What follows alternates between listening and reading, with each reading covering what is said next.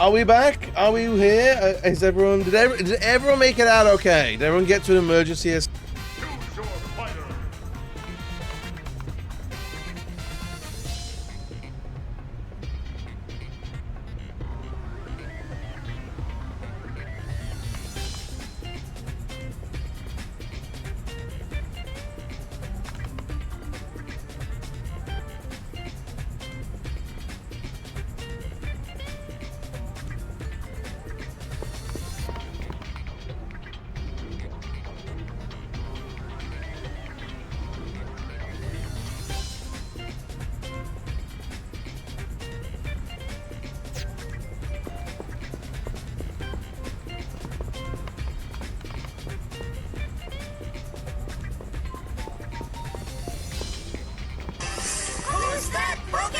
Pikachu!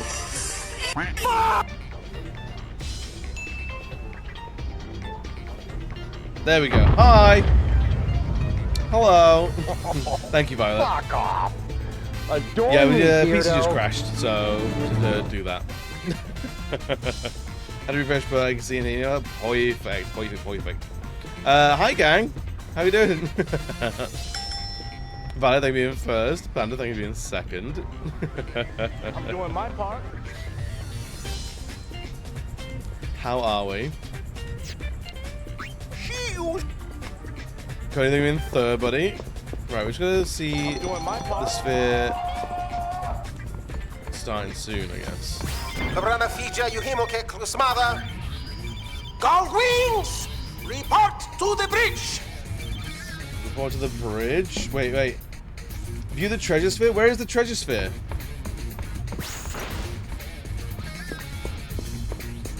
Is it around here at all? I missed it? I better not have.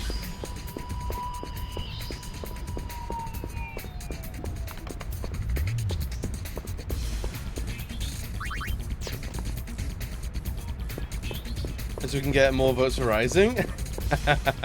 Yeah, apparently you gotta eat shit on the ads though, apparently.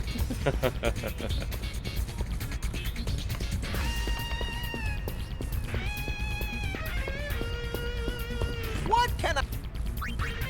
Nothing else. Something like that. There's another room by there. We can't get there though. We're gonna fart about here until the ads are over. But yeah, there's something. There's either something needs an update or something has had an update. Because my PC crashes like every other day now. Just passing by. I am by then. My question of the day: the wildest sequel. Honestly, 10-2 was pretty out there compared to the first one. I don't think of like other like great sequels. Banjo-Kazooie and Banjo-Tooie.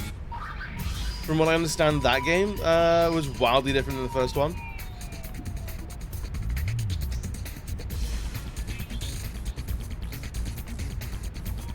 Like old. It's usually older games that were kind of crazy.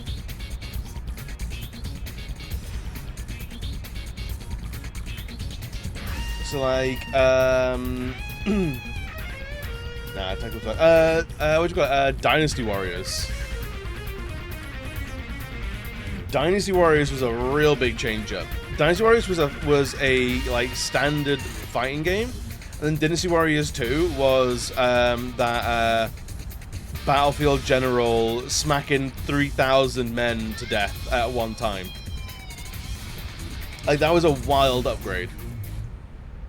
Kane Lynch 2, the downfall was real. So what was so different between Kane Lynch 1 and 2 then?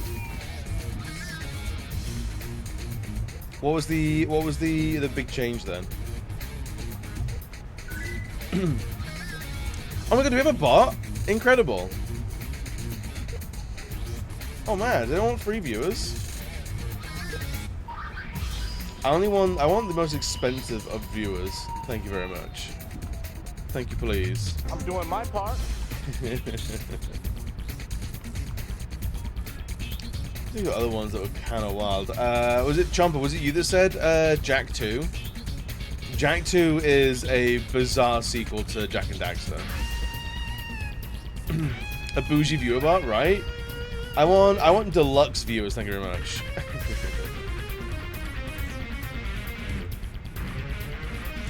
She was miserable, they were running naked through some pixelated sensor. The story was non-existent, co-op was odd as well. So how was that different from the... Was it because the first one was so great? Okay. So it was just shit. It was just that it was kind of shit, was the main thread of it.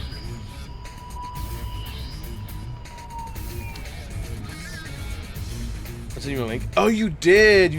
We can go look at that. You're right. Let's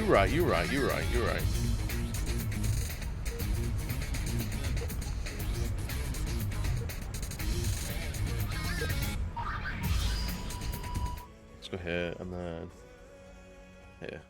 Oh yeah, it's help. I'm a fish. Have you ever wondered what it would be like to see the world under the sea? I actually haven't. Fry and his friends are about to find out. Chuck, come on over, give me a hand. Little fishy. Whoa, the tide.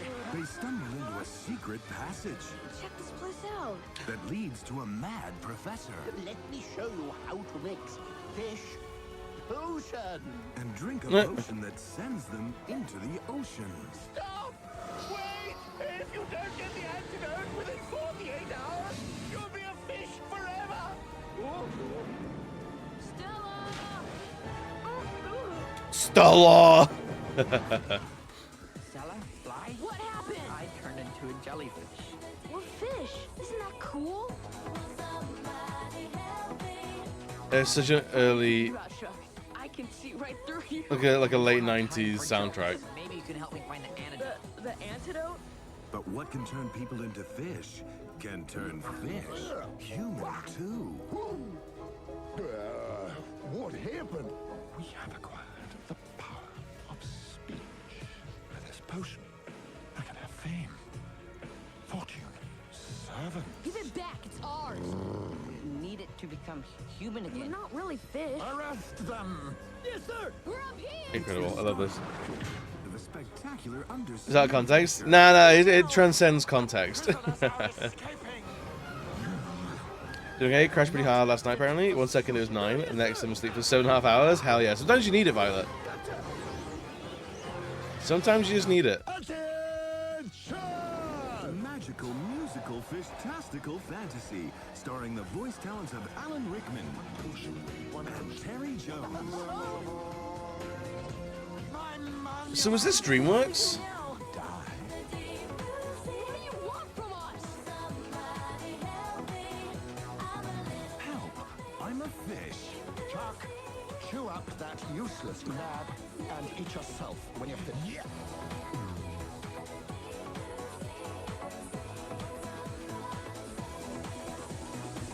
It doesn't actually say. It didn't say. No comments. Trash. That looks like an absolute trip. It looks like a fever dream. Yeah, that either. I feel like that has either like aged wonderfully or terribly. What's the bets that some of them fish drop a slur?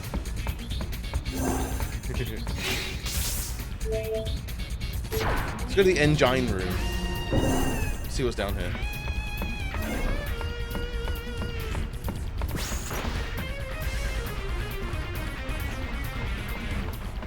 Ain't no choco power in here.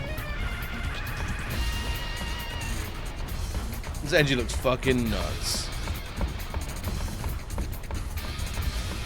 I thought I did dream it. Honestly, I'm not surprised by that. There's nothing in this room. Ain't nothing for us here.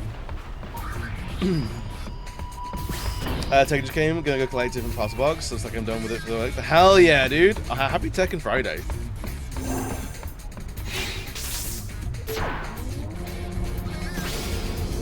Watched this child on VHS.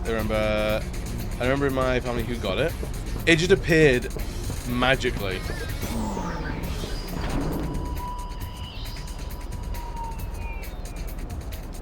Look at this thing, man. I might have to get like a tattoo of this. This thing is fucking gorgeous. There's anything in there?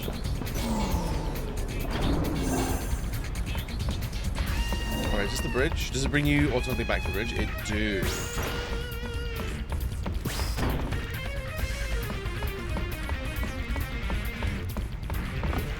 treasure sphere waves. They're coming from those ruins they found at Gagazet. Not Gagazet. Hey! Cut up! Gagazet!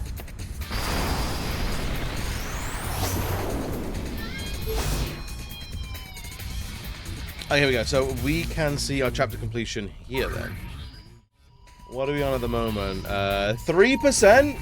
Smashing it, mate. Smashing it, mate. Can you imagine being the mechanic of this ship? Not even once. Not even once. I did not have thalassophobia as a child, so now I'm not sure where it came from. As you grew up, you understood better the fear of the ocean. It's not a inherent fear of the unknown. It's a learned fear of how dangerous the ocean is, maybe.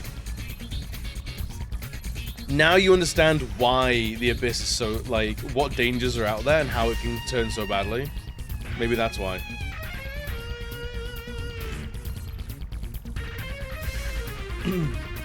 Right, we gotta see the Sacred Mount Gagazet, silent guardian of Xanarkand, city of the dead. When the treasure faith sphere disappeared, Jenny Star. I don't the know where clouds that is, enshrouding the mountain began to thin and disperse, revealing long-forgotten ruins among its peaks. Hey, the rocks are floating! Don't tell me we gotta climb up that thing! Yeah, we do. No worries. I'll take you to the top.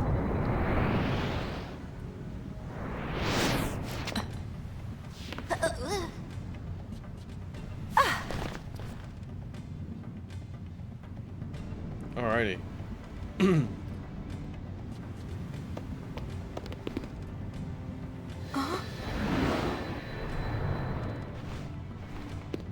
Yuna! Can you not faint on the mountain, please?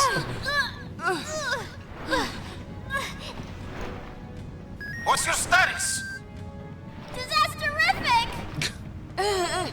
Disasterific is not a word. Say disastrous, like the rest of Spira. Just a vertigo. A little bit, yeah. Riku, come in. Goddamn Yuna, you're so You want me to hurt weirdly him? heavy. She's tiny, but she weighs like 3 tons. Come in. Heave ho!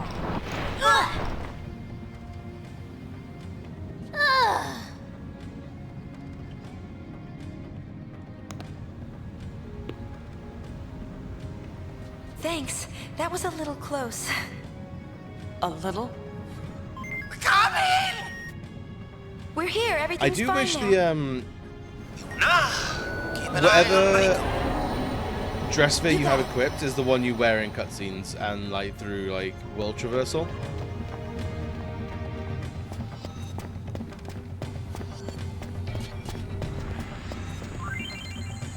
Press and hold while approaching a chasm to leap across. Yo, Rothy, what's good, buddy? Pain, baby, my star. Aren't they wonderful? Aren't they delightful? Aren't they everything? Rothy, how are you doing today, buddy? You have to press circle and you may lose your balance. Alright.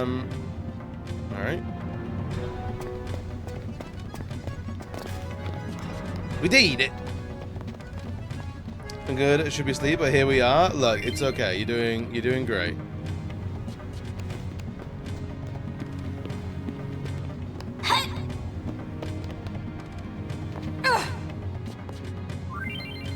And in certain places, not pressing circle will allow you to jump down to the ledge below. Hooray! What do we got?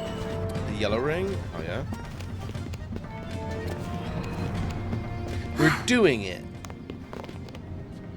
Oh, we're not getting across this way. Let's find another route. Honestly, replaying this morning, Rothy, I think I figured out why a lot of people didn't like this game. And it's because they weren't prepared for the pop liberation of one Una Smithington. And like, it's like, if it's okay for Miley Cyrus to do it, if it's alright for Britney Spears to do it, then it's okay for Una to do it.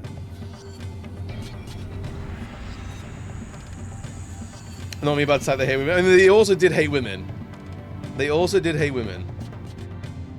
A dead end. Just great. And clock my own tea. Weirdest sequel definitely has to be Xenosaga 2 because it's my personal favorite. And to be better than 1, but ask anyone else, they'll say the absolute opposite. Really? Start the elevator. Sure. It does for mainly because of how it plays. Really, I love this one because of how it plays. Whoa! A lot of people, a lot of real like Final Fantasy heads out there say this arguably has the best combat. Well, that's fine and normal. It stopped. Being we don't talk about this one title. It's because this game is for the cheese, the days, and the gays. Things are, oh, disasterific. Disasterific! I am on my way! What about me?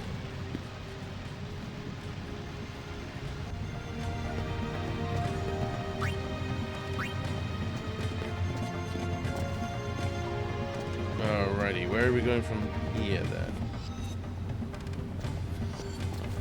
then? Combat system is 2 very no equipment, very based on getting the enemy's weakness to exploit the game. Otherwise, it's not going to be easy. Oh, really? Okay, so it's a little like it kind of forces you to think a little bit in a way that like if you're not prepared for, like you might actually not appreciate that because you can't just gear up in preparation.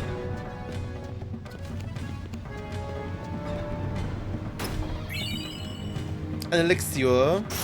I'll take the elixir. Oh no, beard guys! Alright, steal from you. Attack on... it's gonna be tough.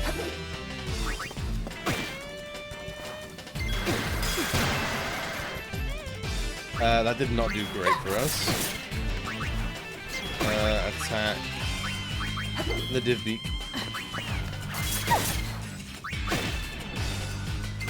I don't think I think Pain's gonna be very much used to these guys.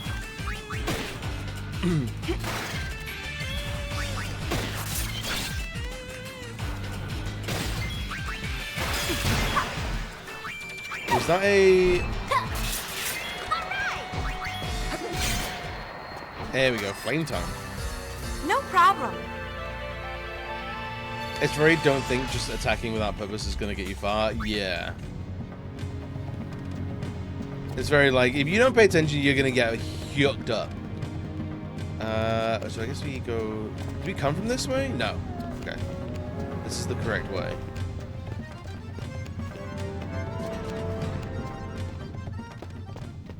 Oh! Who's there? Who the fuck is that now? Oh, it's her. Remember that name well, loves. Ah. Oh, I remember the LeBlanc. thief. Whatever do you mean? Ugh, that's what I hate about amateurs. Maybe she'll go away if we ignore her. I heard that. Just as I was saying, amateurs, They have no concept of what it takes to be a true spear hunter.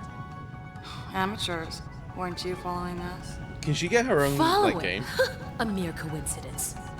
You was right, boss, as always. Indeed, following them has paid off splendidly.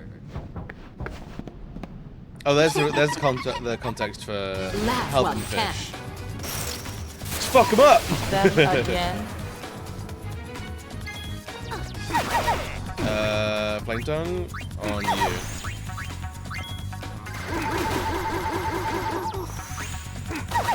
Steal from the bonk.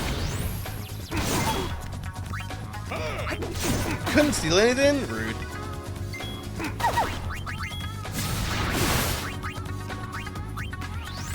Steal from you, maybe. A white cape? Sick. Stop your slacking this instant! Maybe X3 people have wanted to be all... Oh, it's LeBlanc's story, for sure. I thought she left for a second then. I was like, oh, goddammit. Steal from LeBlanc. Couldn't steal anything? Outrageous. Alright, steal from the army then.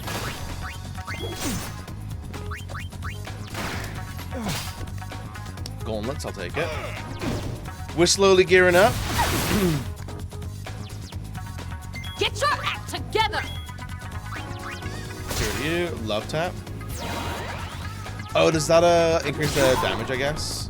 Steal from LeBlanc. Please, Riku! For the love of God, stole the tiara? Fuck yeah. So play Flame Tongue on LeBlanc.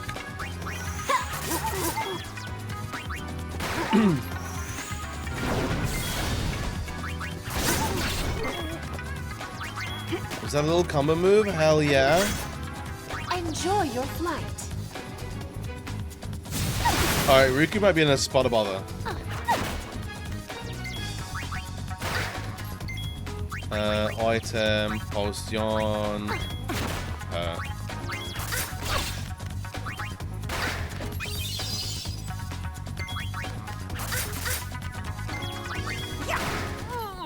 There we go. Keepers.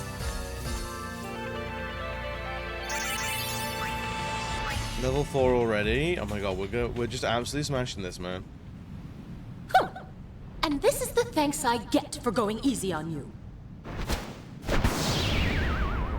Gonna get LeBlanc to LeBlanc in League. They both walk in the room. That's way too much. I'll see you next Tuesday. She's getting Way too much cunt. Honestly, I don't know who LeBlanc is in League, but if they have the name LeBlanc, absolutely they serve cunt. Mission time. Oh yeah, we gotta beat the Syndicate to the top, but watch out, there's no telling what they'll do to stop you. Be the first to reach the top of the ruins. Shit, man. We gotta go. We gotta do it.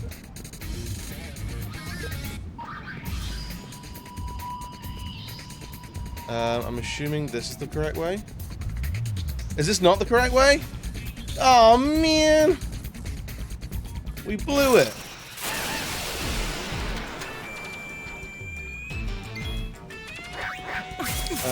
Steal from the recoil.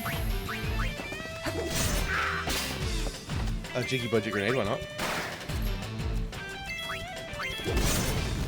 Takers, keepers. The gun snake, honestly, is an icon. I love it. That's such a cool enemy design.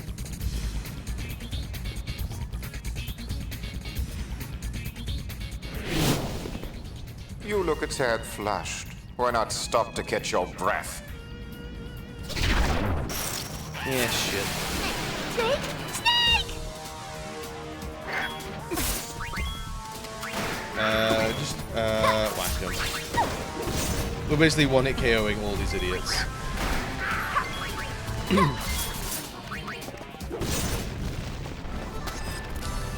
Deception Mage, Smoke and Mirrors, really prominent figure in League, and actually a strong Assassin Mage.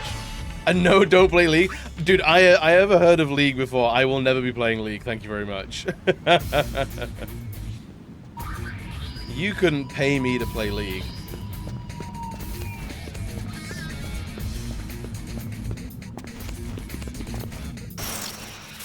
Are we in midair?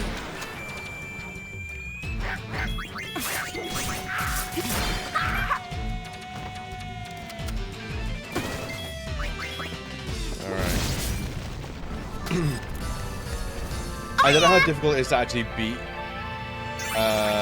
LeBlanc's crew. Can we not get through there?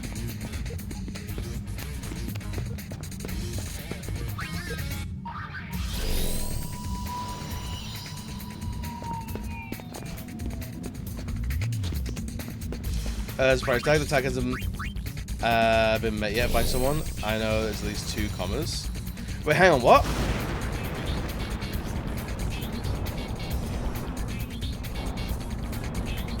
There's a price tag? To what? Oh, a price to pay the League. Oh yeah, it's your entire soul and your sanity. 100%. Oh, not bombers. I'll steal from a bomber though.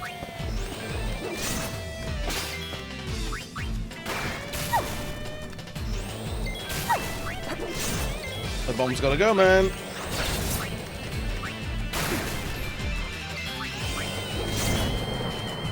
Alright, steal from the elemental, sure.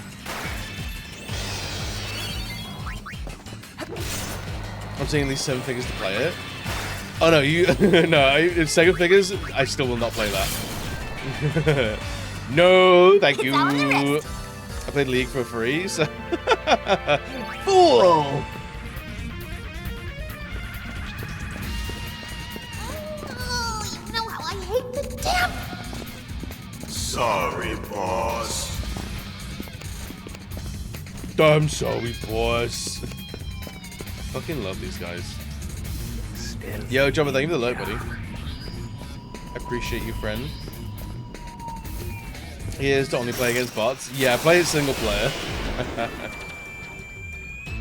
I remember I played Heroes of New Earth with a friend. Or a friend group once. And like, I knew these guys for a couple of years. Like, I played Warhammer with them a lot, and they were some of the most lovely boys you'd ever meet. But for some reason, whenever they played Heroes of New Earth, they turned into the most rage-filled assholes you'd ever met. And it's like, what is happening? So it's just MOBAs. MOBAs make people problematic.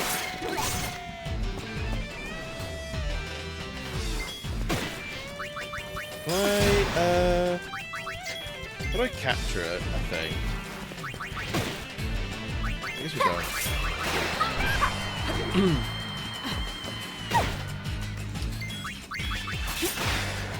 You preferred Smite? So, I never played Smite. Yeah, Heroes of New Earth was the only one I played. And I think that it did okay. It was around for a few years.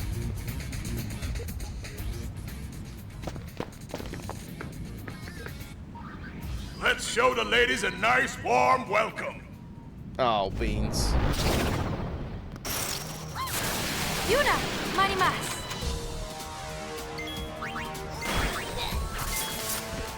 Oh, there was a Shigun hidden back there. Also, the name Shigun tickles me, man.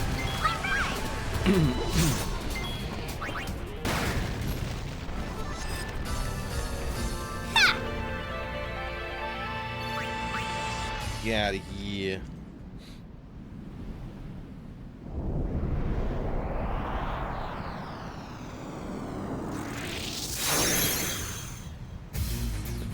Okay. Up we go, up we go, up we go. This way. Nope. This way, maybe? Nope. Is it this way, perhaps? Sure.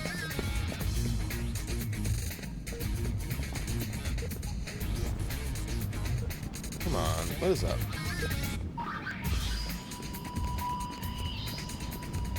Okay, here we go. So it's just tapping. The strength of LeBlanc, though. The grip strength on that lady. Would you stop staring? Honestly, the fact that no one's ever done a LeBlanc look in Drag Race is a fucking travesty. You get some of these queens going through like, oh yeah, I do a lot of like video game and like nerd inspired stuff. I was like, never once have I seen LeBlanc.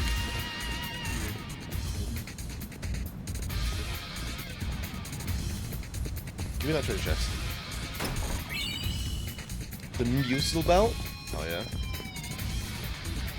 Like the leg is what makes it so hard. I mean, yes. It's a video game outfit, so it's not beholden to the laws of physics. Didn't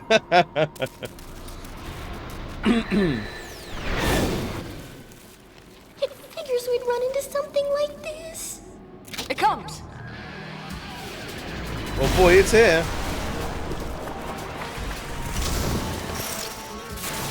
I bet we could go. It's time for me to do it. I think it is. Boris?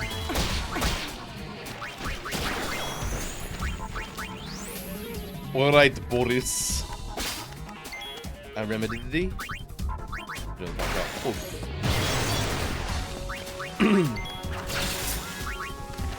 Let's do an ice break. Jana.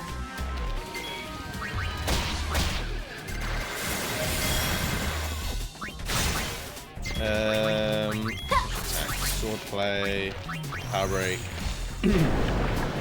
Sticky end. Ew. Oh wow, that casts stop on potentially everybody. Oh, we're fucked.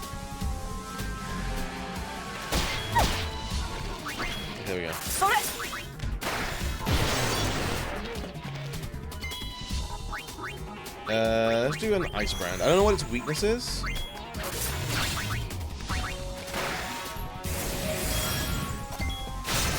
$60's pretty decent. Cause it's dead. Who comes? We all come for the ice cream, I think.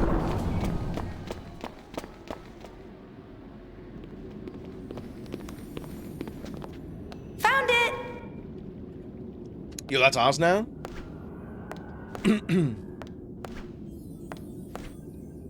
I'll pull LeBlanc. It's obvious to the trained eye that sphere's just a dud. Perfect for the dull wings. Bitch. Youth wins again. Bitch. Well, I guess we'll be taking this.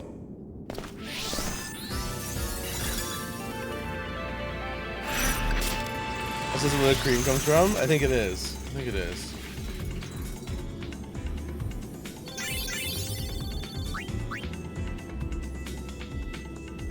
Just drops it at Crags? No! Not allowed! I can't believe we're not allowed to see the completion percentage unless it's on the transport screen. Brother, mission complete. Brother? He's not with you?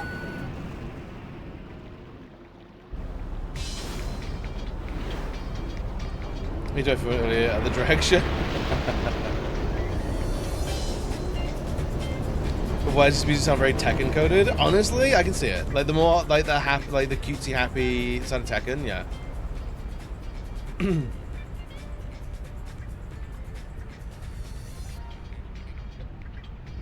Oh, brother.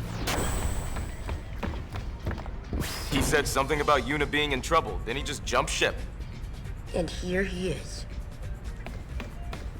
Who is the voice actor for Shinra? I feel like He's I recognize alive, right? him. Just leave him there. Can you analyze the sphere we found? I'm on it.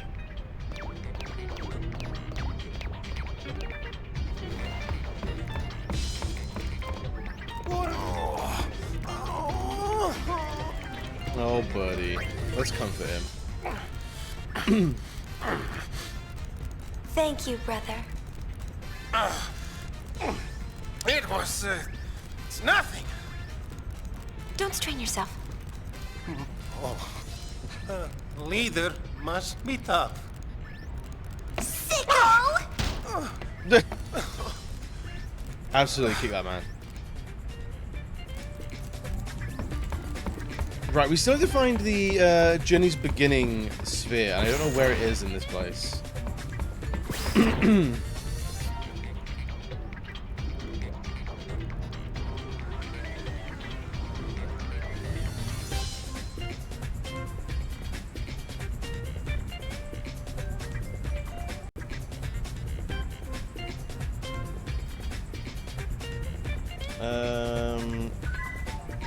Yeah, what's good, buddy?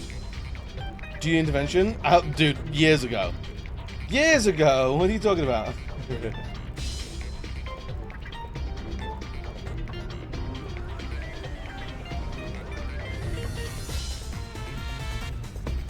Like, it's been long overdue.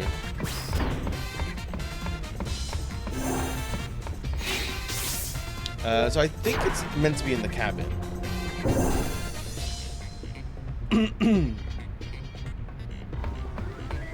Unless it's like it's an item we already have.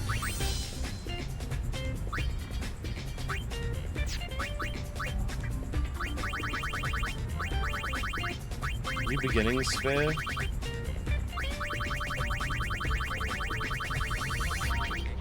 It's not Journey Start though.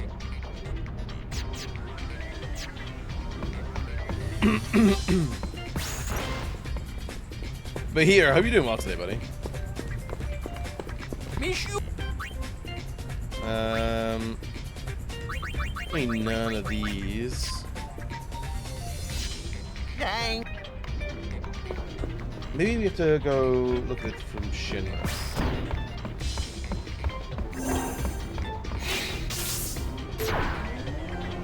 That's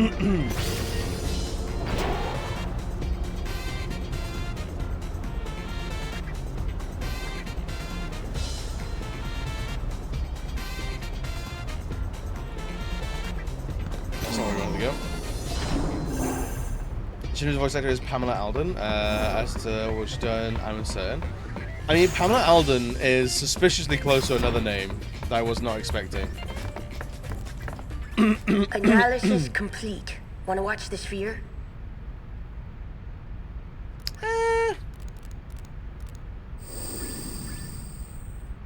Kinda, I guess.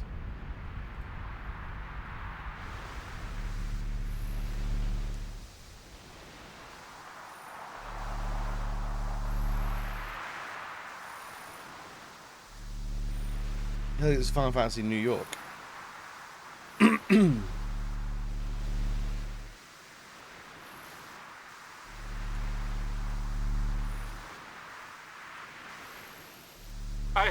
I can't believe I actually got a ticket. Me, What a ticket. thrill to be able to shake her hand like that. Think it's worth anything? It's not very exciting. Junk. But we can use it as a dress sphere. The Black Mage? Hell yeah. Incoming data. Goings to your stations. How long you plan on lying there?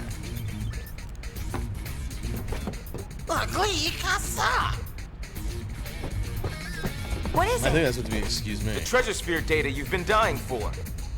There's at least one on Besaid Island. And another It could be a in translation Sanarkand issue. ruins. So, where to? Aboard the airship, the sky's the limit. Based on information Buddy collects, you can travel to various hotspots, take on missions, and advance the story. To select a mission by destination, pull up the world map by talking to Buddy, press circle to return to the bridge. Hotspots appear as you complete missions, and Buddy collects data from throughout Spira. Exploring these hotspots unlocks new missions and episodes, placing you in charge of what direction the story will ultimately take. Ambitious.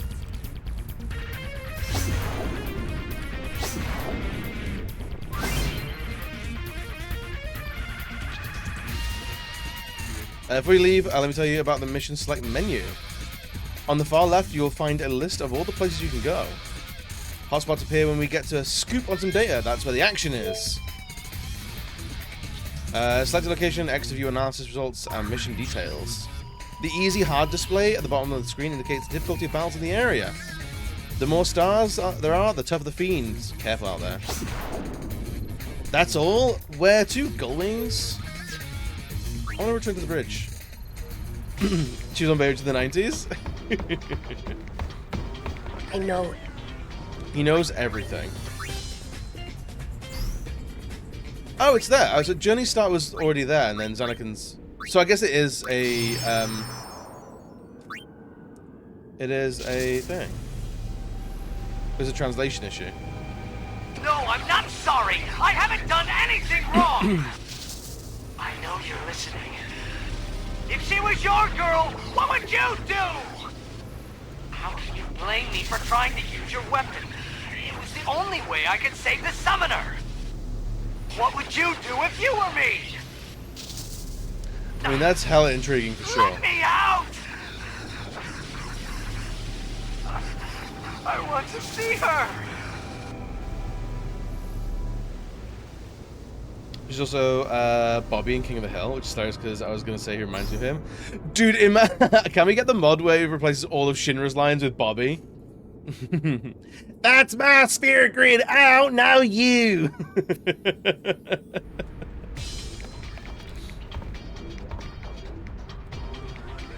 This is a voice, which makes sense.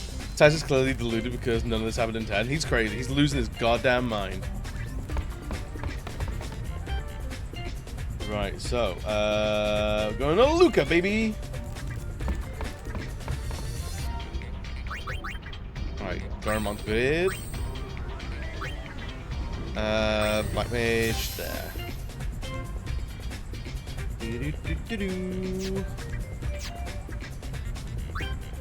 Beardies. What are we doing here?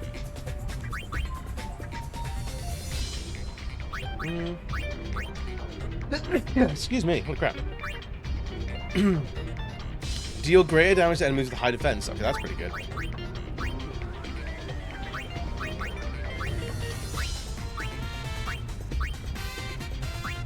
Oh, I like how each icon changes depending on all of your abilities. Or what class you are. Remember that I hear Donna and Barthelo are on a break. Take your pick of those two good times. Why not? Oh, they seem like to be into it. Alright, let's have a look at our things. Yo, Ian, welcome, buddy. YRP, let's fucking go, girls. Halves like notice using cast thunder. Guys, it's silence. Raises strength and defense by 5. Magic and magic defense. Strength and defense by 10. Guys gets poison. Confusion and berserk. That for you, I think. And I reckon.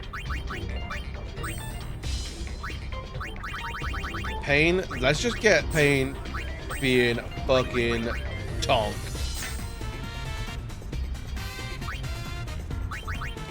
So HP by 20. Guards against poison. Max HP by 40. It's poison proof. Why not? People who don't like this game are joyless, even if it does ruin the ending of 10. Look, we don't talk about the true ending of this game is not, or the 100% ending that we're gonna get is not the true ending.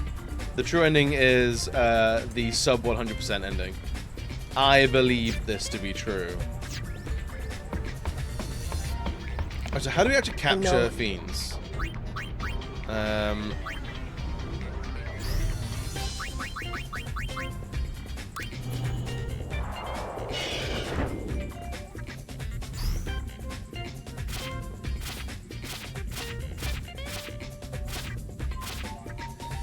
Common subjects.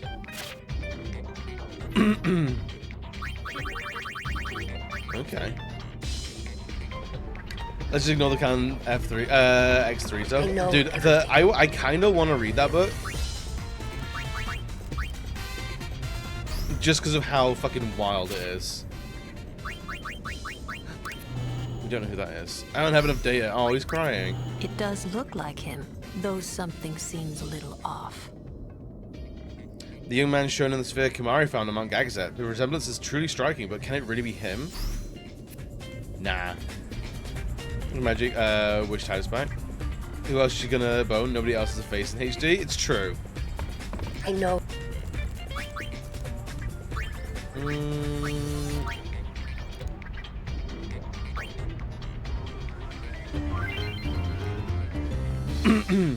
Alrighty. This is the Fiend area, a secret base that I created. This is where I put captured fiends into teams and train them. Fiends are reincarnations of humans who couldn't make it to the far plane. My objective is to train fiends and learn the secrets of their fiend tale. Go to the trap creature to capture fiends. Trap pod S has been supplied. Oh yeah. I'll explain creature trapping. Sure. Set trap pods on areas that seem like homes to many fiends. The trap pods will cleanse the souls of the fiends and turn them into good creatures. There are 4 types of trap pods in all. Small, medium, and large pods correspond to the size of the fiend you wish to trap.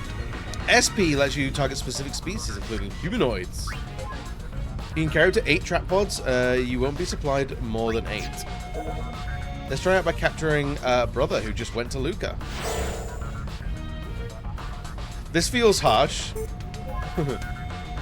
Luca tracks fiends from all over, but trapod SPs often don't do the job. With trapod SP, you have to specify what fiend species. Brother is a humanoid. You can round up trap fiends using R1.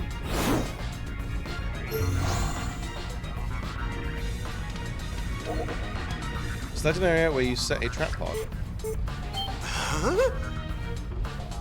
Got jazzy man. Allow into the gull wings? Yeah.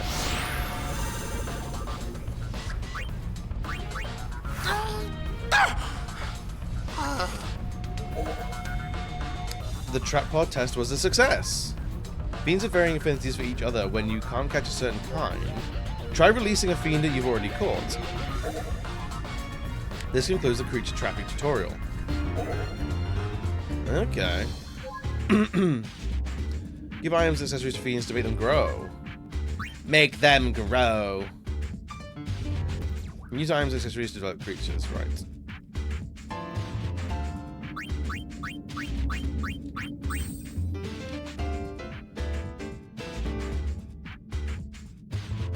Is that many people have already drawn endless amounts of art for her and Pain? It's true. Riku and Pain don't share each other? Wow.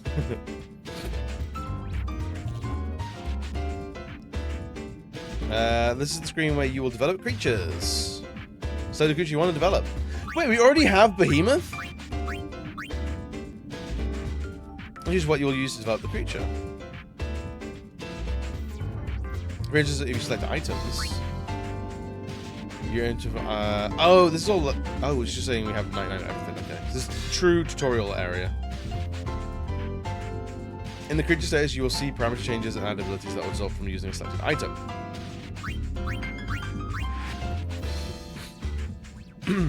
On ether, it shows that you will use 2 ethers to learn the ability Magicide. Let's try developing the creature. When you select the ether with the cursor, a confirmation prompt will appear. If you select yes here, we'll learn Magicide. Fair enough. However, creatures can only learn a maximum of 4 command abilities and 4 auto abilities.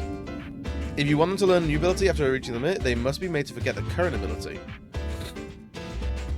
To make creatures forget an ability, it's like unlearn from the menu. Makes sense. This will be on the list. Let's unlearn attack. Learn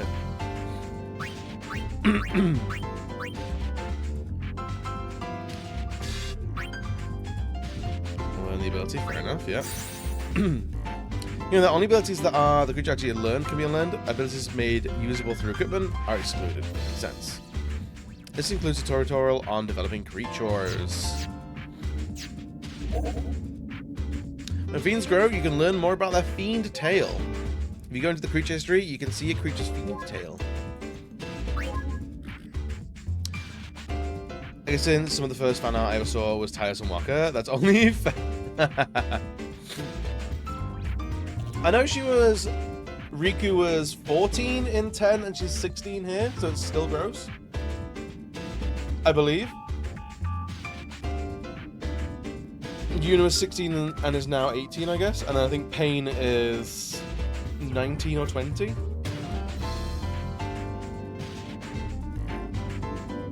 So wasn't this wasn't this 2 years after 10? When fiends level the battle, their fiend tail goes up as well. When the fiends complete a fiend tail, they can be unleashed. When a fiend is unleashed, you can see a secret fiend tail ending. After viewing its fiend tail ending, the creature is added to the bestiary. You have to try to register every fiend in spirit to the bestiary.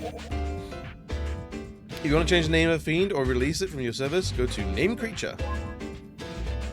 If you press R1, you can change the name of the creature's teams as well. Use fiend from your experience and learned abilities will not be recorded, so be careful. To train and level up fiends, you have them fight in the fiend arena. Go to the fiend arena, have your creatures battle find fiend teams I've personally scouted. Tuna. 17 from what I'm looking at. Tuna's 19, Pain is 18. Oh, Pain's younger? I thought Pain was older.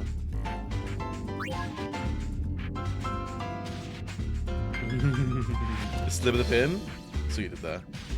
Fiend Arena has various tournaments and battle simulators. By winning tournaments, you can receive trap pods as rewards. Try to fight your way through and win every Fiend Arena tournament if you can. That's how I'll explain creature battles. How to have creatures participate in battle.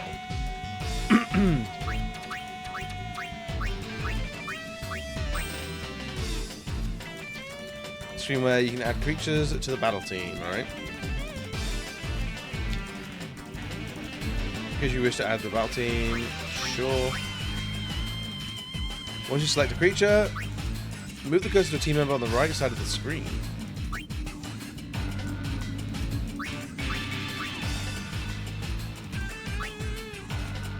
But keep in mind that creatures come in 3 sizes: small, medium, and large. The number of creatures that can be in battle be in a battle team at any one time is restricted to 3 small creatures. M creatures are equal to 2 small creatures. Large are 3. Fair enough. You put 1 M-sized creature to the team. Then only 1 S-sized creature can be added on top of that. If you put 1 large-sized creature to the team, yeah, any more members of the battle team, the creature fights alone. By the way, if you set remove all members removed from the team. But at least 1 creature must be selected for battle to take place. After selecting team members for battle, it's going through this entire game with like the behemoth would be wild, and nothing else. Hey, did you like the dress fair mechanics? I didn't really use it. I had a behemoth.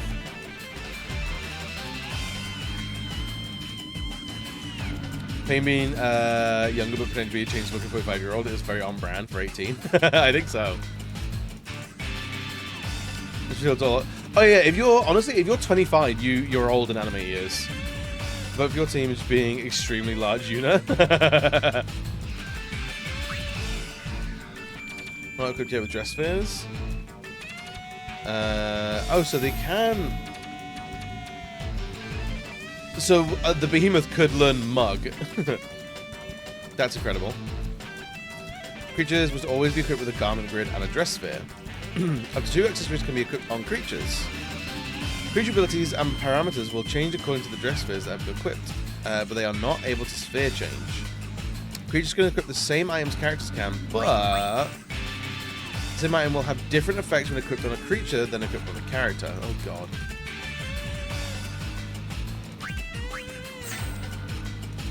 Seeing small, medium, small. Small, medium, large is giving me World of Final Fantasy. I need to play that game, man.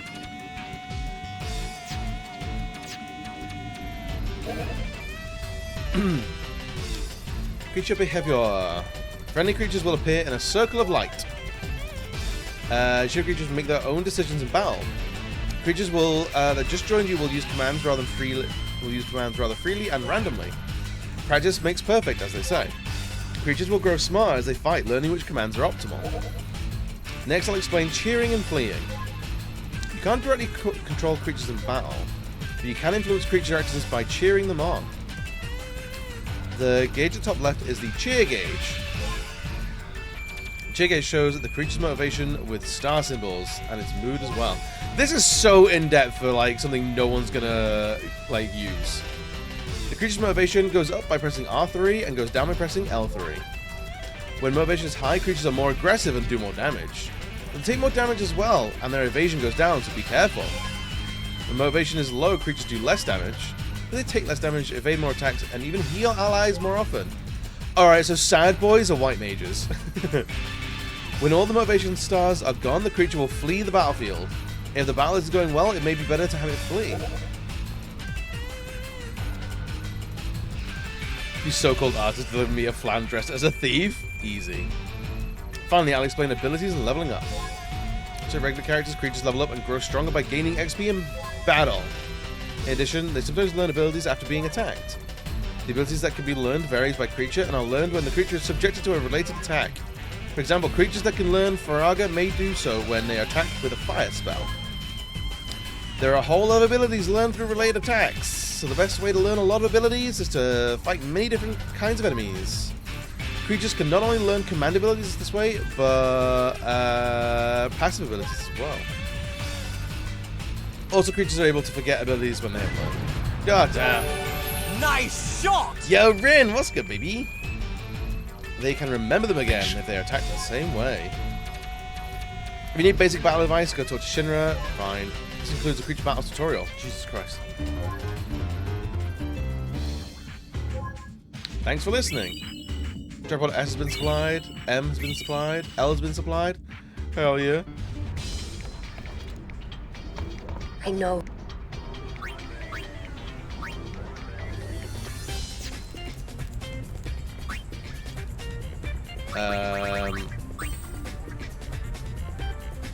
So yeah, we could play with brother then, which is wild.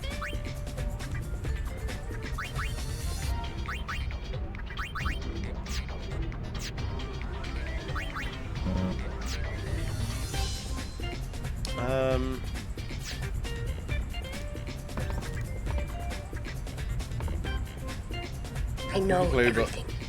We can play with brother. Oh, we can play with brother. His little booty bump attacks. Not the booty bump attacks. Yo, Jade, welcome, buddy. Let's trap some creatures, shall we?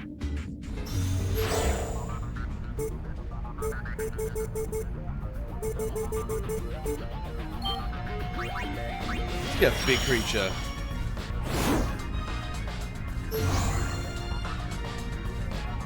Feel the Tophine that you have trapped. Allows the goings? Sure.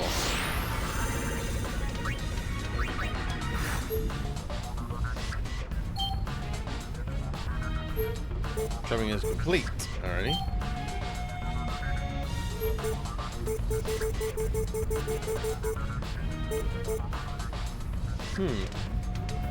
Oil traps in Mount Gagazet. Let's round up those pesky Ronso. That seems problematic, but let's do it.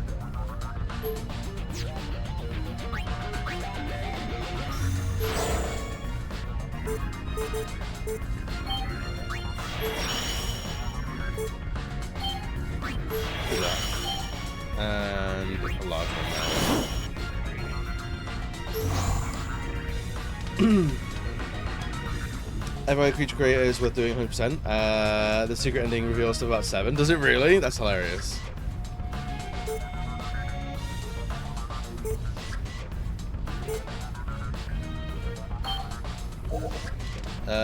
Yes. We got here a white fang, a puppy. Do you mean it reveals a line of text you could have googled saving approximately 80 hours? It's probably that. It's probably that.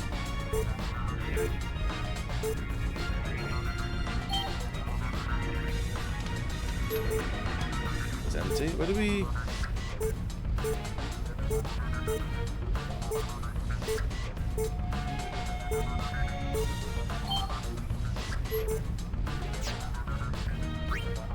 Set trap pods.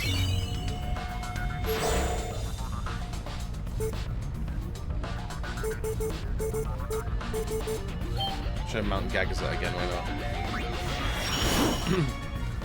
It's just cutscenes leading up to it. Sure.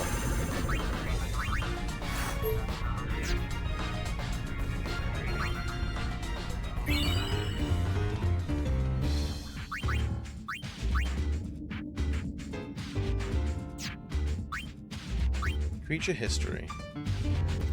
Oh, look at all these little guys! Look at him go! All wings explode!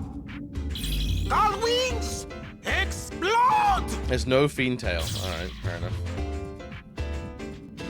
All right, I think I want to do the puppy. Obviously. Have I told you the sad tale of how my brother is frozen solid in a block of ice? I don't even know if he's dead or alive. If he's frozen solid, unless he's Captain America. But no, there's no way he kicked the bucket. We were born and raised in Gagazet. Ice is just a plaything to us. I'll never forget that cursed night. I know he's waiting for me, so let me get me stronger so I can rescue him. All the Flintstones, yeah.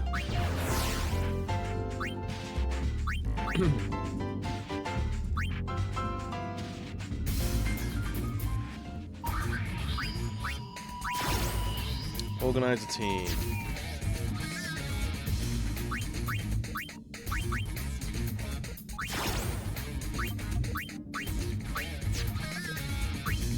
Okay. Enter a tournament. Sure, why not? It's only a bracket tournament if you win. You can't win here.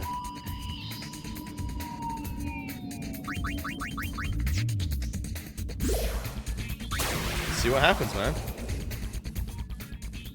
I also like to think they typo into X7 lore.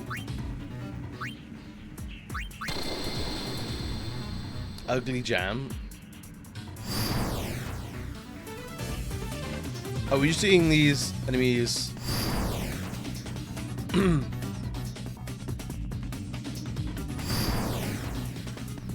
Okay. It was like 5 to 15 hour game, or I'm doing a second playthrough of the game anyway. I'm sure. The second full end RPG playthrough right at the start, right after the first fucking day. It's a lot.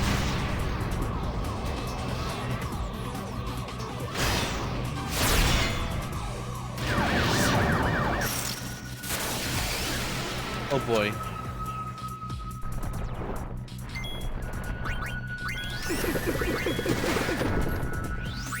That is a problem for us.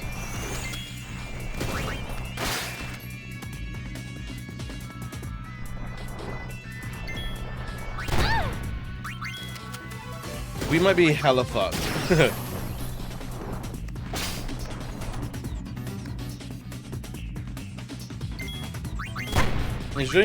Dude, I don't know what the fuck I'm doing here, man. I haven't got a clue what's going on. I'm just fine about pressing buttons, seeing what happens. I think we're far too low a level for this area, or for like these tournaments.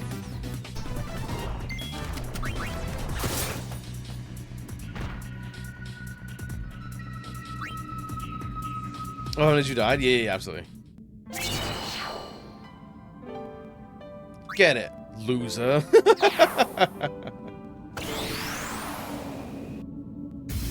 Oh, we got it, loser. Right, that's fair enough.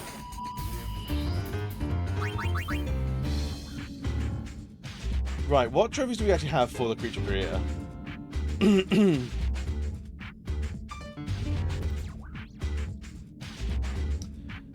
View 1, complete Fiend Tail. So, after you capture a Fiend in Shimmer's creature creator, level up 5 times to unlock its complete Fiend Tail. You also get a Fiend Tail bonus for all your Fiends every time you complete a chapter.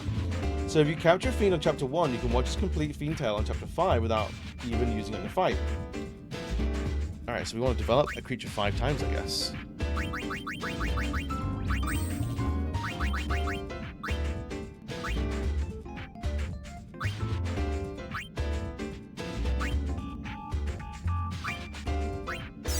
Let's learn it some assault.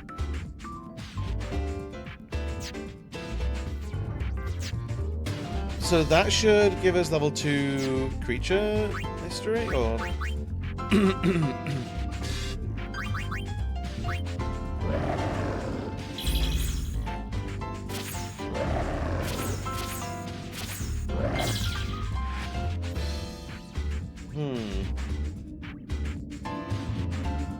level it up 5 times. Oh, level it up 5 times.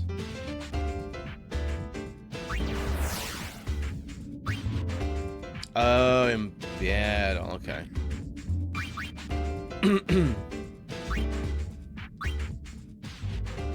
righty.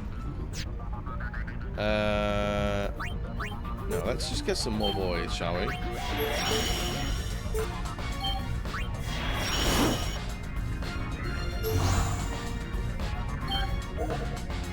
A chocobo? Oh, fuck yeah, dude!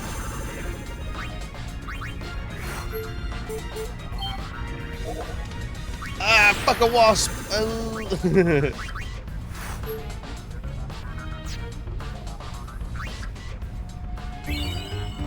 Drop a medium sec.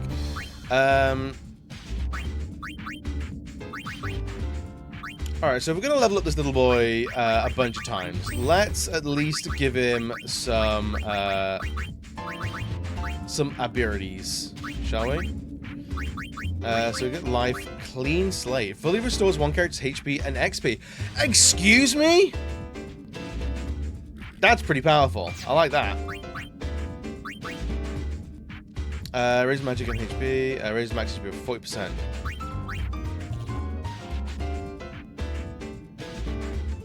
Okay.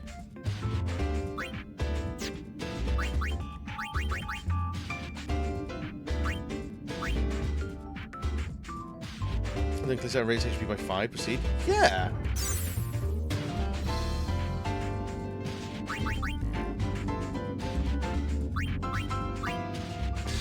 That should be what I want now. So, attack, strength up, assault, and clean slate. That's a pretty well-rounded creature, I think.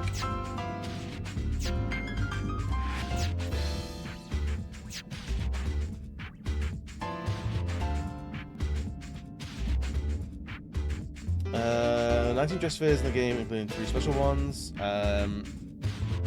Psychic, complete the standard cup in the Fiend Arena under Shinra's creature creator. Alright, so we have to do the standard arena. In that case, then, to get the Psychic. Which is just that one. But actually, does it say like a recommended level? It doesn't.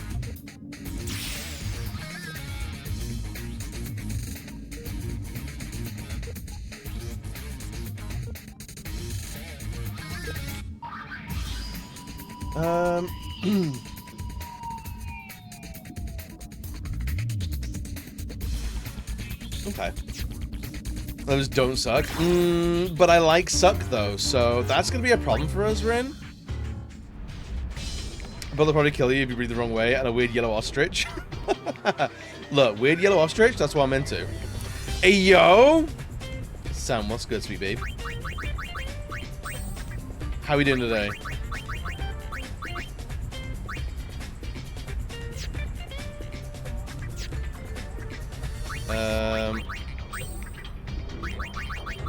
Alright, White Fang. Let's get you a dress sphere. Initiative, strength, mug, strength of assault, power slate, power break, MP absorb, popper. This dog's on poppers? Oh no. Good how to be? I'm doing well today, dude. I'm loving this game again. I really am. How is the move going, dude? I assume you're moving right now, which is why I haven't seen you live for a couple of days. Oh yeah, I know we got to put him in the pie. Precision strike. No, let's make him. I don't know what Popper does, but I'm curious. Can use that. Science proof. Magic and magic defense. Max HP by 40%. Actually, yes. Let's give you that.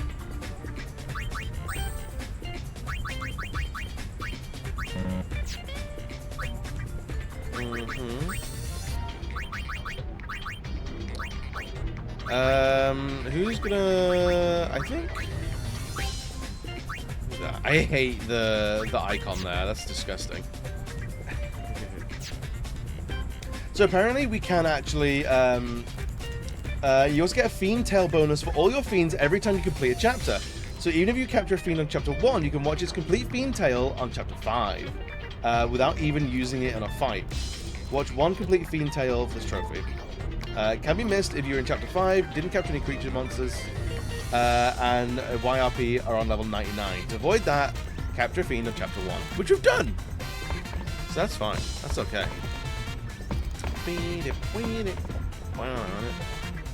Actually, we should probably actually save the game at this point. You're in the midst of it? Ooh, that was going well. There's always the first night after moving is always an interesting one. Where you're in the building, but you're still living out of a box. And you're kind of like sat on maybe a box in the living room, and you're probably eating takeout pizza. That shit's a vibe. I love that. What else we got for question of the day? Oh, the weirdest sequels. Obviously, Final Fantasy X-2. There was Kane and Lynch 2. Banjo-Tooie. There's been some good ones. God, what were the other ones? Fuck. Chrono Cross is a big one. Yeah, Chrono Cross is real strange compared to Chrono Trigger.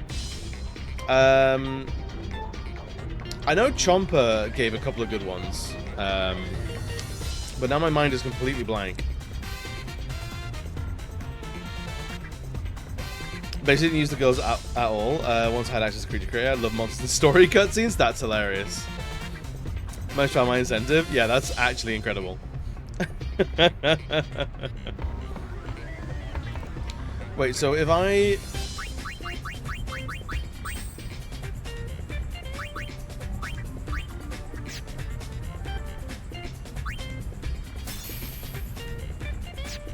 If I do that, do I run around? I don't run around as an asshole then.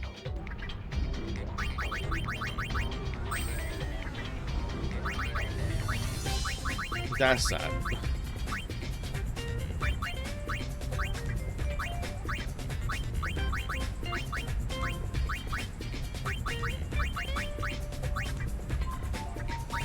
Nah, like, if you want it, we can do it. We can do it later. We'll just like go back to like an easy area and fuck things up. To reserve unit made it hilarious. I love that. That's so funny.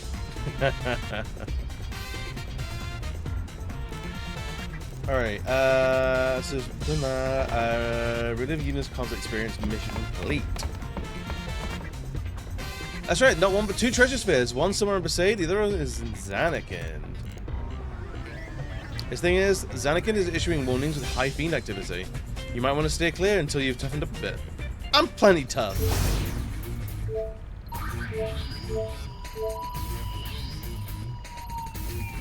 So what is our chapter complete looking at now? 6%, baby! We're doing so well. I was first imagining they just swap out the model and monsters talking UIP voices, but that's probably too much to hope for. I would hope that's it.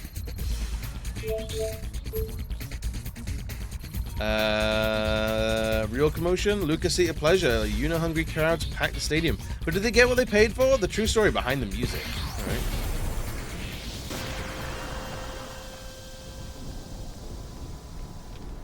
There may be a touch of foreshadowing.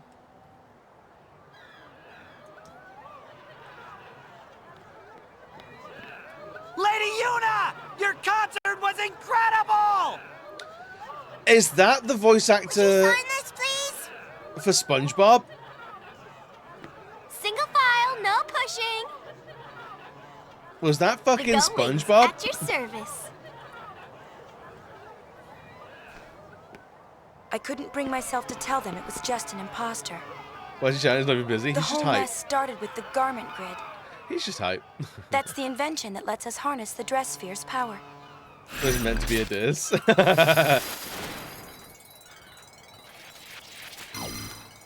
Retrace Yuna's steps during the imposter's concert in Luca. The truth is out there. Find it! Then the whole story behind the concert. This is where they do the laugh. Yeah.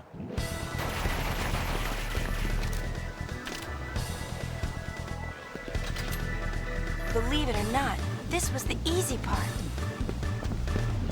She's really good at backflips, so that was the easy bit. The concert was contrived and meaningless.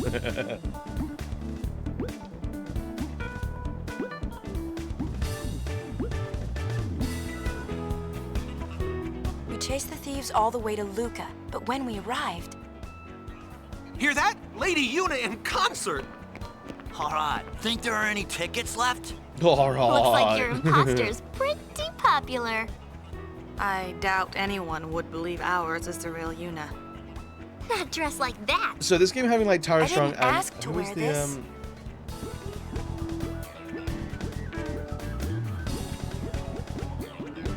Whew, it's hot. Tom Kenny. Shall we that's finish it. this before Yuna passes out? We'll be back in 2 shakes, so be a good Moogle, you hear?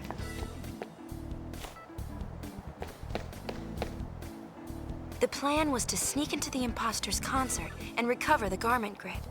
If I went in, our cover would be blown, so it was up to Riku and Pain, which left me with nothing to do but lay low and wait. And that's how I got stuck with the Gullwing's prized garment. I complained, but Brother's orders are still orders.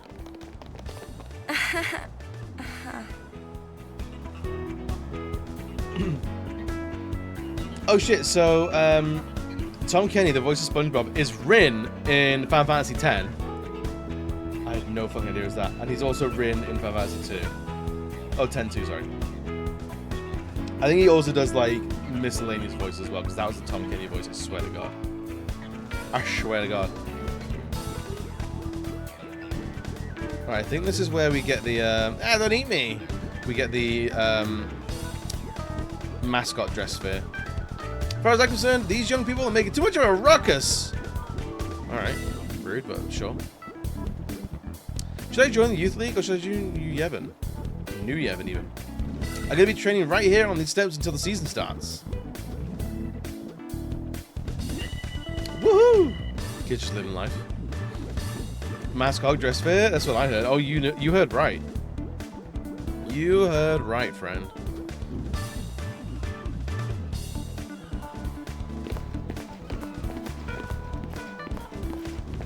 So what did you do after we left? Top secret. Rude, but okay. Mommy! Mommy, my balloon! You get what you deserve, child.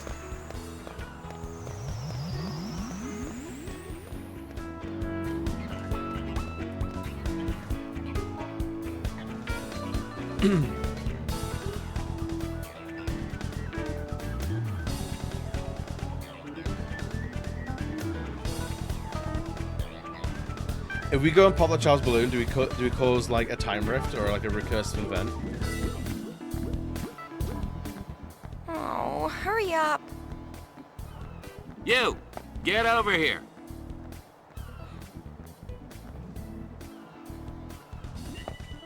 Huh? What? You're talking to me? Motherfucker, I'll kill you.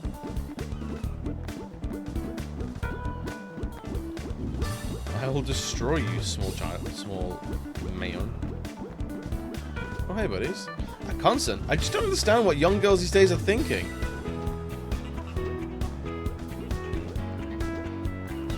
The High Summoner in a concert. Does she realize how brash that is? Hey, look, it's the fandom. There aren't any concert tickets left? You must be as hot as that girl as I am in this. Yeah, you are wearing quite a lot for this kind of weather. I wonder if they'll let me in the concert. Nah, mate, you're banned. So the stadium's jammed full of people. Alright. Oh, we can't talk to her then. Alright, where is this guy that... Oh, here he is. You're here to promote the concert, right? Me? No, there must be some mistake. Thanks. It's don't screw up. Did I do it because I couldn't turn him down? Or because the conversation was over before I had the chance? Some of you managed to end up promoting your imposter's concert. Use X to hand out balloons to 10 people in the plaza and build up some buzz. Do you want a balloon? Get them while they're hot!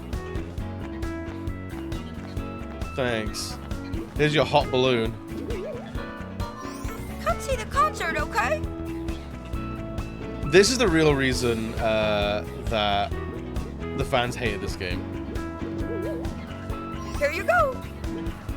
What was that the voice line? She's trying to be a mascot, man. Don't forget to cheer. Look, Tara Strong is just living her best life. All right. Do I look like someone who wants a balloon? Ugh. The concert's about to start. She's doing God's work, you know.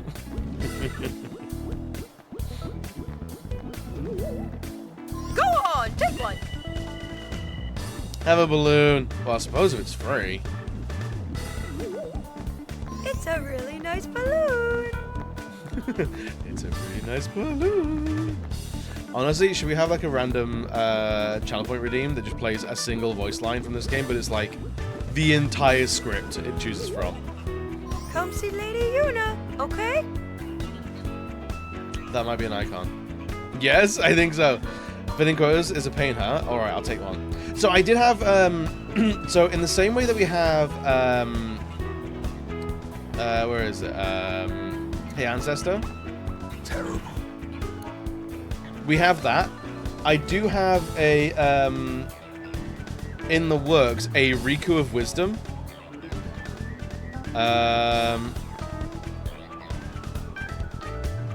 Where is it? Where I have about 50 voice lines of Riku.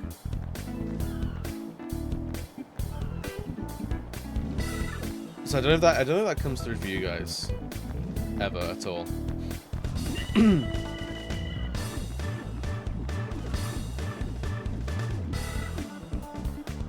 See if I can feed this through anything. Did I actually put the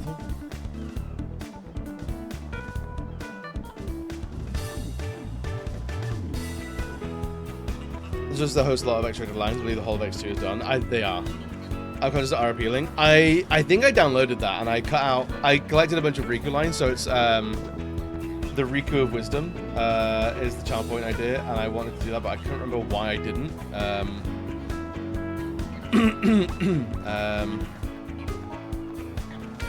Where is the thing?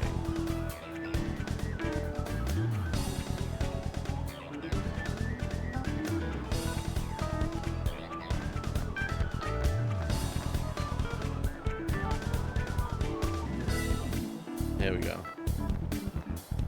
I change it to Riku of Wisdom.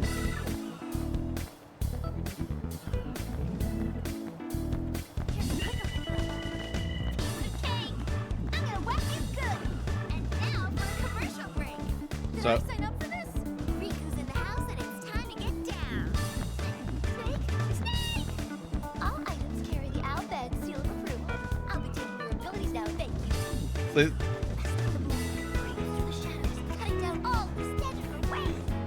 So like, there is so much voice work in this game, it's insane, because there's like, what, 20 odd different classes, and every character has voice lines for all of those classes.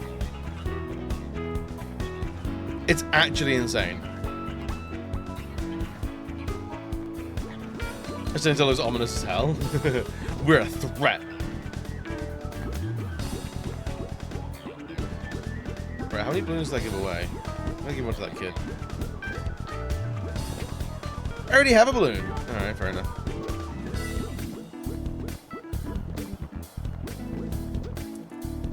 I just have the whole Riku playlist playing quietly in the background for the whole playthrough and never acknowledge it.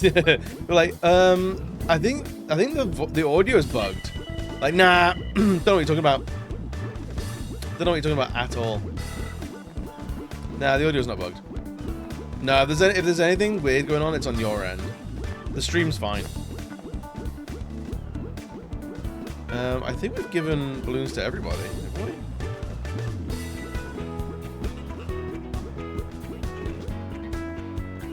Need that many. This is someone else that I've not seen.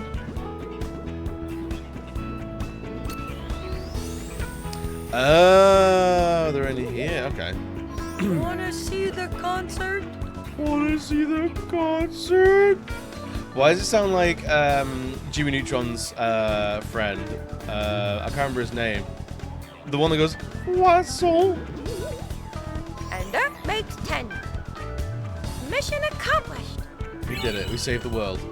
Healing Wind Garment Grid. Oh, hell yeah. Oh. It might be Chuck. Yeah. In position. It's showtime, girls. It's starting. I was like, Jimmy's mom! Yeah. Dancing! You think LeBlanc was enjoying herself? Until she got hurt.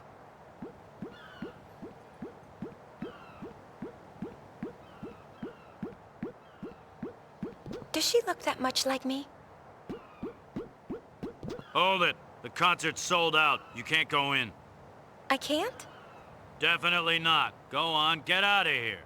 Yeah, scram. Hey, we got some gate crashers. Must be those sphere hunters. Let's move! Yes, sir! Goons. Oh, no. This is going to be my friend doing that voice and singing Stacey's mom, so but Jimmy's mom, I love that. That's incredible. It's me.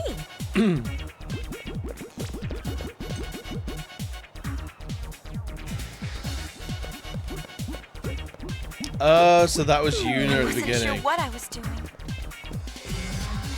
I enjoy that this is effectively their ultimate dress fit, right? Riku sure was having fun.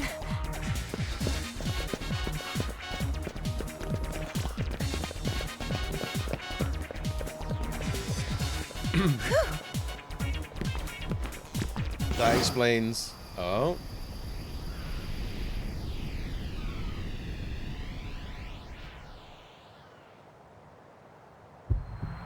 He's just like, what the fuck am I watching? Shot!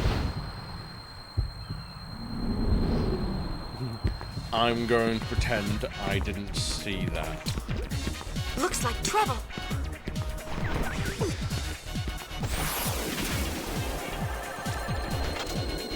Oh, finally.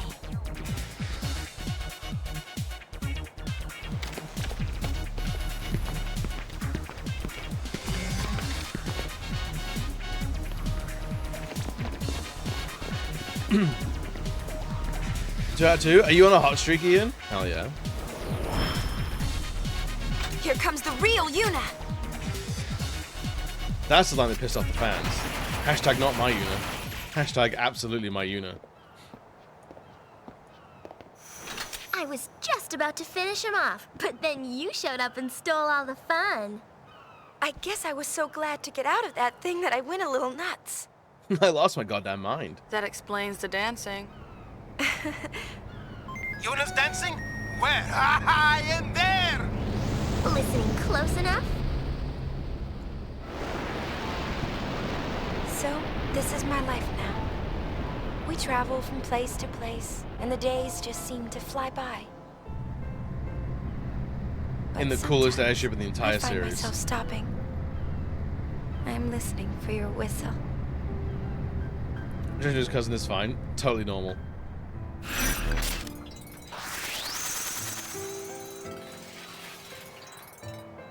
Absolutely fine. I'm sure there's some sort of like lost in translation bit in there.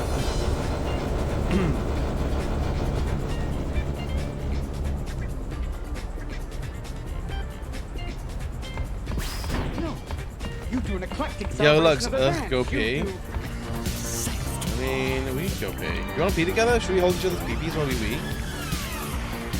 I think we should. I think we should.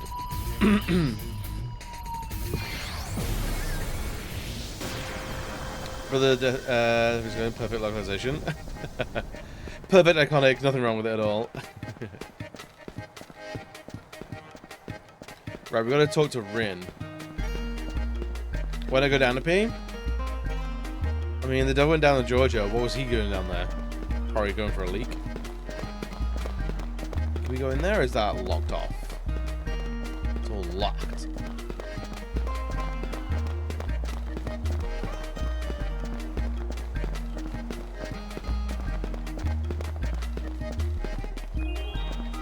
Hello, child. Georgia could be a concert every day. Fair enough. I want biscuits and gravy. Honestly, biscuits and gravy, pretty good. Gotta admit, shit's pretty good. But if you consider pissing the bed? Lux, were you here when we were talking about piss bubbles?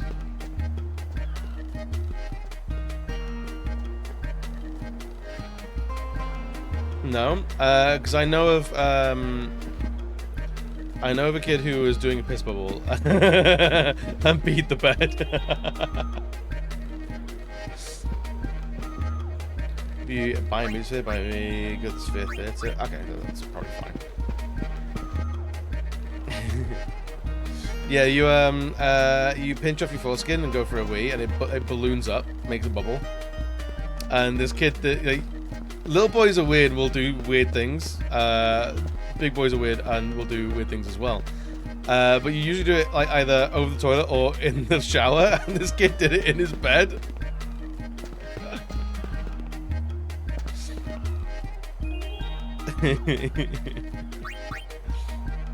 Ready to pass the time doing Blitzball off-season.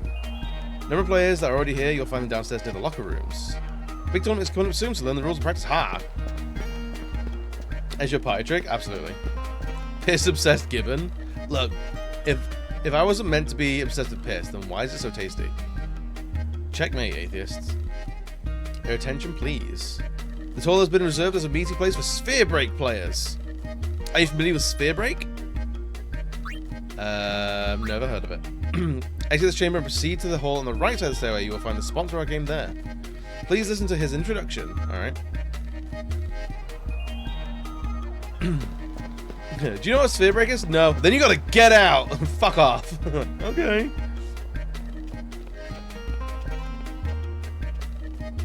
I've never heard of this, and also the weirdly familiar way you said it, you normally do it in the shower.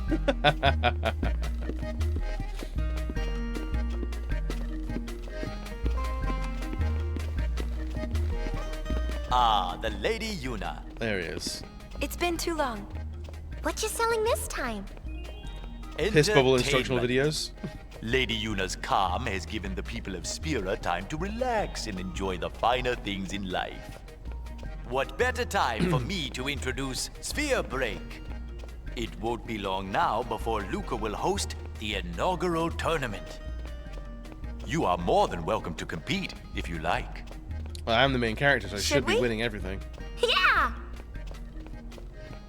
Ask around if you would like to know the rules of the game. The rules. Okay. Idem hac desa. Did you call me? I learned to play Sphere Break. Maybe we'll play someday. Alright. So use a coin to break. I see your numbers on the board. Take 2 things, play Sphere Break. Core Sphere and coins. Don't have either. It's out of luck. Found pretty valuable. Get a Sphere Break. Yup. That face, you need to hold on the left side of the stairs. Alright.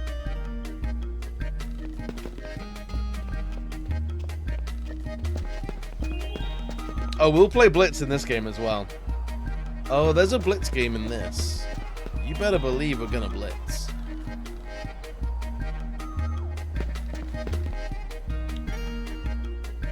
Any questions about Sphere Break?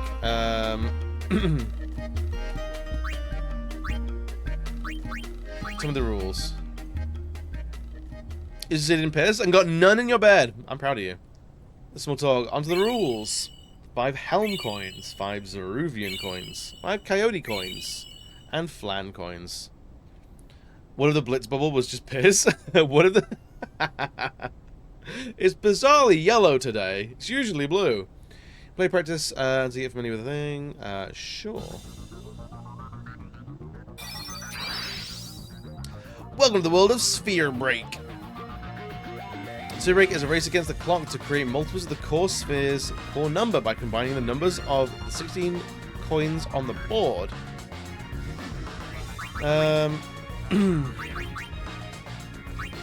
Sure, let's try it. Let's just play, shall we?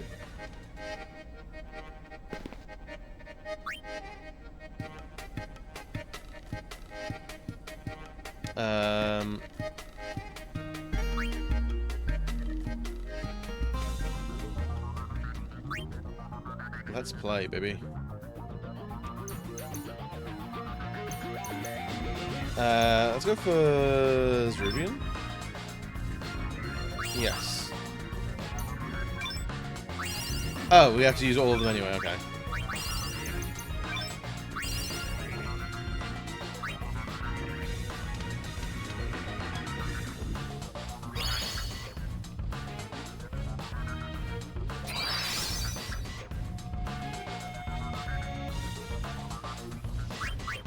Alright, the fuck are we doing, man? Let's choose an entry coin first, okay.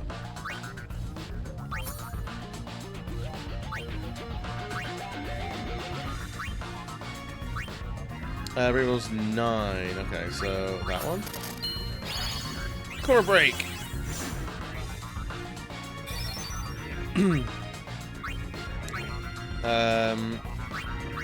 So 2. 9.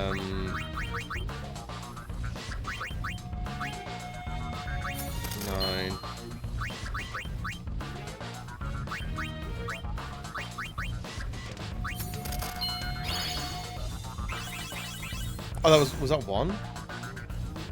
Maybe.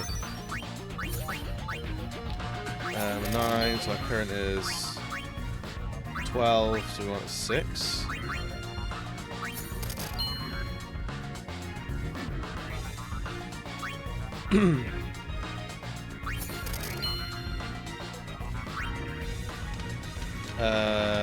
Nine as well.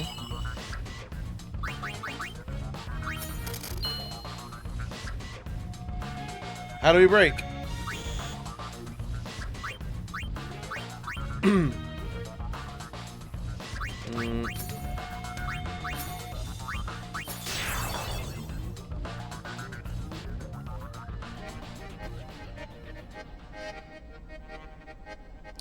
So what? Tell me the rules. Maybe we should learn the rules. So let's on to the rules. You can play it in practice until you get familiar with it. Yeah, okay, that's fine.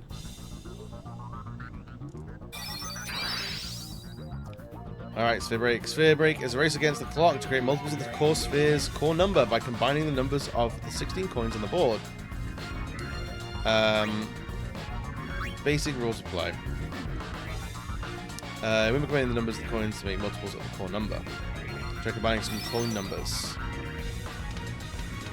The core sphere displays the core number, which is 8. Okay, I did not see that. That's not very good there.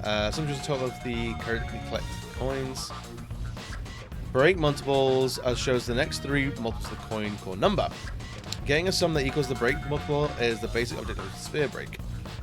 We haven't selected any coins yet, so the sum is currently 0. So the core number is 8. Right. We'll need to select coins of numbers that add up to a multiple of 8. Okay. Always be one of the 4 entry coins at the center of the board. So we select one of our first coin, the help. Okay. So we'd want to find a 3 then.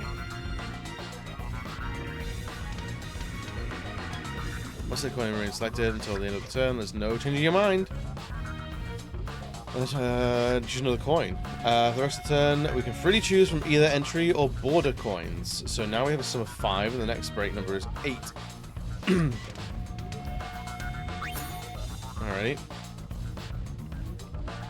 Because a break multiple, a core break occurs, and the turn ends. Let's take a closer look at what we just did. Oh god. We made a core break by selecting a border coin numbering 3. What would happen if we selected coin numbered 1? In this case, the sum becomes 6, sure. Select adjacent border coin numbered 2. We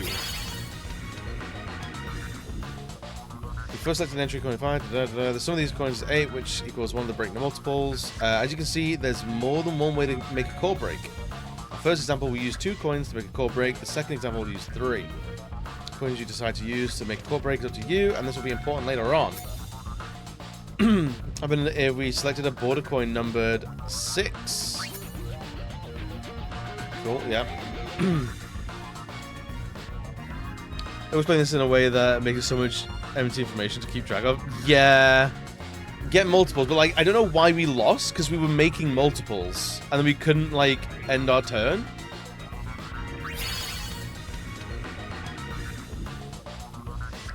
You name for many numbers shown as break multiple make a core break. However, carefully using a large number of coins is not to your advantage. Border coins you use to make a core break disappear at the end of the turn. Naturally, in the following turn, you'll be unable to use coins that have disappeared. Every entry coin, however, will never disappear, right? If few turns have passed, border coins that have disappeared will reappear. You can again choose coins like any others. Right, so do come back.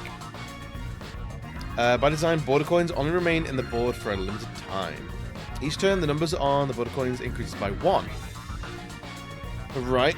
Coins number 9 will disappear at the end of the current turn, regardless of whether they are used. Okay. Here's a mind when deciding which coins to select. This concludes the tutorial and the basic rules of play.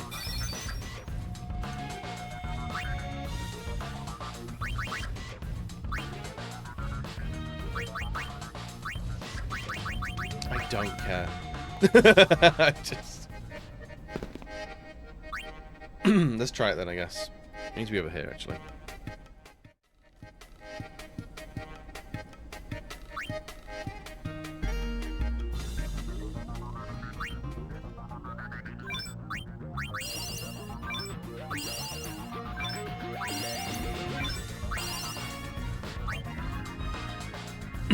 Right.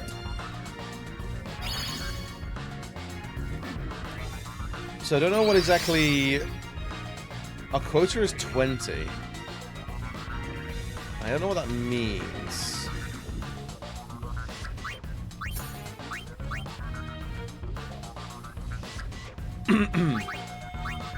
um,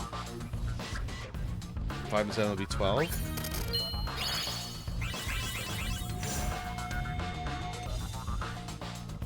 So we have to use 20 coins, I think.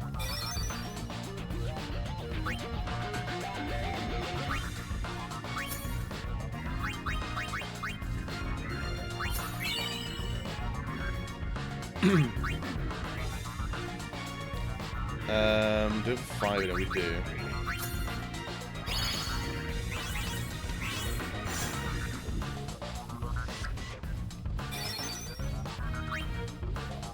I just want to make a 6 somehow.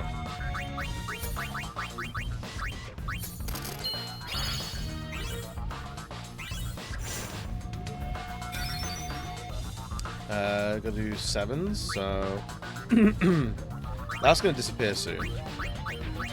That one, that one, that one, I guess. So basically, it's basically teaching. You want to be kind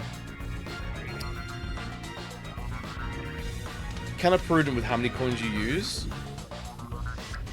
And our quota for Sphere Break seems to be 5 out of 20, but we are on turn 5 of 15, so do we have to do more?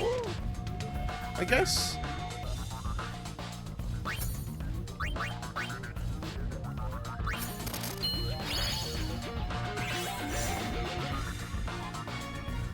I don't know how our quota, we can increase our quota beyond just our turns. Some 1, 2, 3. Oh my god. There's an automatic call break then. So now we're 1 behind, so I guess it must be the amount of coins that we use. So 6.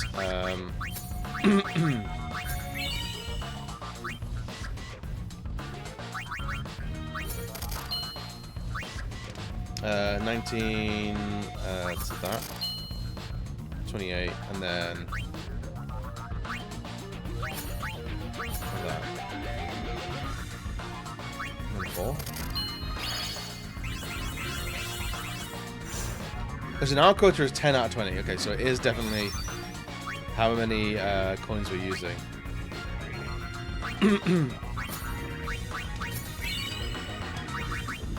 Gotta use the 9s because they're gonna leave anyway. 23, 24, so we use that one.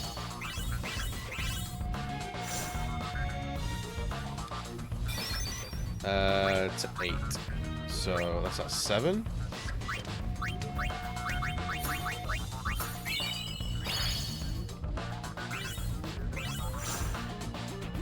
We don't have a lot of... Okay, so I think I'm understanding this now.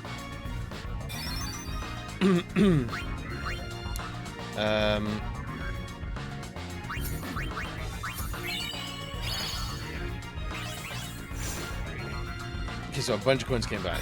Gotcha, so 3. So 5, 9. 9 will disappear as well. And then 1.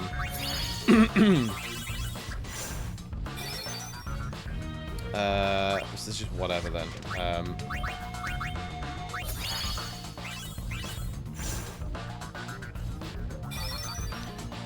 Again, 1s.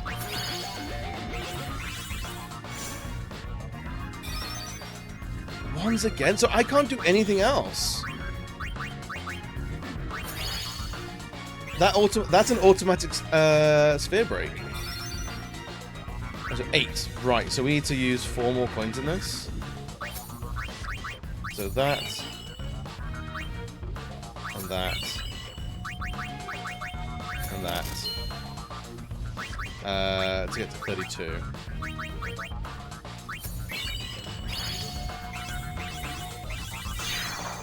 Complete! Okay, I think we got it. We win. How's that then? Getting the knack for it? Kind of? Let's do it again.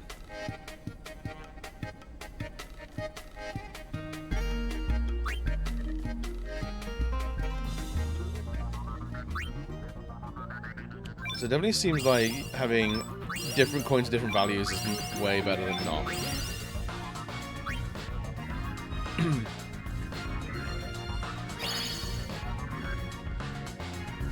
So we want to use like big coins that are going to expire soon, I guess. Right, so 5 and a 7, 12. So 4. So 7. Oh, that's a core break as well. Okay. 6. So 9 takes us to 14. 8 will take us to 22.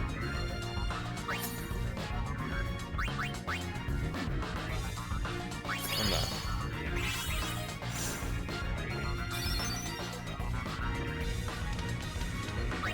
Uh, 5, 8.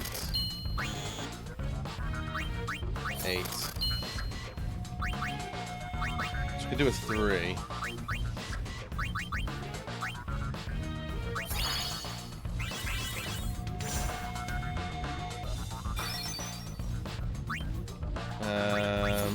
Let's go 7.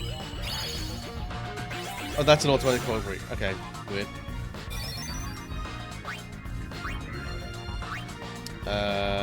Do 5 again, I guess. Get the 8 out of the way.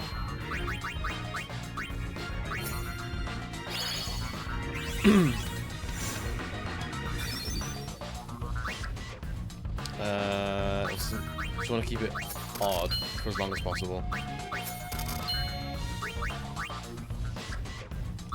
Yeah.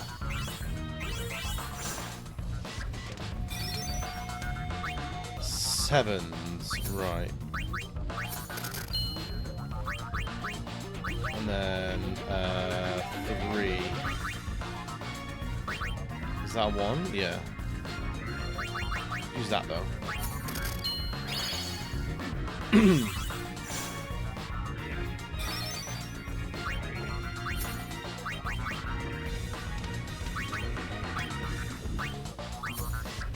You can really knack yourself with having like no coins on the board.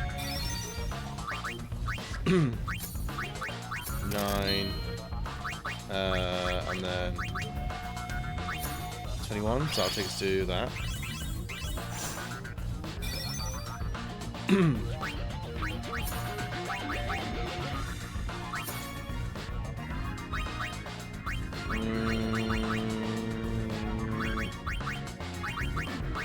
Four. Another 4.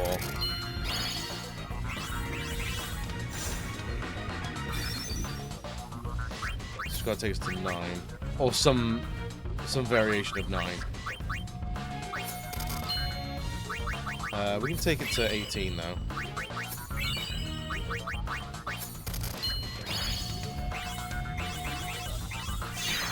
That's 23 out of 10, so we can go above it, and that's not a problem.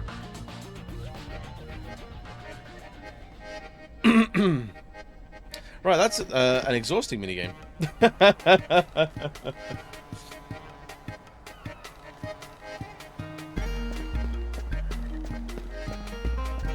Right, next we want to go. Actually, we will. I need to save that.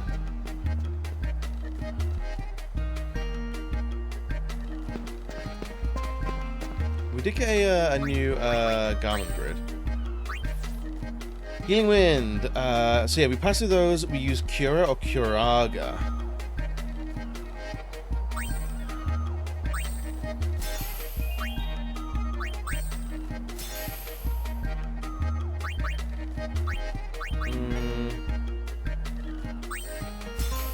Sure, why not?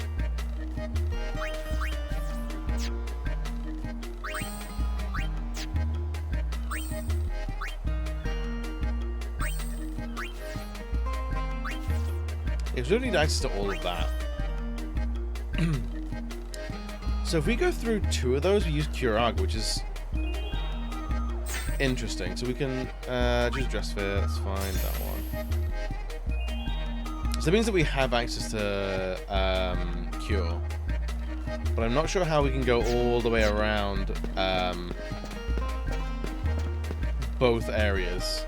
Because I thought we could only use like 1 move a turn, like move 1 step on a dress fit a turn. I guess not then.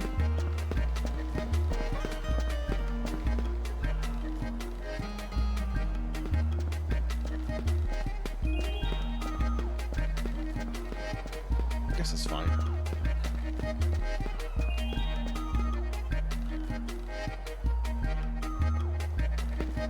Right, next we're going to the Mihen High Road and listen to Yuna's memories. All of her memories. So I was looking back this morning, like, because it feels like... Ooh, is that an item? I was looking back this morning, like, how many Final Fantasy we've played this year? Because I thought this would be, like, number 7. Or something like that. Like, this would be, like, quite a few down the line. But it's actually not. So I thought we played Final Fantasy X, like, at the beginning of this year. But no, I got the Platinum May last year. It's been over a year since we finished Final Fantasy X. It does not feel like that. At all. I thought it was, like, May this year, but it wasn't. Time has gone so goddamn fast. I'm not sure how to deal with it.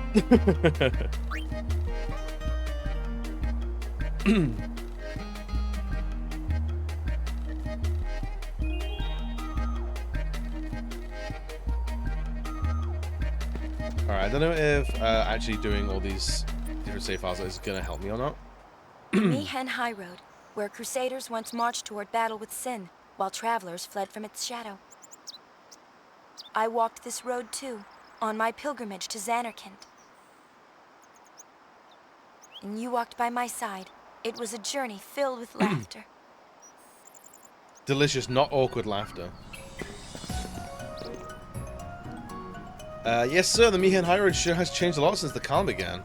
Bet you're just dying to hear all about today's High Road. How'd you know? Once upon a time, Chocoback was the only way to go traveling on the High Road, but what are the Chocobo hunting fiends and the steady increase of Albed Machina in these parts? You guessed it, as more and more travelers turned to hovers for their transportation, Chocobos gradually became a rare sight, changing the face of the High Road. On a hover, you can quickly and safely reach your destination. What's more, the travel agency has installed Sentry Machina along the High Road to ensure your safe passage. Well, that's the gist of it. Okay, fair enough. Are these little guys? What are they? No. Is that something we can... No, we can't interact with them. Give me items, though. It's a big lad!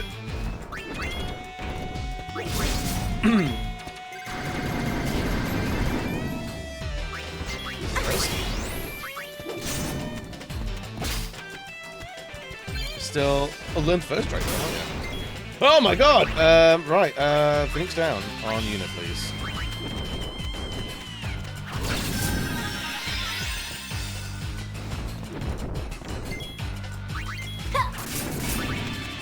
Power break, sure.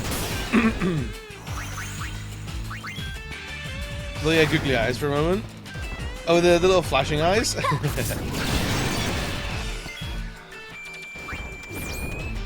Let's go to Black Mage, see what happens.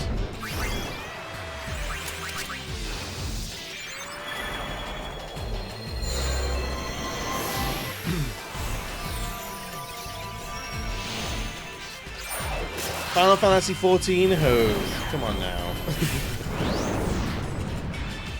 A storm of magic rages within me.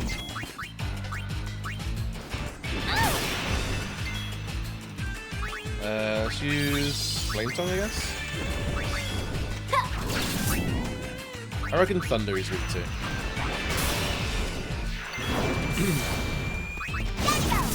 Do I hear thunder?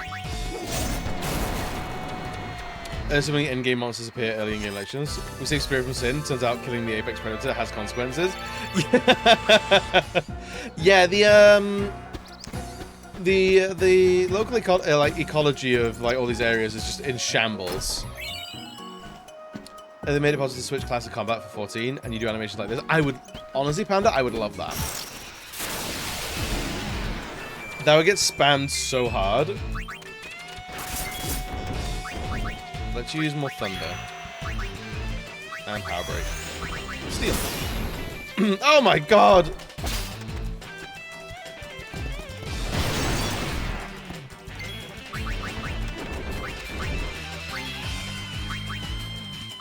This is terrible. This is awful. We're not gonna make it.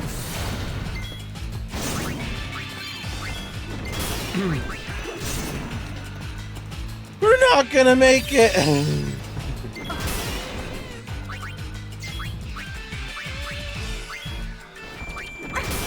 Thunderblade, absolutely.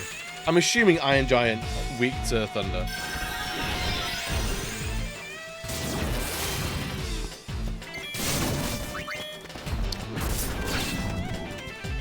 Doesn't look like it.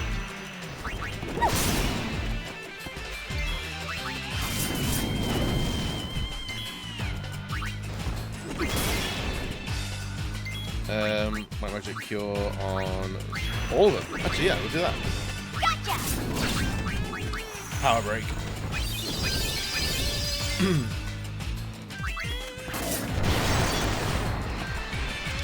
We made it, gang. Somehow.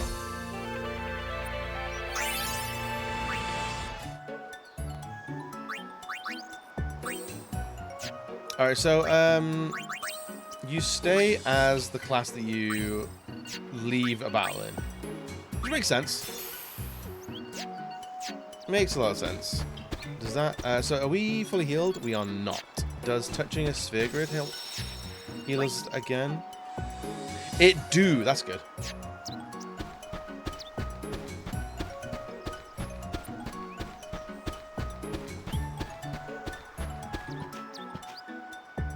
Almost nobody walks the high road anymore, at least since the hover started service. So I guess the sentry marker aren't really needed anymore, but at least they work.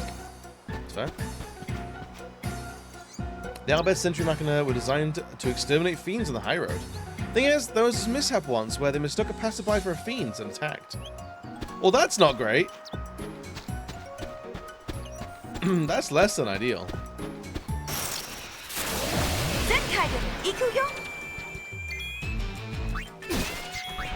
Let's try some ceilings.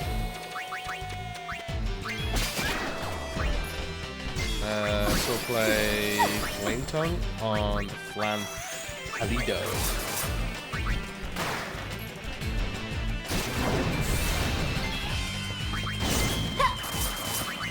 Peace.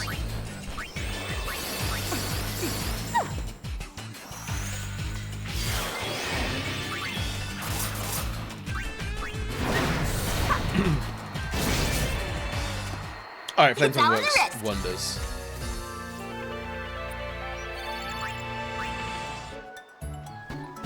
Hey buddy, how you doing? You all good? Alright. Alright.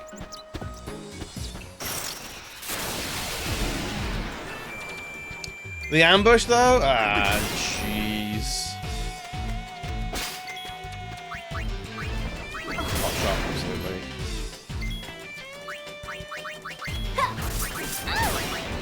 Power Break. White Magic Cure. Everyone?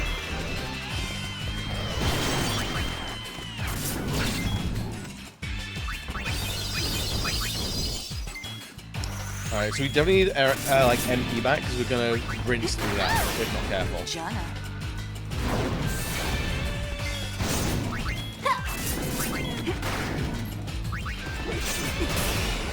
Alright, so some attacks interrupt, some don't. And some let us die anyway.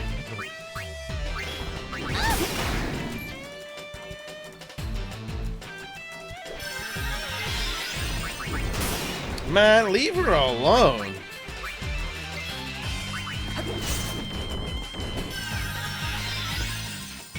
Alright, we're all kinds of fucked here.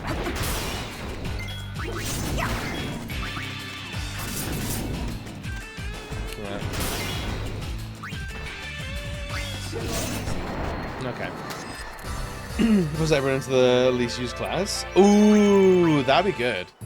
I actually like that.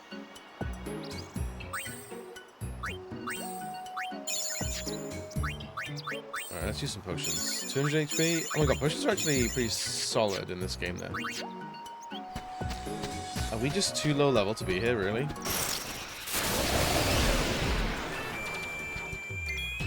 Okay, plants. Oh my god, this.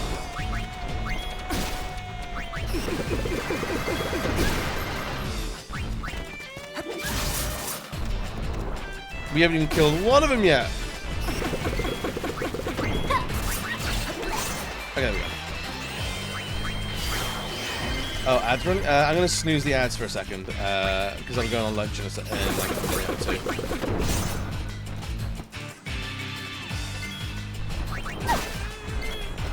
Alright, so Trigger Happy does mean that I only get like one turn every... But I can do shitloads of damage like that. Because for those that are unaware, the ATB bar can get bigger or smaller, depending on what attack you've just used.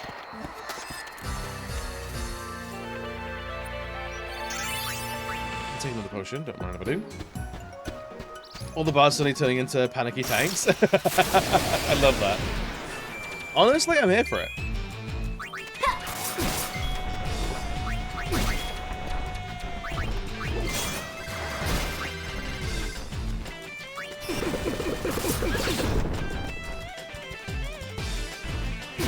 Trigger Happy is intentional because it means that I basically get locked down in terms of what I can do and what I can't. Like, while that's on.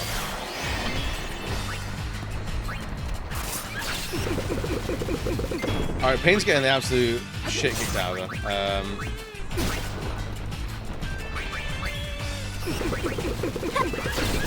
Oh, come on. Alright, Phoenix down, I guess.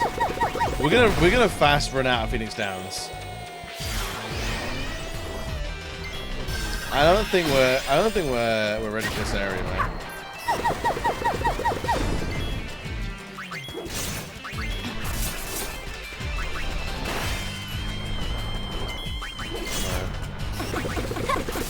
He does seed burst all the time. That's crazy, man.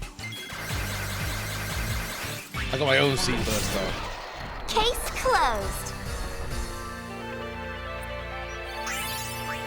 I just want all of the what do you call it? Sphere classes already. I want to get some samurai up there, some dark knights. Fuck. This is gonna be a problem. Might as well.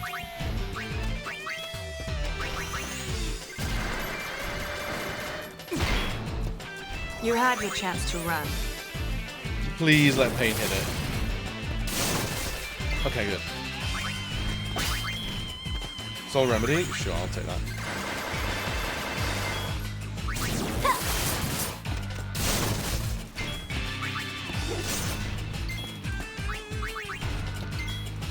Trigger Happy hit.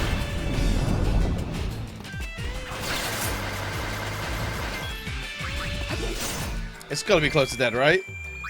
Please? Please? Pain has no health. Oh, beans.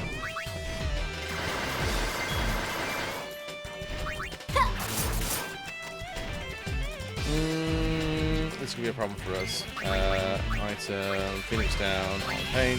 We're gonna buy like 100 of these when we get to the next shop.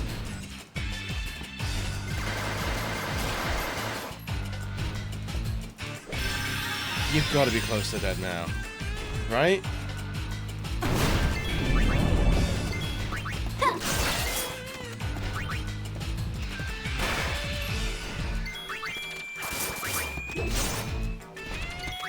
How much?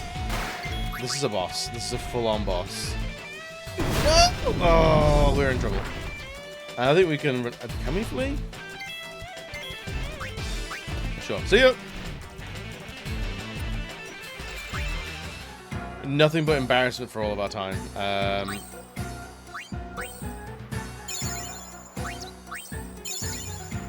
That was awful. Oh, we're running from every battle until we get to the airship.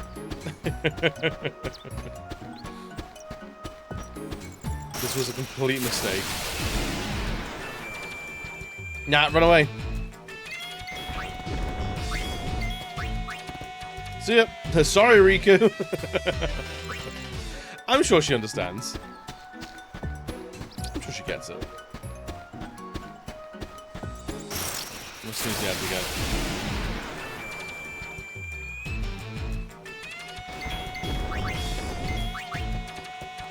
Bye. I forgot how far down the road we actually... Oh my god. Poor fucking Riku just like face down in the dirt. So unceremonious. Alright, so she's back. Alright, she's alright. I'm gonna save.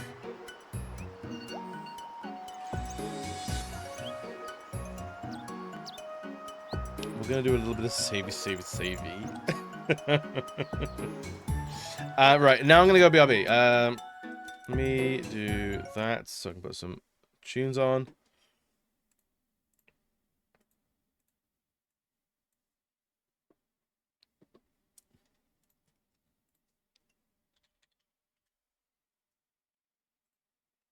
Let's do Gartic, why not?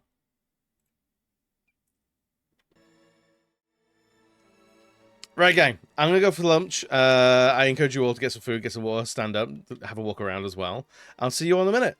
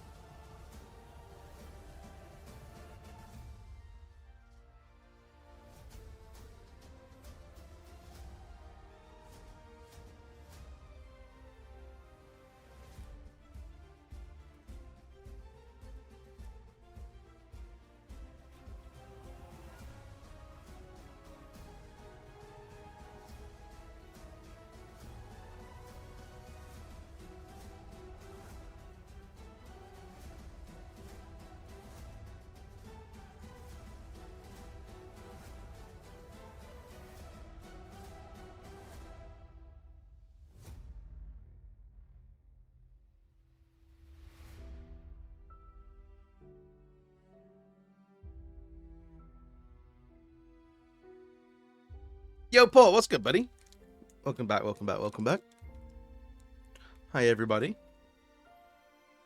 Are we well? Are we good? Did we get food? Did we have lunch? Right, let's get back to it, shall we? Let's play some Final Fantasy fucking Take 2.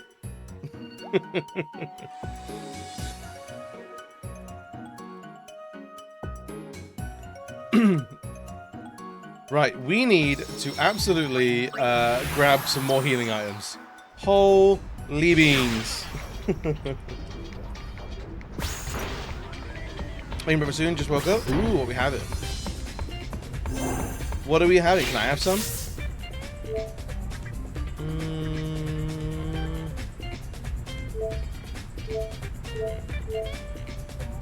Is the deck? No. Cabin? Yeah, cabin. Gotta be cabin. Let's go buy shitloads of Phoenix Downs, because I think we need it. I think we need them.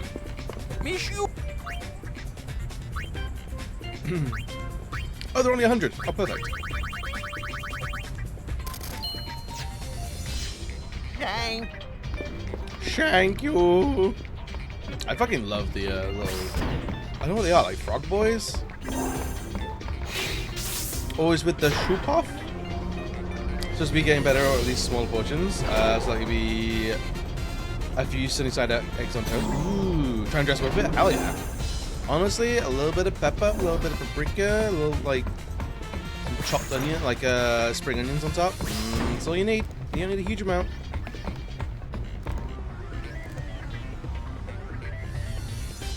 Alright, let's go.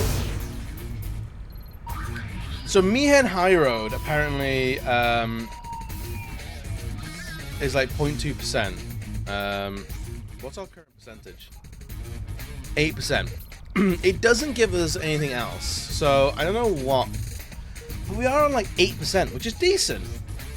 Which is decent.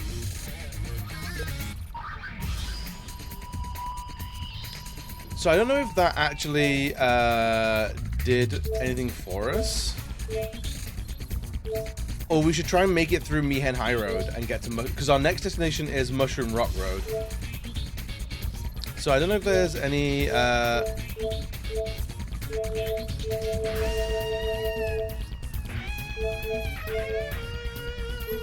any more things there or not.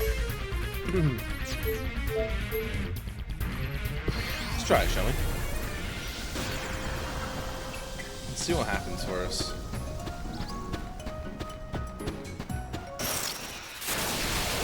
I don't know if this part of the stream will actually do us any better or worse. This character again. So play Power Break? Sure. We could. Nah, we'll keep that. Let's try another song just on you.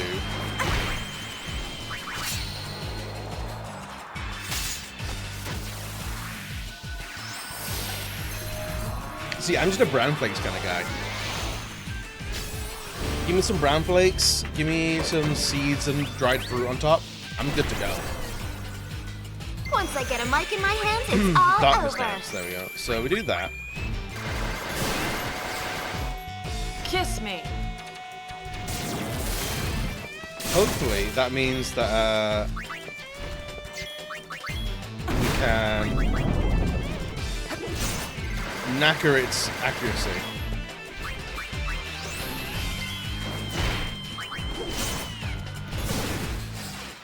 Oh, it guards against it. Oh, shit. That's a problem for us. There's no point in being a songstress then. Let's go warrior.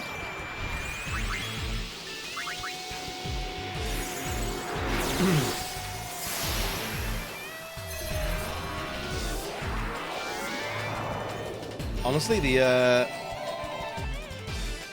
part of what I fucking adore about this game is the amount of costume design that goes into this. We win. I think I can handle that.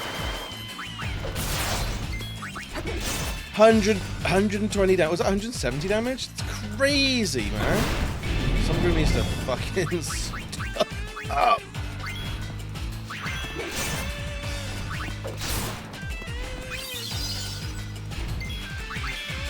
Is that one of Titus's swords that she's using?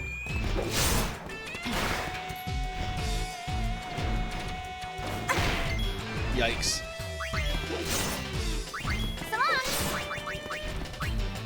Cure on yourself, please, through the god.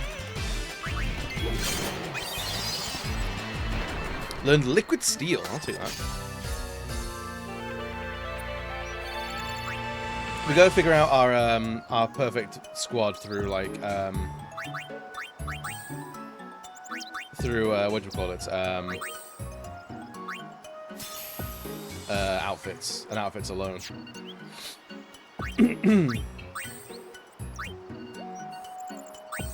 So we're 11% through the gunner. So is that... So do we get, like, an AP point per battle, do we?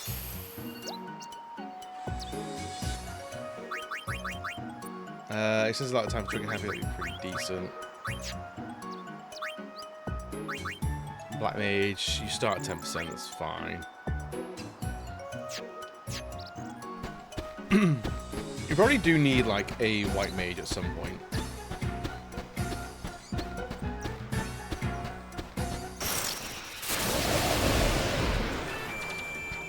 Three dogs? Sure.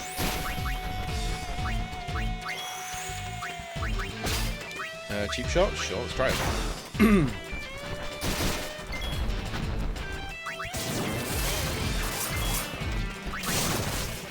Alright, these. Alright, one's down. What do we got here? White magic, cure yourself, please.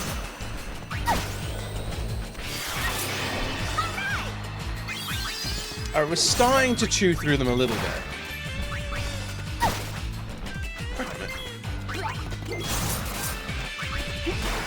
I like how if when she misses her attack, she goes bleh. Attack definitely. Don't hold out on me. So I don't know if it's AP is granted through turns.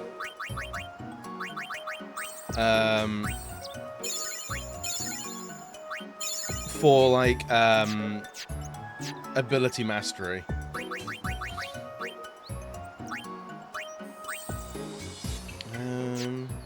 Let's have a look see.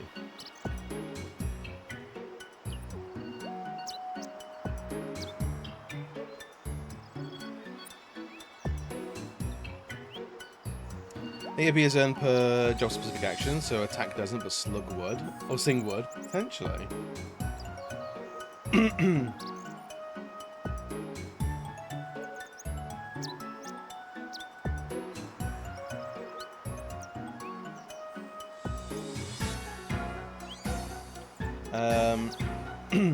There are 4 ways to gain AP used to learn abilities. From a special action unique to the dress fair, so yep. Use an ability equipped on a garment grid or accessory. Defeat an enemy and use an item. For each the thing. Action must have an effect. Cure must do things. AP is capped at 99 per battle. Defeat enemies award 1 AP for the party members, not just those who defeated it. Oversold enemies award 2 AP each.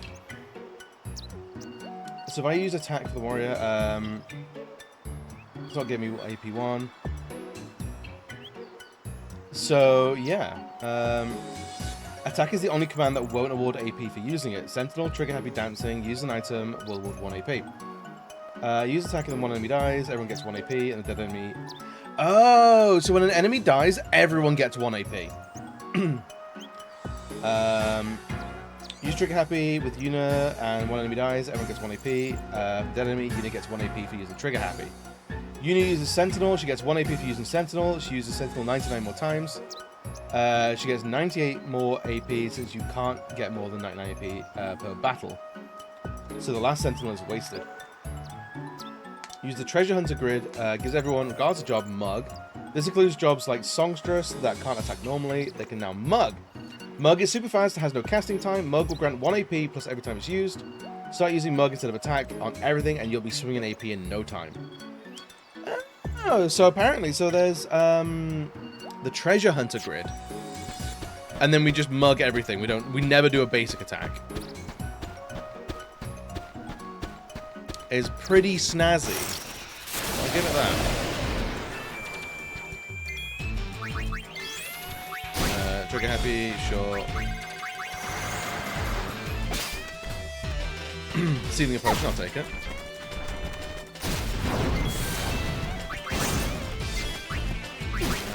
Pill for kill, sure.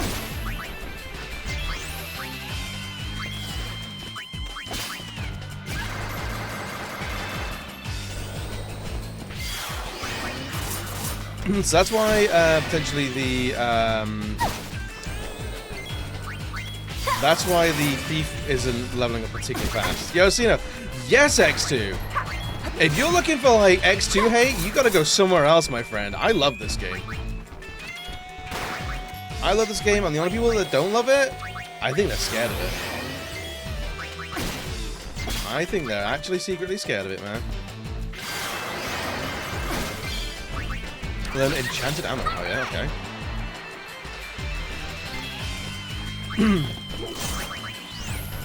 So we just use steel a bunch. And there's no reason not to use trigger happy over attack outside of like it's more intensive in terms of like I've got to think about using it. Right, there's no way to get more MP then, so that kind of is what it is. Wouldn't say hate it. You mean love it then? You love it, you adore it, you want to wear it. Honestly, it's the most interactive job system this game has ever had. Takers, keepers. Power break, sure. Trigger happy, you betcha. Sayonara. Need mug. Looks still water damage to one enemy. Thunderblade maybe? Nah. Actually, yeah, Thunderblade, why not?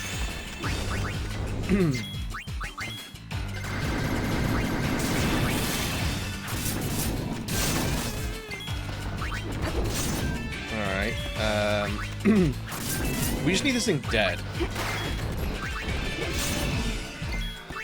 I think Trigger Happy is probably the best to just lock this thing down in terms of like it can't do anything else. Like that. Played it once, never got into it again. Honestly, go back to it. You should absolutely go back to it. Hey, you're walking down the high road? Now that's something I haven't seen in a while. Wow, everyone's just on their phones, eh? No one's living life, are they? What does Circlet do? Raises magic and magic defense by 10. Okay. I don't really have any magic classes at the moment. I suppose if I want to make anyone a black mage soon.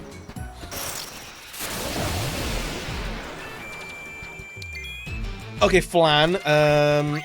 Steel, Trigger Happy, you, Swordplay, Flame Time?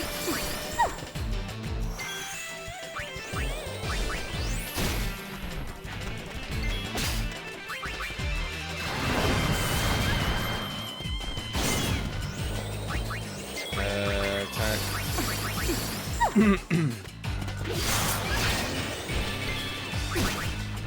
Come on. Get out of here, puppy. It's very lucky no one else walked the high road, or they'd see your shameful losers against birds and dogs. Look, I don't know what happened with those birds and those dogs, but they're juicing. They're juicing. Don't hold out on me. They're super strong, man.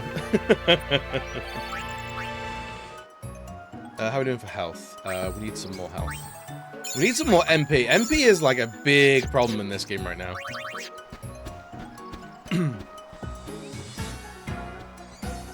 There is a lot of magic abilities to use and not a lot of magic to use it with.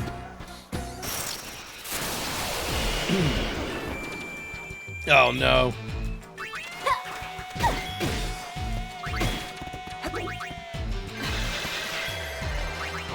Oh, well, they actually have like no HP at all.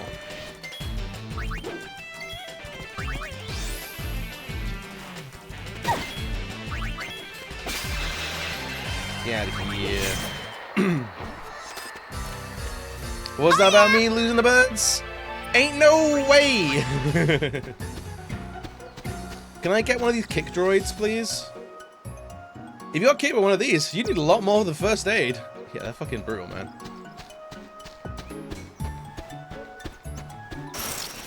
Treasure chest. Gimme, gimme, gimme. That's a big-ass plan.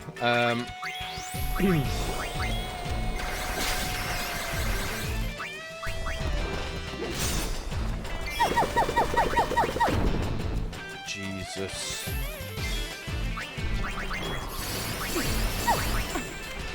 It's all in the wrist.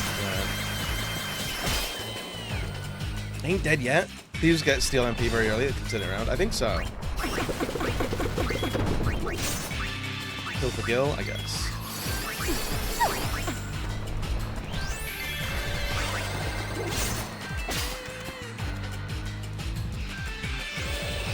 Yeah, it's the thief. Like, once we get Mug on the thief, I think I might look at what we're actually working towards with. Don't hold out on me. With the thief and make sure Mug is up there. Because if we can do that, then that gives her like free MP forever or AP forever. Takers, keepers. All right, so Trigger Happy is getting a little better now because we're starting to do like 3 or 4 damage per shot, which is ideal. What are you learning at the moment? You're learning target MP. I reckon, honestly, Trigger Happy Volume 2. Or Level 2, even. Thief. Oh, yeah, she's learning Initiative. In terms of Preemptive Strike. That's pretty good.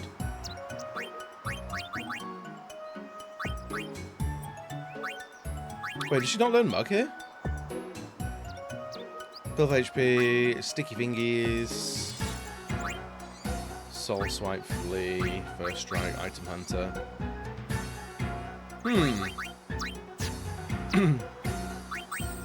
She doesn't get Mug then. Confusion, Quick Ice, Fire, Lightning, Water. Twinkler? Cure user status elements and restore HP. Okay, so that's basically like, this is a Black Mage with another type of mage, I guess. Demi Sword, Gravity damage, sure. I think Armor Break is something we need.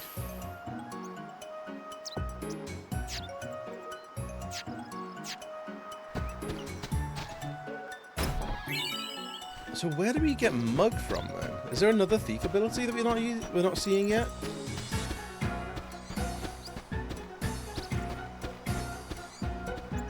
Gotta be. I thought that was rushing us then. I was like, oh no. Holy Waters, don't want to do. And my job is to keep an eye on the Machina deployed on the high road. I mean, if anything happened, we'd have a real mess on our hands. That's because they're just covered in blades and whirring bits. It's a little skewy. Steel, sure. Sentinel, Trigger Happy, yeah.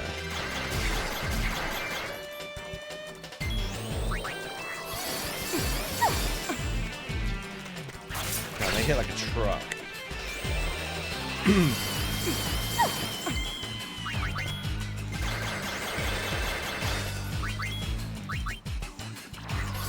And Riku's in trouble.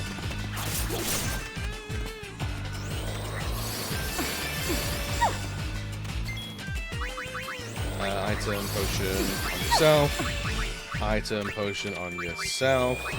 Item potion on yourself. Oh, bollocks! Riku's dead. This is less than ideal. Item things down. Yes, please. I like that it auto targets players that are unconscious at the time. I hate it when you accidentally use a a Phoenix down on a party member that's still alive.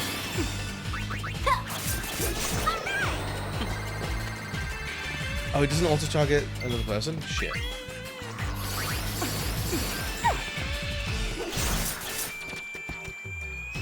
That's total guns, man.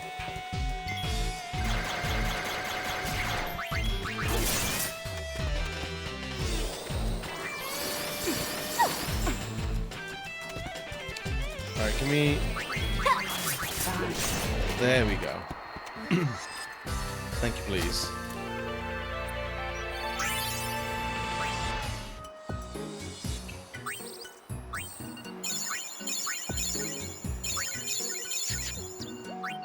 Wait, hang on. Alright, the menus are a little sticky, that's fine.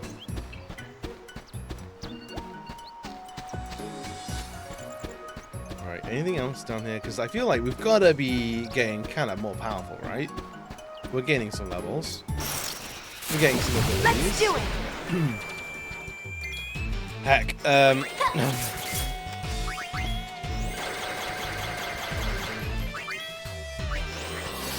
it only does like 8, like 12 damage maybe? Is a regular shot more powerful?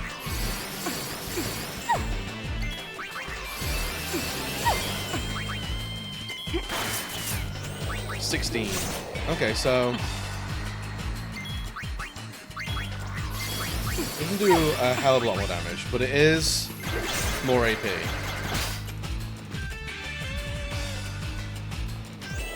Which I'll appreciate forever.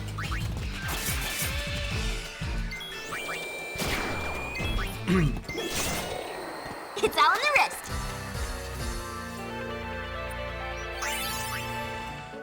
I think we can all get like party members having like first strike and stuff like that. We could start really wrecking face. Couple more potions, I'll take it. Oh, hello. What are you doing over here? We're experimenting to see if we can synchronize a high-res machina. Don't tell anyone you've seen this. Okay. Is it a? Why is it a secret? What's the deal? Oh, fucking hell.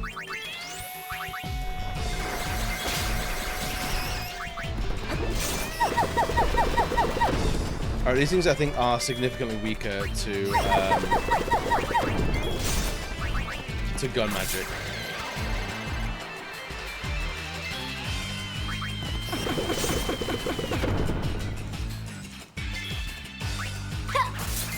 Okay, you're done. That one.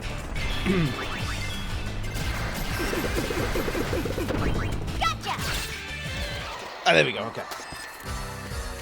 I know swapping to different classes changes your stats. I don't know if it will restore any MP or not. I know there's like raise max HP by 20%. Who's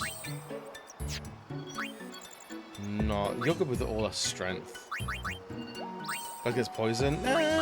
Do another iron bangle. Get some more health on you. Yeah. Tanky thief.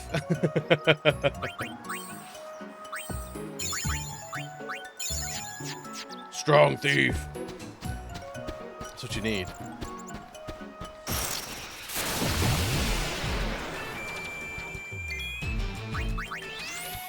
Go on, you got so much HP, you can do whatever you want. I suppose, yeah, they're taking less damage because they're flanks. They're not designed to, or they are designed to resist physical damage.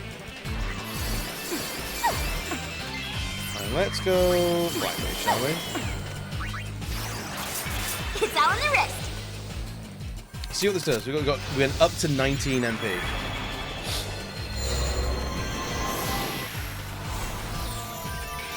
So that's better.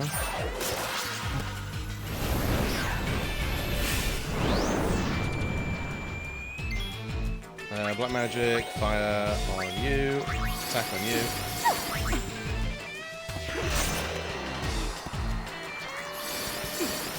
So it makes me wonder if we go back I'm ready for more. if you go back to a gun mage or a sharpshooter, whatever you want to call it, do we lose MP or does it like proportionally level down? Because we now go to is it just gunner? Yeah, we go down to 6 MP, which is actually more. No. Here we got 16. Moves back down to 6. Was that less than what we had before? I don't remember.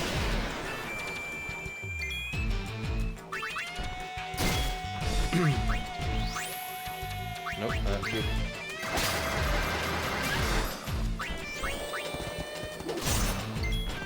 You, and then you can attack you. Attack you. You go to that.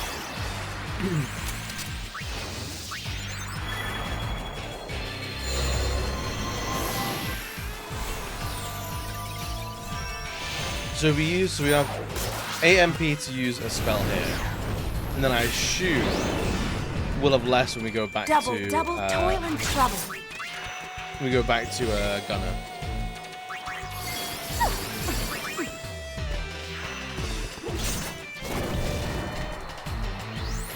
Oh, it's 12. That was 4. Okay. That's better.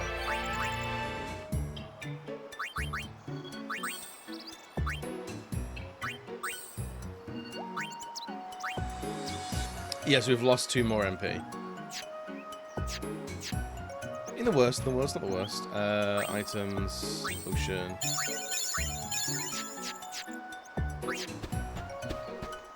It's a game that allows you to really hang yourself with getting into a difficult area.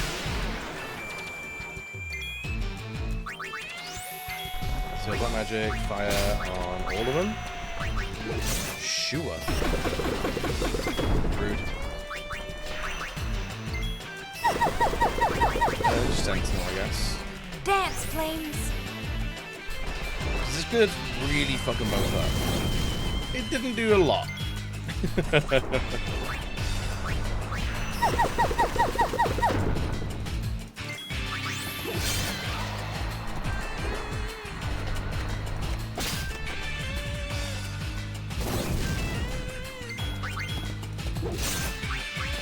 So then we saw Riku getting an AP point from Pain's kill and got a skill from that. Takers, keepers. So I guess even like classes that will base themselves on the attack command, they can still gain AP, but it will be a lot slower. You back to a gunner because honestly, we haven't got the MP for this.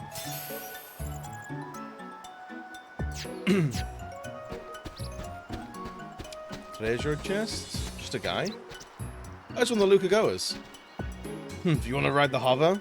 Well, that's just too bad, ain't it? Alright. Salty Sally.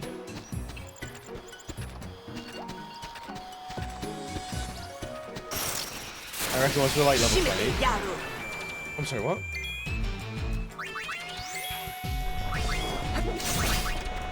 That absolutely rinse these things. Before they rinse us.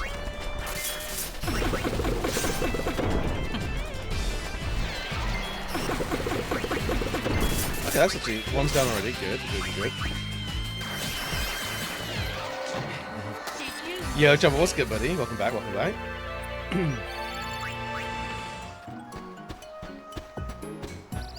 We are slowly gaining power, my boy. We're slowly doing it. Right, so this asshole. Steel, sure. Can you see anything? Trash.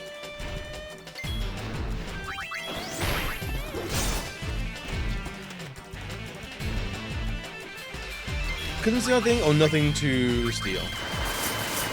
What are we thinking about that? still so much health.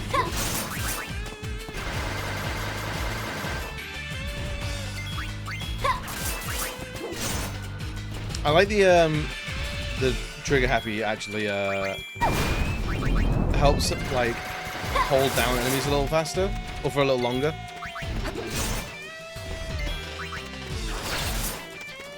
Come on, it's got to be done soon, right?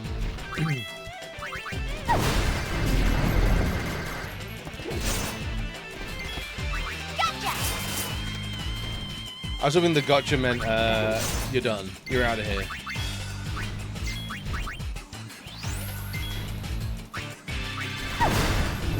Man. It's all in the wrist.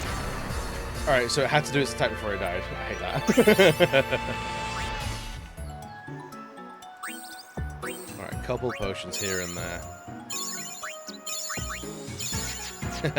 I love that our thief has like 600 HP. So much more than anybody else on the team. Oh, we made it! I'm hoping that there's no beard guys here. I'm programming these machina. Good job.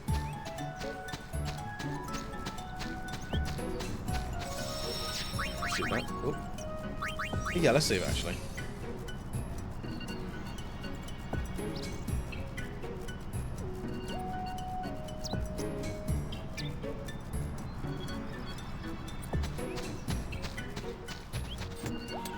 I was thinking before we started streaming this, what would be like an appropriate amount of percentage to aim for, like per stream?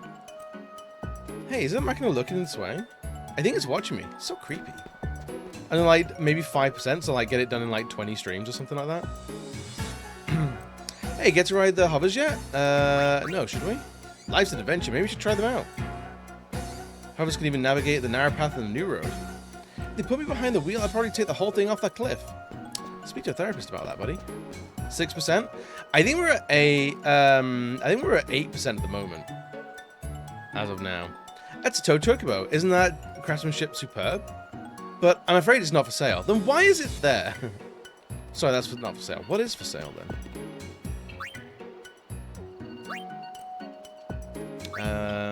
Potions. Yeah, let's do it.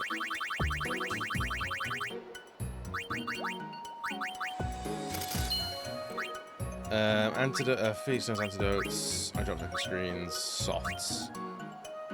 Iron bangles, tiara, we have one. So yeah, we don't need any more of that stuff. See ya.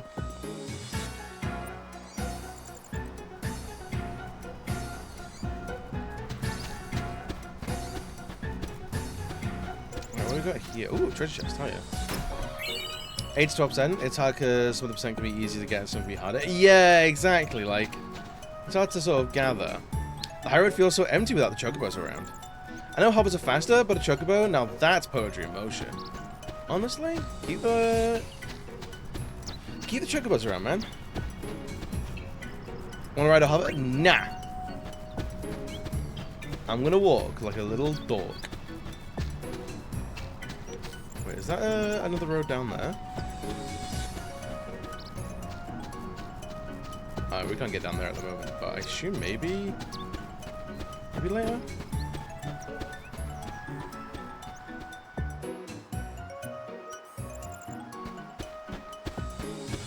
This is more, is it?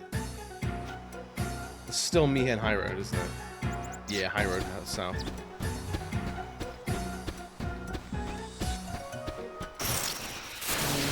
Let's do it! Oh boy, that's a big lad. That's a quadricorn.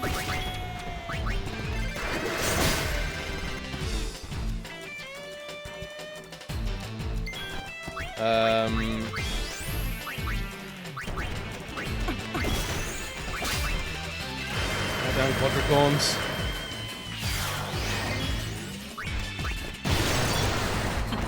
Oh, it's dead. All right, fair enough. That works. Takers, keepers. Jobs are good. So I think there's two little icons next to like our basic attacks.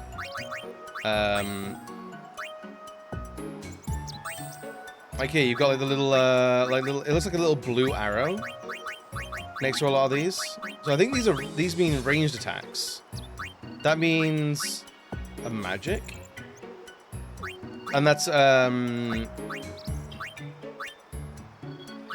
so yellow will mean, or gold will mean magic attack. Blue will mean non-magical attack. The little star means melee, and the little arrow means ranged. I'm assuming. And then the little dance icon is something else. That means magic attack, like spell. I see, here we go. So these are magic ranged attacks, I guess. Sandals that inflict fire damage.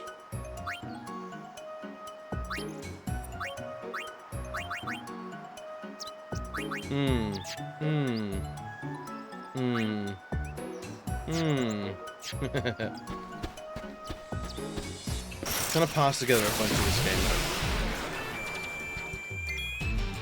game. Steel from you. Swordplay, flame tongue on you.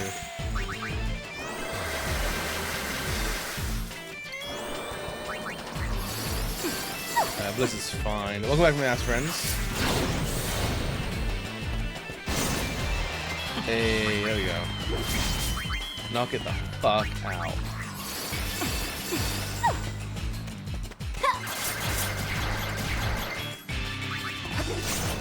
I do know, because I think, I can't remember if, like, better sphere grids give you more, I know they give you, like, stats or, like, abilities when you travel along the grid. I don't know if, like, they default give you, like, more damage or anything like that. Steal from you. A budget grenade, alright, fair enough.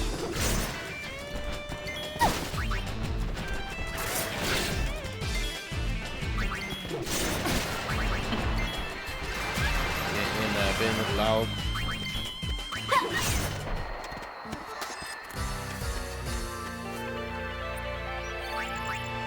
But yeah, I think last I looked at the world map, we were at like 8%. So I wonder if I wonder if we can get to like 12 or something like that today. I think maybe 5% is like good to aim for. What is emotional intelligence? Emotional intelligence is like being able to articulate or being aware of your emotions or how you're reacting to things. So if someone says like, I don't like Final Fantasy, and you go, and that's something that you love and like you actually hold Final Fantasy very close to you, it's very easy to sort of bite back and take that criticism of something you like as criticism of you, as you attach your own like identity to these things.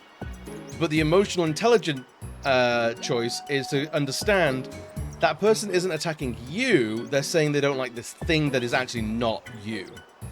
It's things like that. Or like when someone says, if someone's having a bad time, like someone's having a bad day, and you go, hey, you're right, and they go, yeah, I'm fine. When they bite at you like that, you can bite back and start an argument, because like they bit you for no reason, you just inquired how they're doing. But a little bit of emotional intelligence might lead you down the route of, okay, I'm gonna let that slide, they're going through something at the moment. They didn't mean that. I know they didn't mean that. They're acting out of frustration. And like I'm catching a stray and they don't mean that. So I'm not gonna allow that to either affect my mood or cause me to bite in response. It's that kind of stuff.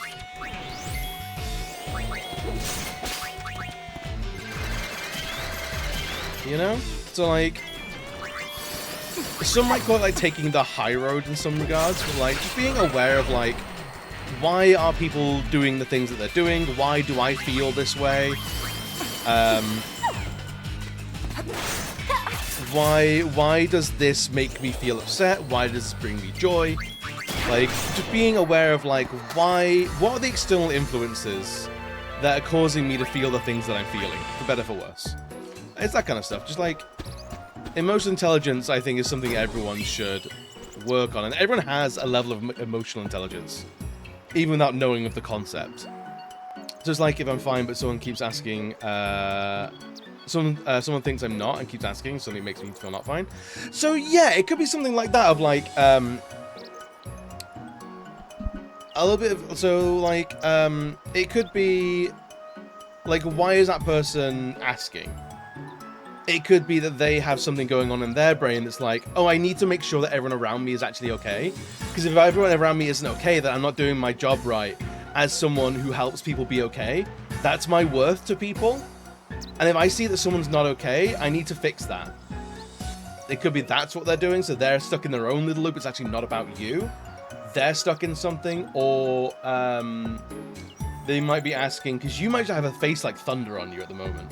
Like I apparently have resting bastard face. So like it's not uncommon for me to be like, hey, you alright? I'm like, yeah, I'm in my mind, I'm thinking, I'm okay. What's going on? Like, oh, you look really angry. It's like, no, I have a face. I have a face that does that sometimes. But some people go like, are you sure you're alright? You don't look alright. I'm like, what do you mean I don't look alright? Now I don't feel alright. Now I'm self-conscious about how I look. And it's just things like that, like seeing like, oh, this is why people are saying things. This is why people do the things that they do. You know? I think that's all under the umbrella of emotional intelligence. I'm sure there's someone that could articulate it much more concisely than me.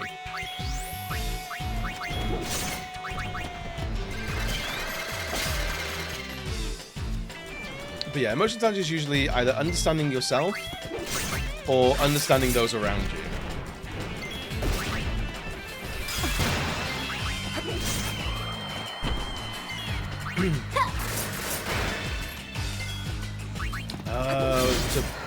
Don't hold out on me. Paralysis seems to... Well, we're slowed, basically, then. Can we actually jump that? No. I've seen a subreddit called Emotional Intelligence, and oh boy, I looked up. Got a lot of different ideas about it. I feel like Reddit is the kind of place that people will be like, oh, I'm emotionally intelligent, said the stupidest motherfucker on the internet. I feel.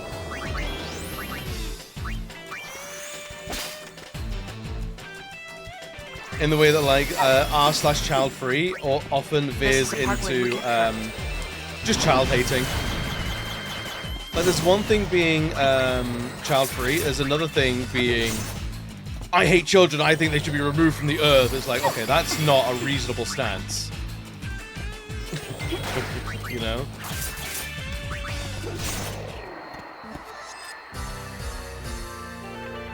I wonder what like the dictionary definition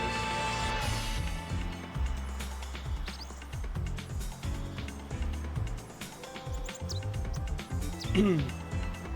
Emotional intelligence, also known as emotional quotient, is the ability to perceive, use, understand, manage, and handle emotions. High emotional intelligence includes emotional regulation, emotional recognition of oneself and others, using emotional information to guide thinking and behavior, discerning between and labeling of different things, and adjusting emotions to adapt to environments. This includes emotional literacy, apparently. It's from the 60s, and there's a few different models, it seems.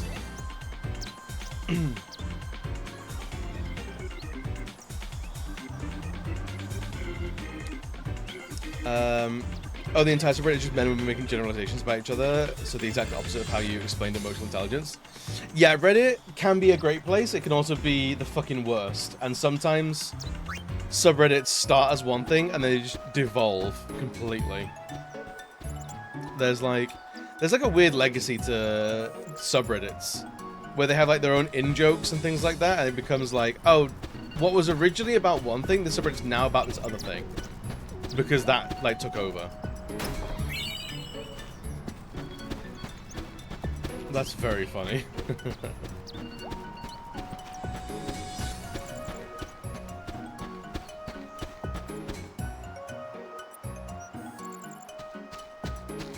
Who are you?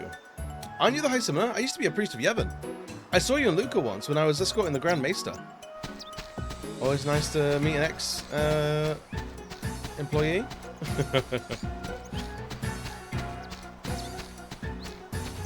Yeah, I feel like emotional intelligence is usually about like better understanding yourself and trying to understand others. But I think other people can like try and use it as like a superiority thing. Like, I understand people. I'm an empath. I was like, empaths don't exist. Everyone's empathic to a certain degree, because we can all read body language and verbal language and intention and like read people's actions, you know. So emotional intelligence is basically you understanding not to get upset yourself or other people for things that you could get defensive about. Kind of, yeah, but it's not as strict as that. Like, there are things where it's like, it's okay to, it's always understanding, like, it's okay to be upset about this. If I spent money on, like, a steak and some food and a nice glass of wine, and I'm treating myself to a nice cooked dinner, like, I really want to treat myself, and then I plate up and I'm taking the plate to the dinner table and I drop it and the food goes everywhere, the glass is smashed. It's okay to be annoyed or upset at that. That's okay. It's not okay for when your partner comes in to go like, what happened? You go, you know what fucking happened. Like, that's like, and like, it's all about going, hey, I'm upset right now. I'm going to need to go, give me 5 minutes. I need to walk this off. This has wound me up. I need to unwind. And just knowing that, like, oh, I need to take these steps to get back to a better mind place, to like a better emotional state. Or like, hey, when you say these things around me, this makes me upset or this annoys me. Can you please not do that? Rather than going like, can you just fucking pack it in, mate? And being like a phrase that could apply to that anything that person was doing. You know, so it's all about just like having some awareness of your emotional state, the emotional state of those around you, and how people got there, how people might want to get from there to another place, and how to communicate that.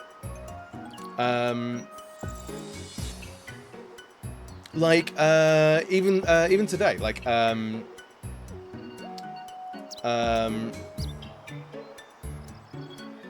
I remember dropping a pizza as a teenager and got upset and people were like, overreaction much. I was like, I was hungry. Yeah, there's disappointment now. Like, there's a waste of like potential money and resources that you have to contend with.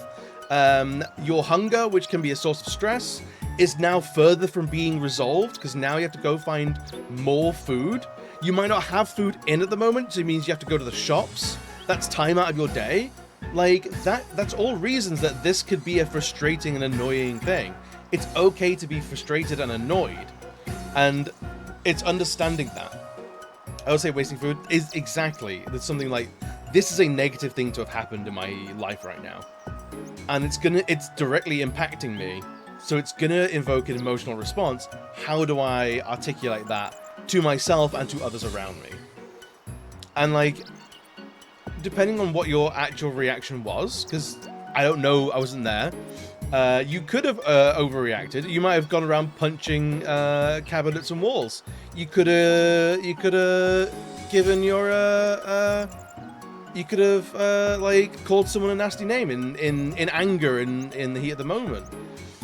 None of that was particularly appropriate. Might not have been appropriate. But others may have been trying to like, hey, we need to talk you down from this, because you need, like, I get it.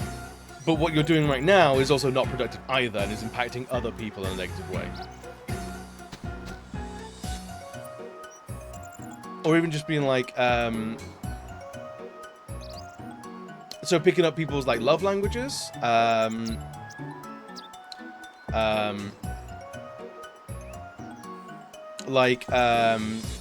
for example, like, finding the perfect gift for someone could include some emotional intelligence. Because you think like, oh, like, I'm gonna buy a gift, I buy a bar of chocolate. Oh, that person's on a diet, or that person doesn't even like chocolate. You've not really thought about it. You're like, okay, in my experiences of that person, what brings them joy? If I'm gonna use a present or a gift to try and elicit the emotional response of happiness and joy in that person, what is my best avenue for that? Like, oh, I know they like scented candles. I should go get them a scented candle. I know they're gonna like that. This person likes gifts that are physical items, or this person likes experiences rather than items. So this person would love to go on a dinner date. They want to spend time with people. That's what they value. That would be a more emotionally intelligent, potentially, choice than going, happy birthday, here's a bar of chocolate, I'll see you later. Things like that. It's worth remembering that these concepts are just someone's theories to explain why traditional intelligence doesn't fully explain compatibility. Yes, they're all guidelines, not strict rules. IQ, emotional intelligence, they're all sort of like ways of describing what's going on in here. None of them are perfect. They're all doing the best they can.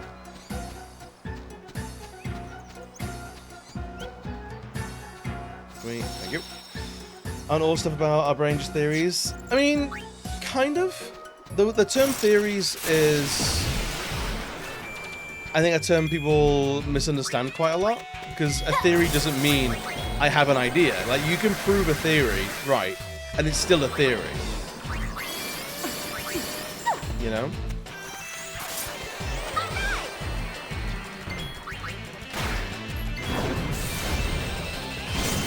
Gravity's a theory, but we also know that it's true.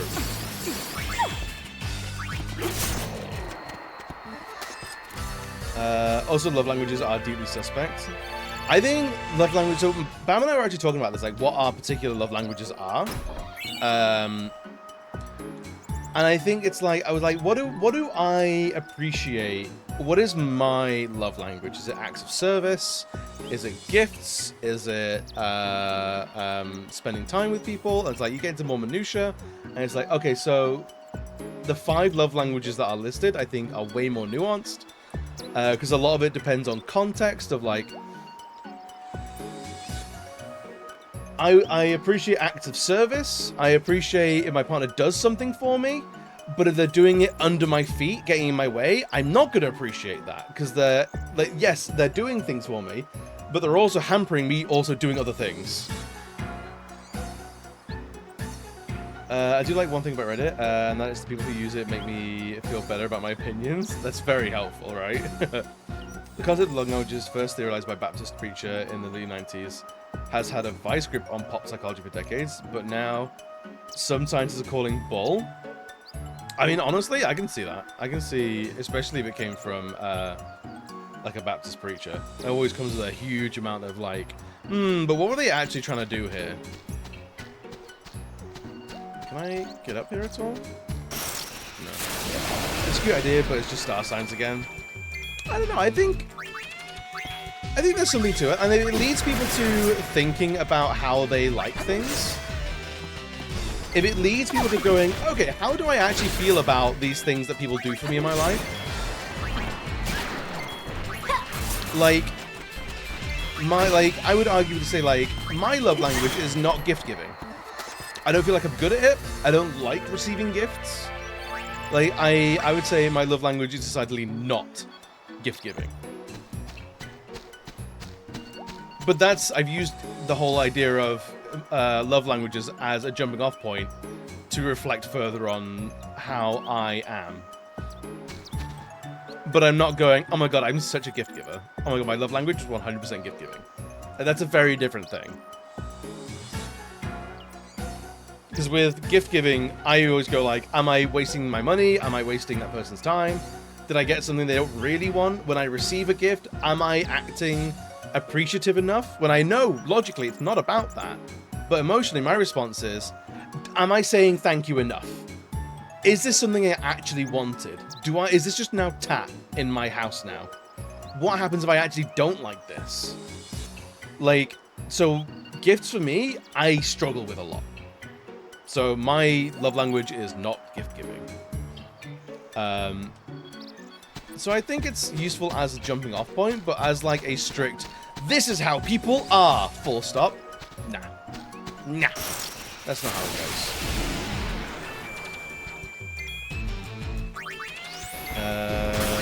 Maybe why not? We can use armor break actually. It's gonna make this a lot better.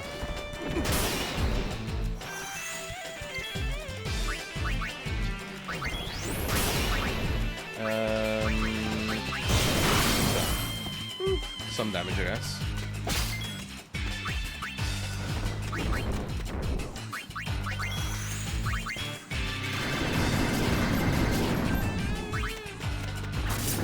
I again guess because I didn't do the oh my god I'm so excited for it, so I always get asked, did you like it? Yeah, I like that's me. Like people are like, did you like it? Like, yeah, I like it. It's like, what you don't seem excited. It's like I don't display like that. Like that's not how gift giving like elicits responses from me. So sorry. If you wanted to go like, oh my god, wow, and like cry and well up and like bowled over by this, sorry, you got the wrong person. Like that's not how I work.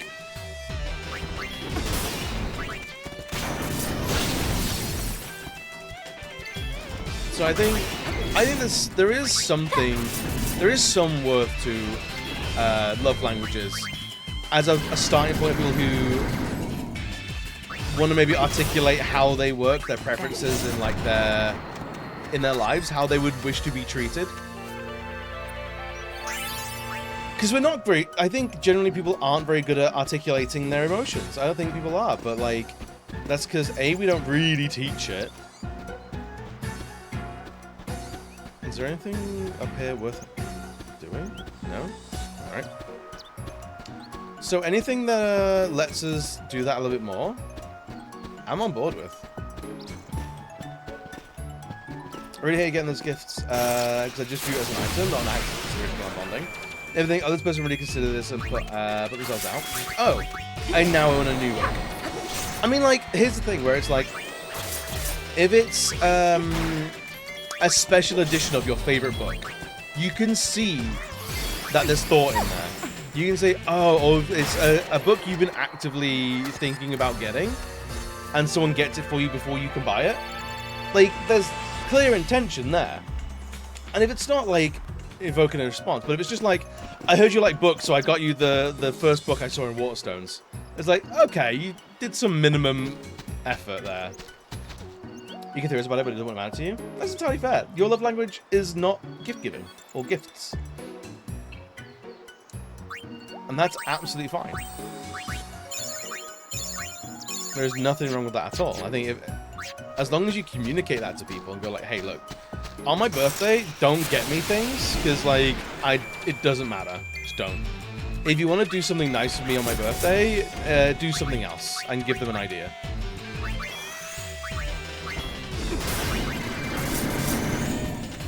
You know?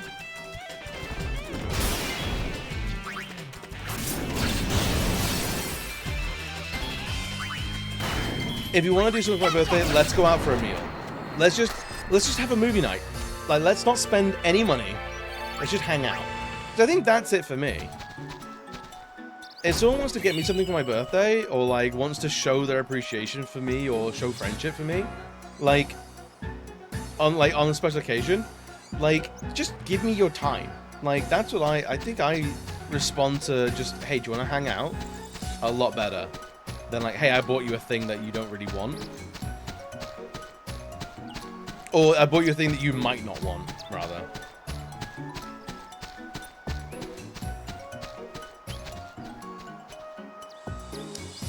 I met you something before. You look mighty familiar, you do. We went all the way out here. That wasn't too swift, was it? Okay. I don't think they'll like me. My friend got me a box once with an oak and a raspberry plant because he knew I liked that stuff. See, that seems nice. That shows, I think that shows some thought of like, hey, I know you like this. You mentioned You had this your before. chance to run. So I can get on board with that. But also, like, if you still weren't into that, that's also fine.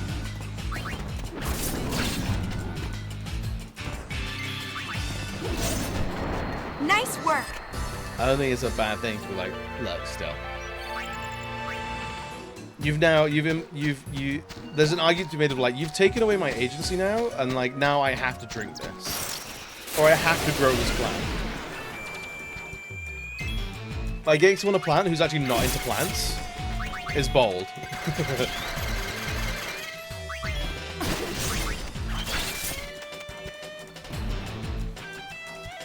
You know?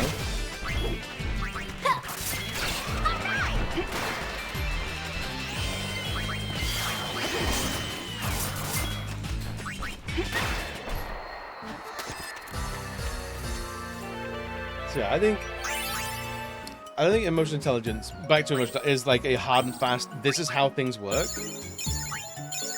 But we need some language to help articulate ideas, and if emotional intelligence gets you 95% of the way there, I'm okay with using that for now until we find something better. You know?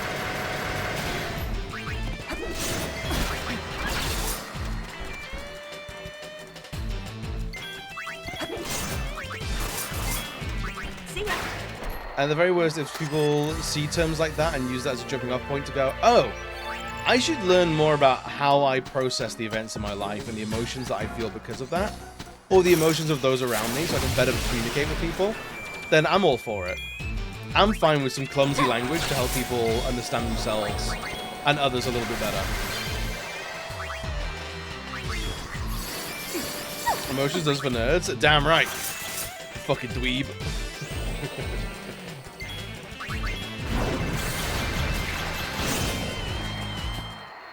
You fucking doik.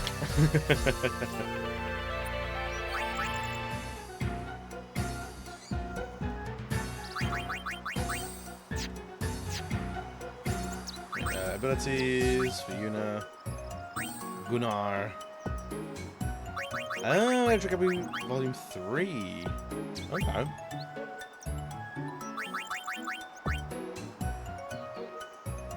That's gonna be a while.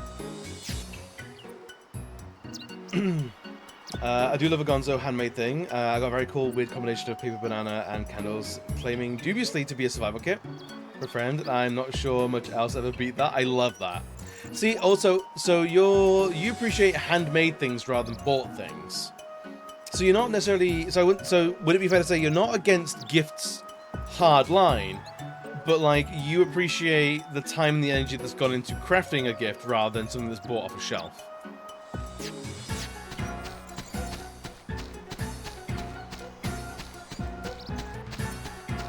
I'm a man, I suppress my emotions to an unhealthy level. Gotta bottle that up! Gotta bottle that up so it pops out when you're in your 60s. You just murder everyone around you.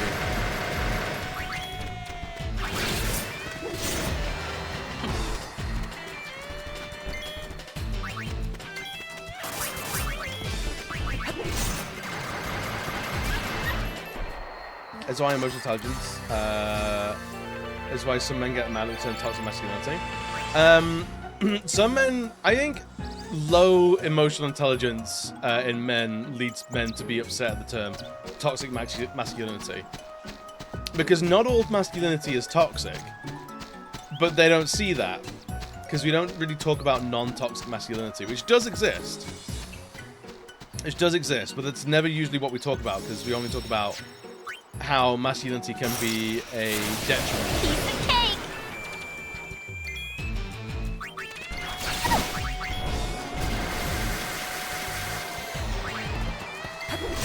I really don't want the box of obligations bought on a birthday. Yeah.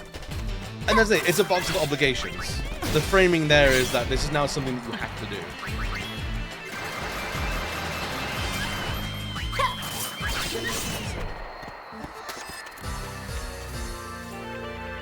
I think men get upset at the term toxic masculinity because they think it frames all men as predators and like the default of like, if you're a man, you're a default predator, and whereas the actual thing to look at is, hey, enough people have been harmed by people that look like me, so people will act accordingly.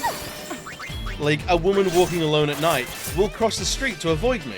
That's not an indication of me, that's an indication of the wider scope of men.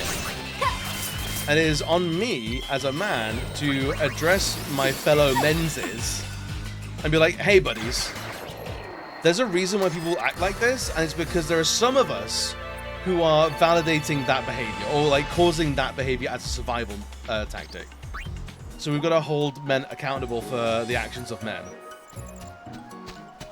So I think that's where there's a misgiving that either they don't understand or they don't want to understand.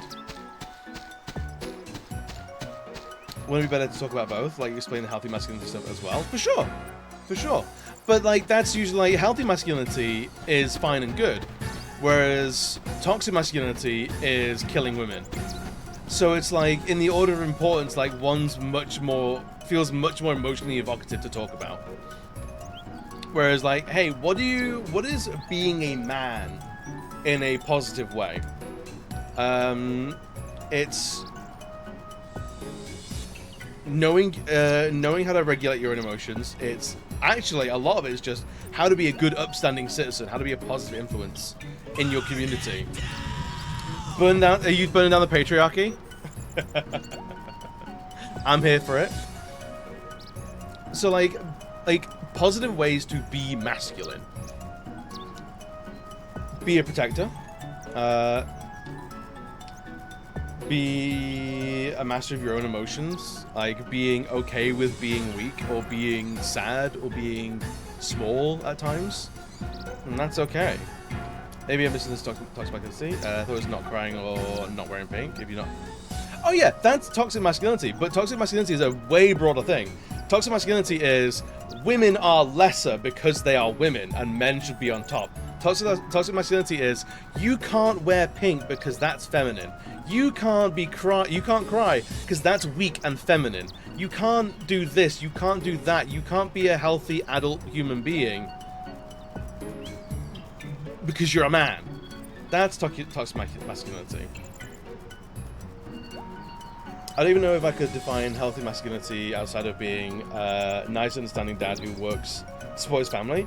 It sort of stops existing outside of that, except as drag. Yeah. So, like, this is where we get into topics of, like, masculinity and femininity are now archaic concepts that we don't have to abide by. Yeah, exactly. It's not gendered, really. Like, how to be masculine, providing for your family, that's archetypal. That's old school. Because if you are, say, a family unit, wife, like father, wife, 2 kids, the wife being the breadwinner, going out and earning money, whereas the father stays at home, takes care of the homestead, gets the kids up and ready for school, and does that side of things, that's not less of a man. That man is not less masculine because he is a stay-at-home dad. So it goes way more into the whole gender roles thing as well. Whereas really, positive masculinity is being comfortable enough to like pink, to cry when you feel like you need to cry, to be able to have a career in feminine or female-led industries, to not bar women from male-led industries, not supporting their friends' toxic ideologies. Being considerate and kind to people who don't look or sound like them. But then we get into the whole, this is just how good people act. And it's not really, the whole idea of masculinity is now an archaic thing where women are perfectly fine being masculine. Men are perfectly fine being feminine. And it's like, it's actually just, let people fucking vibe. Let people be who they want to be. As long as you're not, like, encroaching on someone else, it's all fine. It's all good. You're trouble, right? How about I teach you a thing or two? What about the Mihen High Road? Sure, kid. I turned to chocobos the High Road childless, but now everyone's hoppers instead. No, it's chocobos anymore. Beans around with your chocobos, so you can't see chocobos around much nowadays. Just lots and lots of Machina. Machina dots the High Road, but they're just there patrolling, so you don't have to worry about getting attacked or nothing. How'd I do? I did alright. Humans are sexually monomorphic species cosplaying as a sexually dimorphic species. I am not sure what those words mean.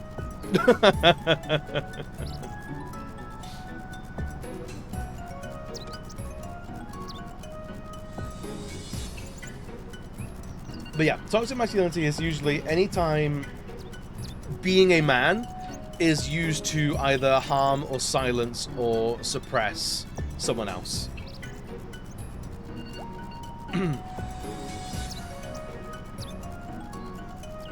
Women put on makeup and dresses to look like women. I think I see what you're saying. men's style in menswear and work out a lot to look like men. Right. So there is inherent traits that we don't have that we are striving to attain in order to be the gender that we feel we are. The woman is only a woman because she wears makeup. The man is only the man because he wears menswear.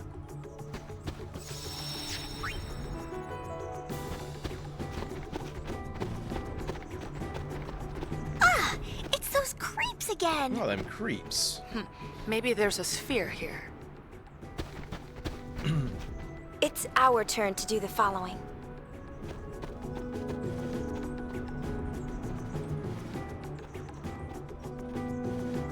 Hang on. Well, some of us have those traits. Yeah. It's not a blanket. Everybody has these traits, but it's usually like if you're looking at striving to embody the archaic idea of what is a man, what is a woman, you will be striving generally for those things.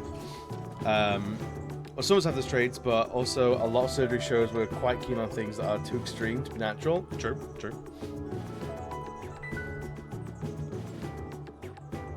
So, Mushroom Rock Road, Joseph Temple, Moonflow, Barcelona, Thunder Plains, Macalania Woods, Beacon Out Desert, Vel, Calman's Gexet, again, Besaid, Zanakind, Airship, Killiker. 25% in Chapter 1, apparently.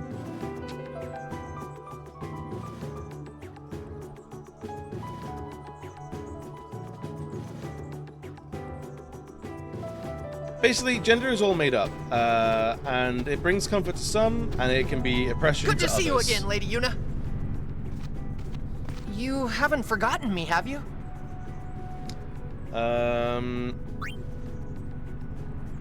You're Yibal of the thingamajig, aren't you? Yibal, isn't it? You're in the Youth League. Ha!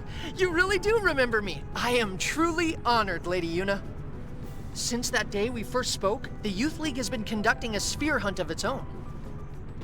We, the Youth League!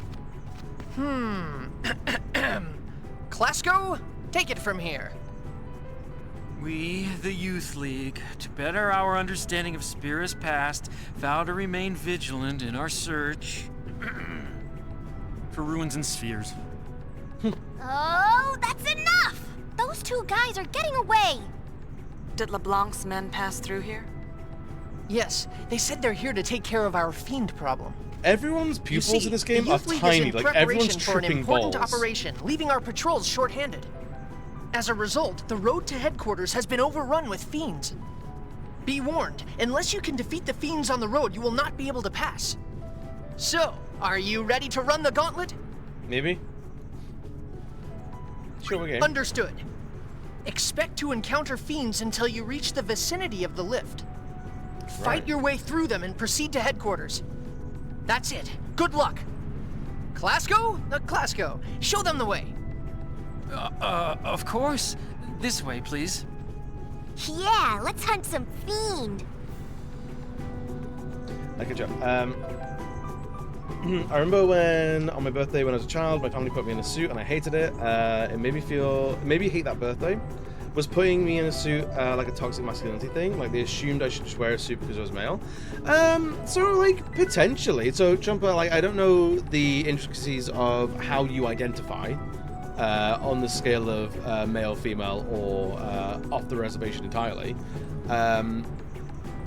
I think there is certainly an element of like there is the gender default of like if you're dressing up in your Sunday best type stuff, like the boys go in suits, the girls go in dresses, and non-binary people have no laws or regulations against them, so they will just be assigned whatever they must present as, or what their family expects of them, especially as children, and the amount of agency that you have is limited for various different reasons. If they were, if your family, so you identify as male but prefer stereotypical feminine stuff, so at that time, would you have preferred to wear like a dress? Like, how would you have preferred to dress up? I assume if they're putting you in a suit, were you going to like a nice restaurant? Were you going? I know a lot of families like you dress up to go see your family and grandparents potentially, like, or you're dressing up to go to church, things like that. Like, yeah, it's not necessarily toxic masculinity exclusively, but yeah, I think the word invasive is quite a good word to be using here. Like, it's definitely an invasion on what you wanted. It's not considerate. If it's your birthday and it's truly about you, making you do something you don't want to do as part of the celebration is quite, I think, hypocritical. Because you're not actually celebrating that person. You're prioritizing the pomp and circumstance of what a birthday potentially should be, rather than actually listening to the special person of the day.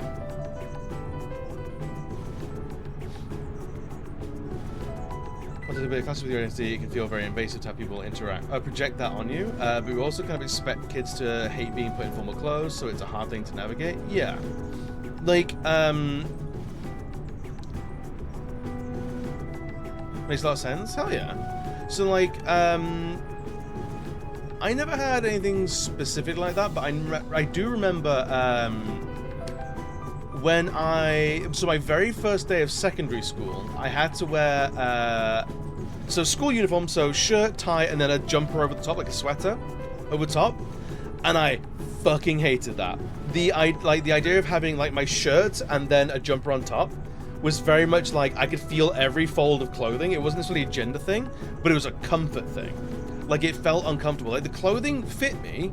I had the right amalgamations of arms and legs and a head. My torso was generally torso shaped, so I wasn't the incorrect size and shape for these clothes, but the combination of those clothes was a textural nightmare, was very overwhelming, and I had a fucking meltdown.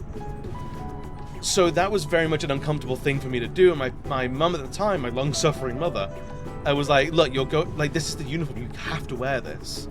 And I'm there, like, stood at the bottom of our stairs, first day of school, like, tears screaming, red-faced, like, I am screaming bloody murder. That, like, you may as well have put me in an Iron Maiden. I'm that uncomfortable, and, like, I can't articulate why I don't like this. Because I don't have the words for that. I'm 10 years old. Like, I don't know why I hate this, but I know that I do. And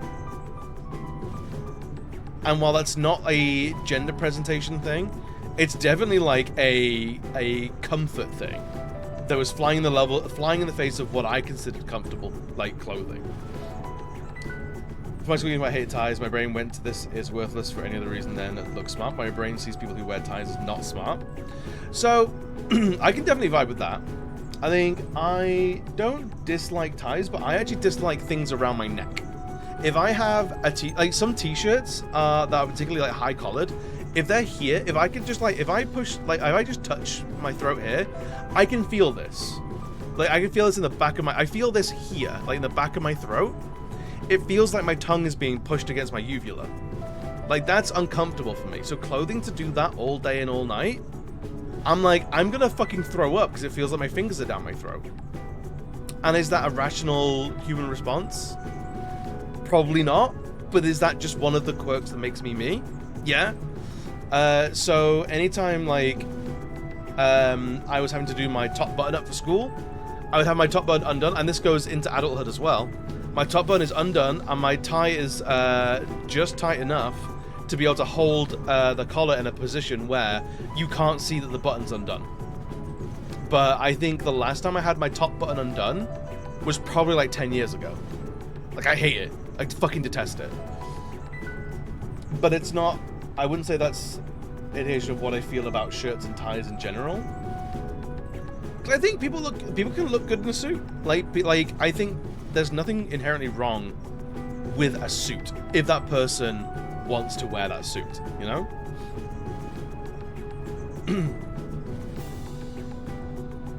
Just never wore a tie and teachers got mad at you. So I, as soon as I got into secondary school, I went to a grammar school for my secondary school because I was wicked fucking smart, mate.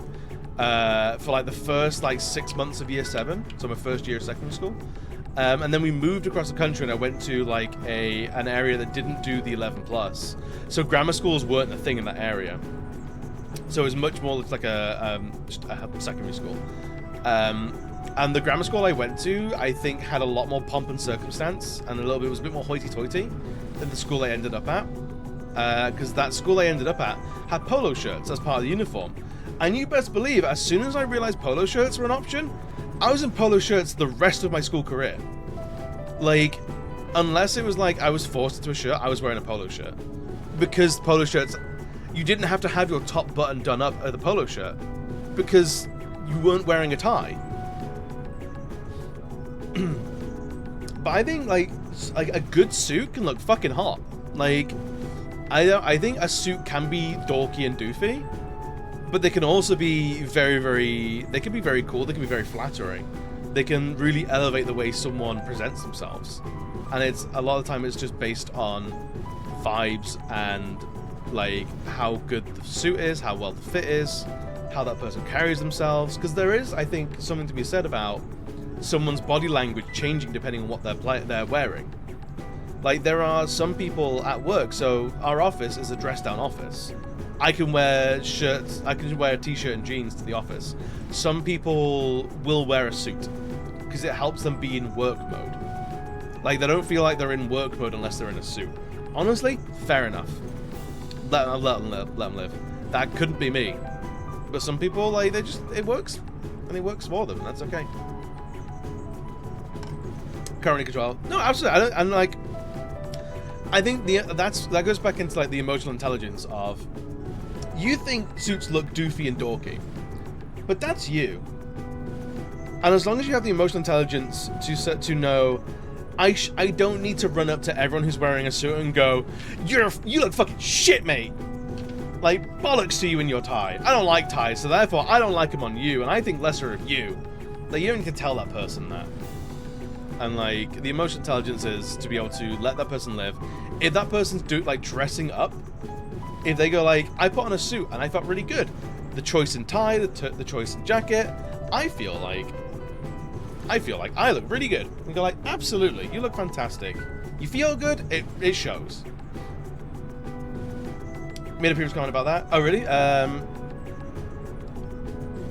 If someone's wearing suit or ties, I won't be an asshole. Yeah, exactly. Like, you can go like, ugh, I don't like those for me, but like, for someone else, fine, whatever. It's cool. I think that's just the ultimate crux of it, you know? Is letting people wear what they want. And, like, going back to your birthday, what you wanted to wear was not a fucking suit. And I wonder if you didn't have those experiences... yo, Scott Spot, what's good, buddy? Unless you have... If you didn't have those experiences, those negative experiences with suits and things like that, would you be more amenable to an appropriate suit these days? Where it doesn't even, like, you say, like, you prefer more femme style clothing. Would you prefer a more traditionally female cut of suit rather than just hardline, I don't do suits? I do wonder if, like, the experiences you've had have led to the idea of, I don't even want to go near a suit ever again. Unless the occasion specific calls for it, I always view a suit as someone showing themselves as high and mighty or better than you. I can see that. Like, it feels like, it can do, especially with, in some workplaces where, like, the general staff have a uniform, but management gets a suit. There's, like, because there's a level of self-expression with suits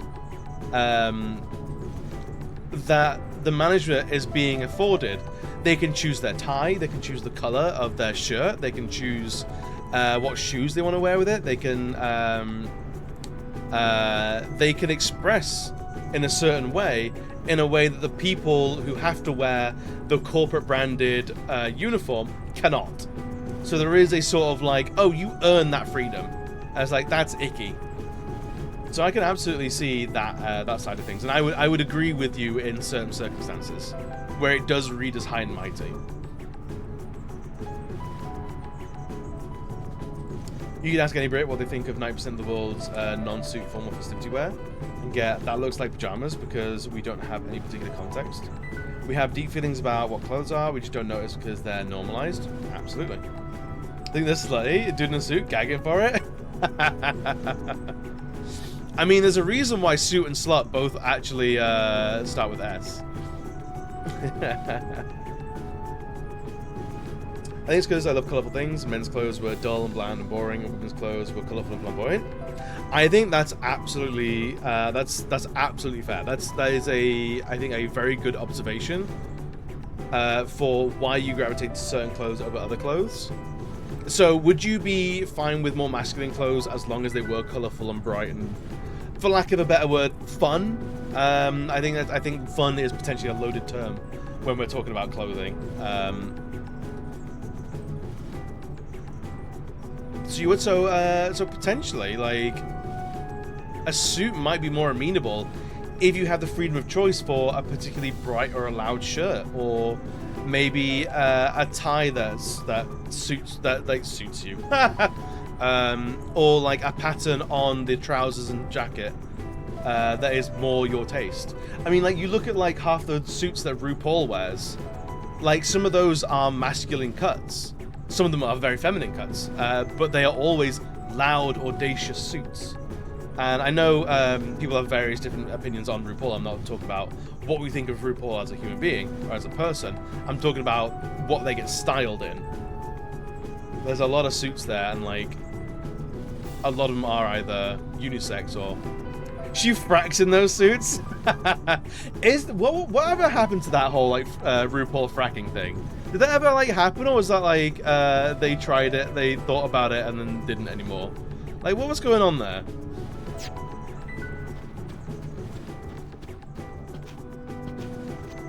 The Core League is Maven Nuge, a warrior who fears not even death. Alright. What even happened to fracking? Does nobody care now? Do we end it? I have no idea. I mean, ask Flint, Michigan. Do they have clean water yet? Yeah, Jetpack, welcome, buddy. Oil fracking? Yeah. So oil fracking, yeah. This was like pre-pandemic. This was a while ago, where RuPaul had a bunch of land and wanted to start fracking on that land. But I don't know what came of it. So I don't know if like it was just a rumor or... Yeah, RuPaul invented fracking. It was a challenge on season 4.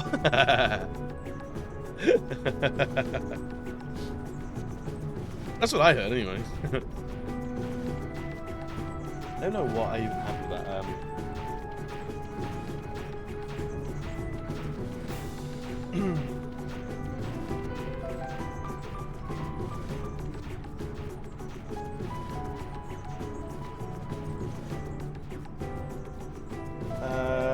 RuPaul finally commented on the controversy surrounding his association with fracking. Do you buy gas, he said. Before you point the finger, smell it first, bitch. Oh, yeah. So, yeah, he was going for it. Just because finances, this is what George was wiring a branch. Modern ranch, 21st century, it's really land management. It is, you lease the mineral rights to oil companies, and you sell water to oil companies.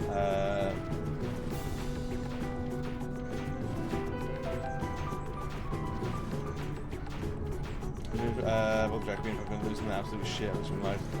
Because he brought up the fracking, even though Chris was Newport considered a minor form of heresy among the form of contestants. Fracking comments have been a Reddit post, been an issue, music law, blah, blah,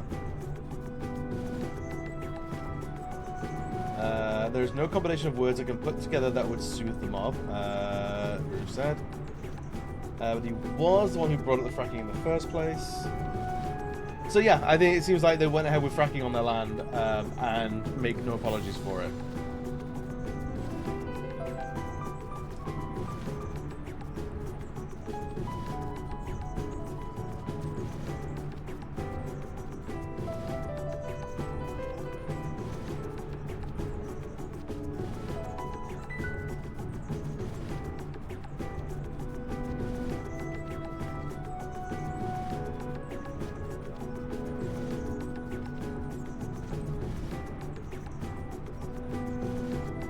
So I don't know if Rue intentionally went like, yes, I want to do fracking as a thing. It looks like they leased the like oil and mineral deposits of their land to an oil and gas company, and the oil and gas company goes, oh, the way we want to bring that stuff out of the ground is fracking, and so it looks like the owner of the land doesn't necessarily have the choice of what method that company is going to use. So, doesn't sound good, but also like, is it entirely within their control? I don't know. Dig this. Even frack was some type of drag queen slang. You say I wasn't thinking about oil fracking. yeah, oil and gas fracking. What is this? What are you showing us?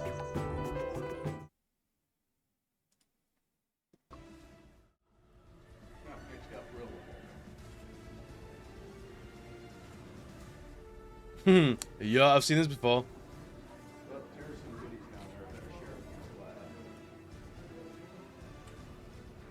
So you told me this morning when I was in here talking to you that you would drink this water, right? So would you drink it? Yes or no? Oh, you can't answer any questions? So my answer would be no. I would not drink. Yep, that shit is fucking disgusting. That's allowed to happen. Mm-hmm.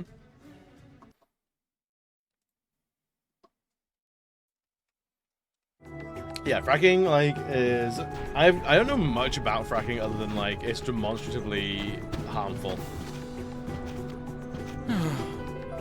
You seem down.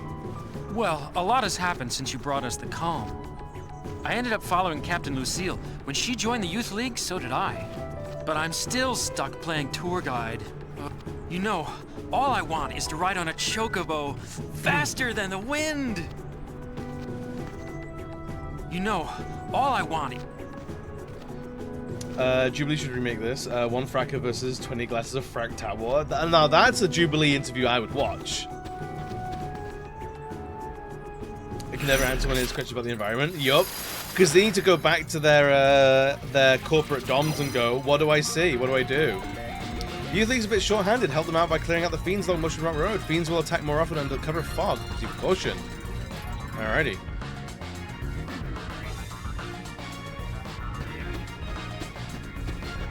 Can't go down.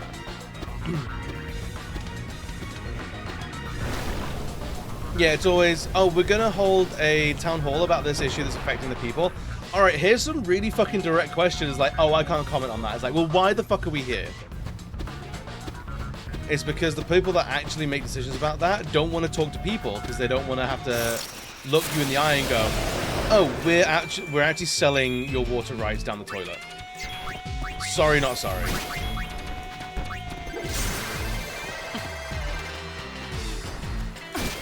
It's absolutely all about the person that you're talking to is getting paid not to manage things, but to be the face of hatred.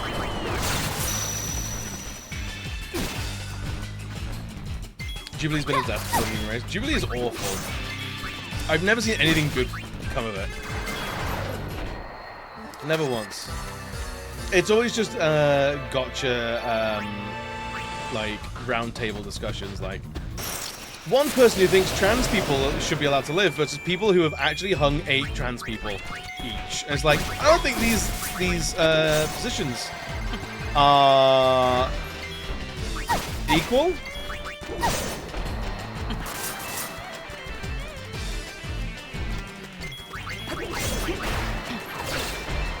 Yeah, it's I think I've seen one Jubilee video and I was like, this place is not for me. I'm not into this. There they are.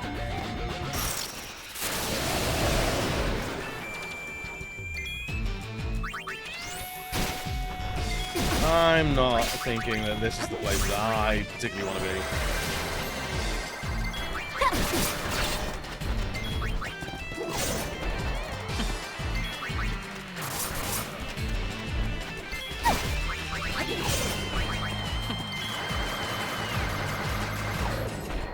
We won! An empty win. So yeah, the Jubilee was a very easy block for my YouTube feed. So do you want to watch more of these? Like, I would rather, like, I'd rather pull out my own teeth. I'm not gonna lie to you.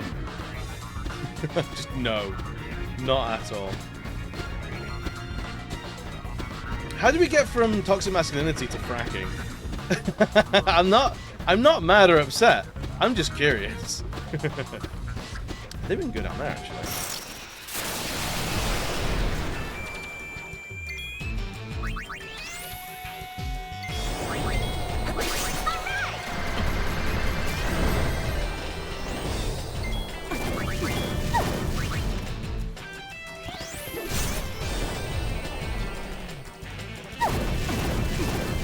Alright, these guys hit kind of hard. A ball from him, I'll tell you that.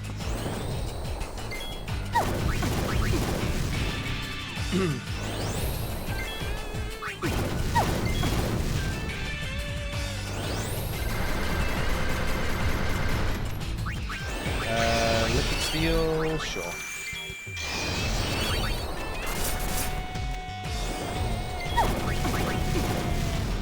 Come on, they gotta die soon, right?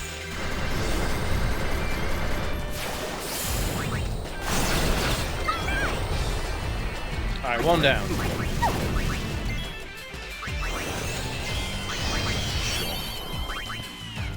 I don't know if the steal has to be successful to get an AP point.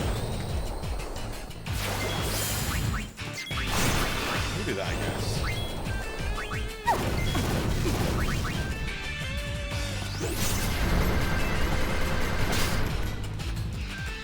Thank you for doing the ads, friends. Welcome back. You haven't missed nothing.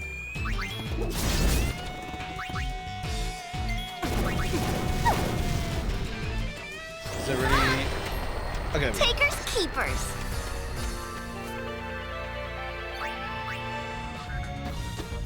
So can we go down there for stuff? We can. Okay. A turbo ether? Hell yeah. We don't even have a normal ether, let alone any more. Can we... Oh god.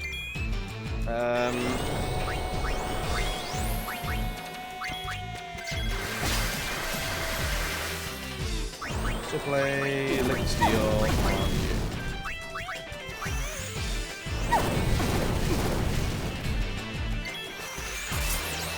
Let's go Black Mage. And fling some water about.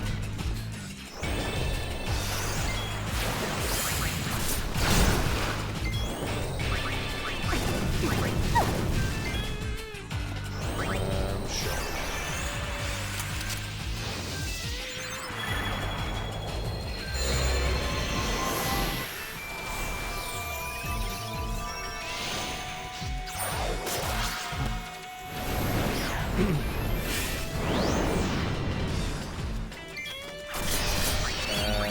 Why? Do it. This is not much for...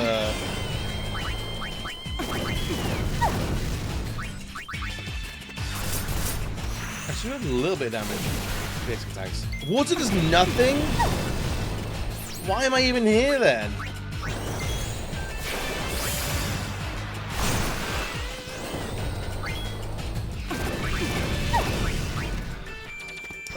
Magic break? Sure.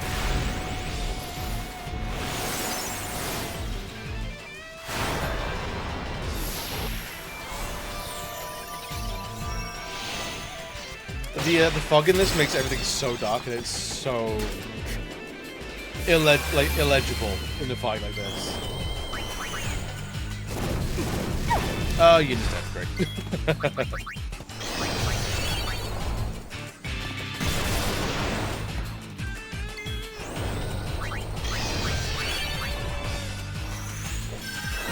Can we not magic up all the time, please?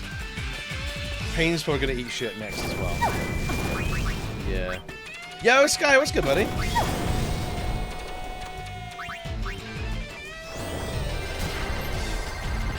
And then Jeremiah came and said, I want you to leave a lurk in all live streams, 1 likes. And I came and left a lurk. Good morning, good afternoon, how are you doing? Potion, you.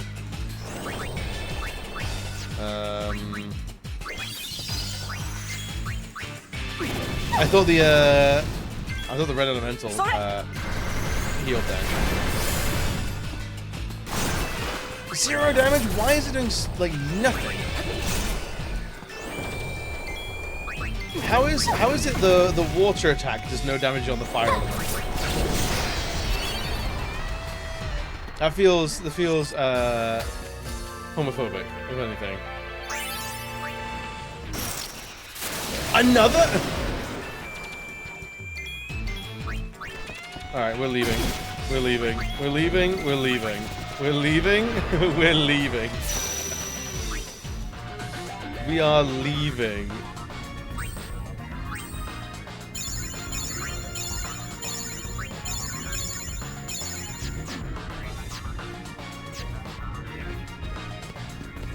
That was terrible. Although we did get we saw the oversold mushroom cat, which is annoying because we do need to kill that.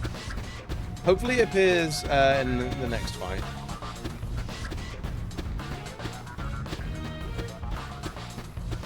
Basically, there's another mechanic in this game. This game is very mechanically dense. I'm finding out. Every like 5 to 10 copies of an enemy that you kill,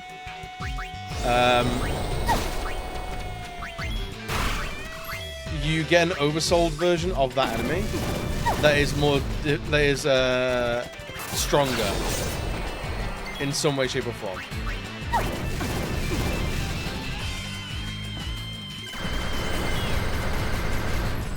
Okay, this is just attack base. You don't enjoy the battle music in this game? Really?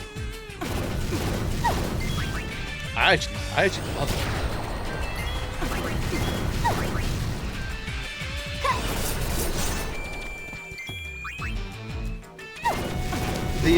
The battle music in 13, I'm not a super big fan of. So that's going to be tough when we get to that game. I might struggle a little bit.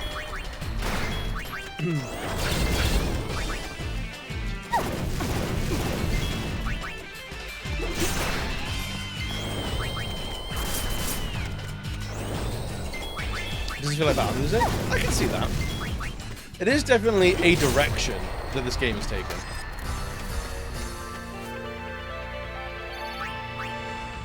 It definitely doesn't feel particularly Final Fantasy, quote unquote.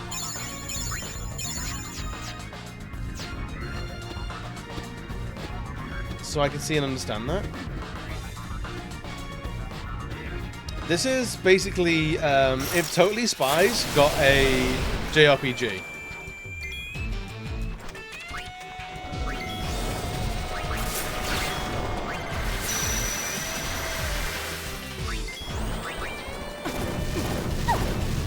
Ah, cool. So if we flee against an oversold enemy, it still turns up next round.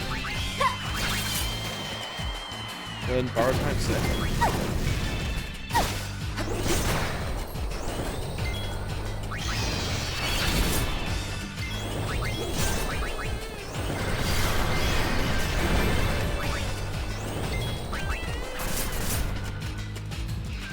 The battle music with the fanfare is damn good.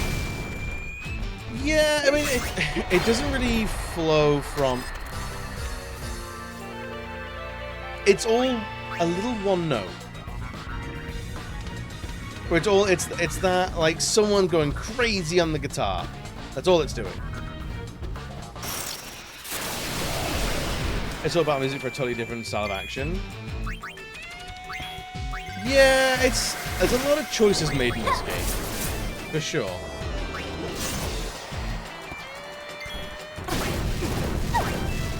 I think I like it because it's so different. I think that is a huge benefit, like a huge positive for me.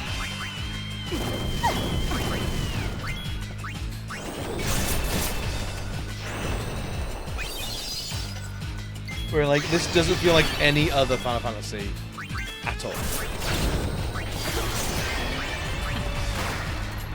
I can totally see why if you like 10 and you wanted more of 10, this is not more of 10.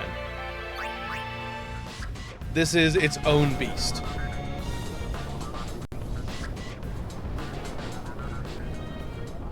And with that change in sort of perspective, that change in flavor, people are gonna either like it or not like it. So I definitely think people are wrong for not liking wow. it. Lady Yuna. It's me, Elma. It's been so long. Wow, you've really changed. How are you? Never better. Now that I'm in the Youth League, I've always got something to do. Hey, you made it past all the fiends. Nice work. Go on, step aside. Go on, get the fuck out of here. That's an actual child in the military. Which this game was weirdly okay with. Look at you. Not bad, huh? Like, that's not a Lalathal. That's a human child. It's called the Heart of Flame Garment Grid. Ooh.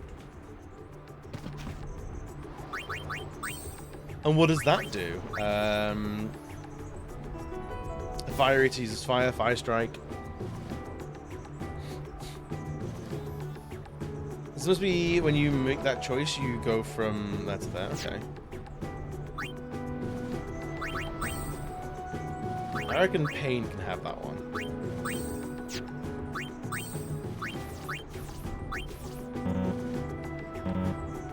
No? Not allowed? Why not? Oh, do I have to assign, do I have to assign, things to it first?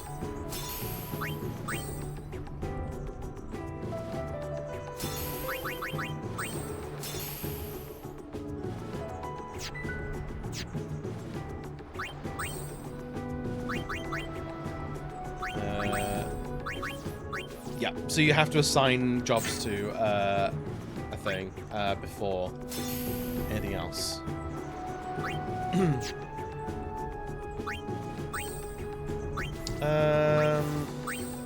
She's all about strength at the moment. Is there another thing that uses strength?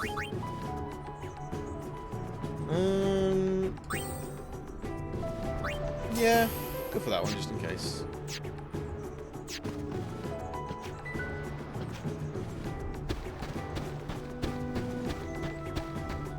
Any items? No? Okay. You showed those fiends nice work. Thank you.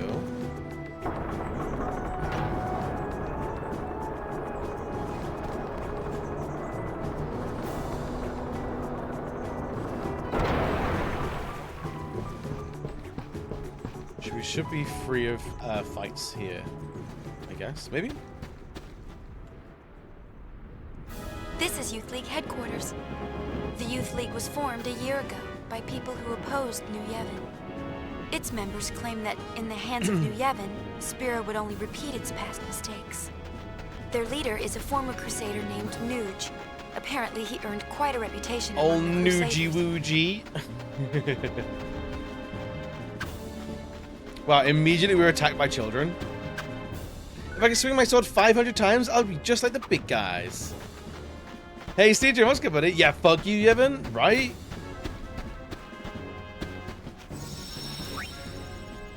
Fucking New Yevon nerds. What a bunch of dorks.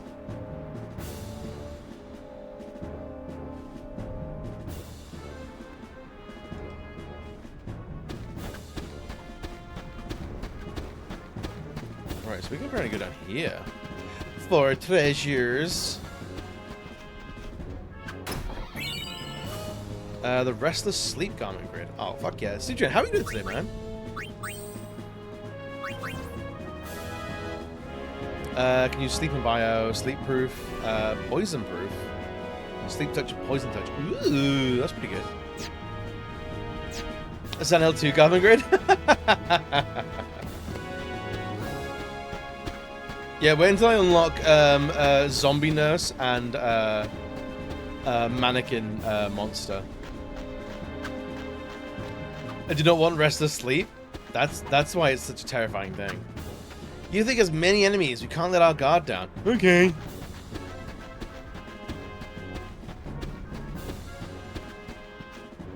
Because no one here. I'm the inspector's assistant. It's how it is how do you say arm inspection? Inspect Machina delivered to Youth League.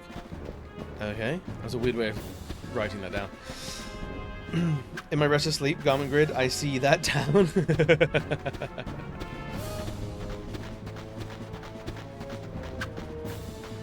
The Crusaders disbanded once the calm came, so I joined the Youth League. Commander Lucille is Maven Nuge's right hand. She commands all of the League's troops. Our officers are currently in conference within. Please do not disturb them. But I wanna. Maven Nuge is such a fearless warrior that has to. He's been called the Death Seeker. Cool. Make him cooler, why don't you?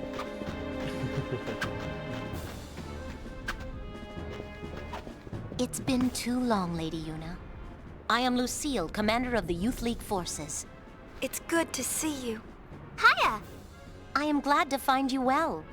As you can see, I have joined the Youth League to aid in the fight for a new Spira. I consider it my duty. Maven Nuge, our leader, has been hoping for an audience with my lady for some time. Unfortunately, he is planning a mission of great import and will be occupied well into the night. I am terribly sorry, but I must ask that you return another day. Oh, it's no trouble.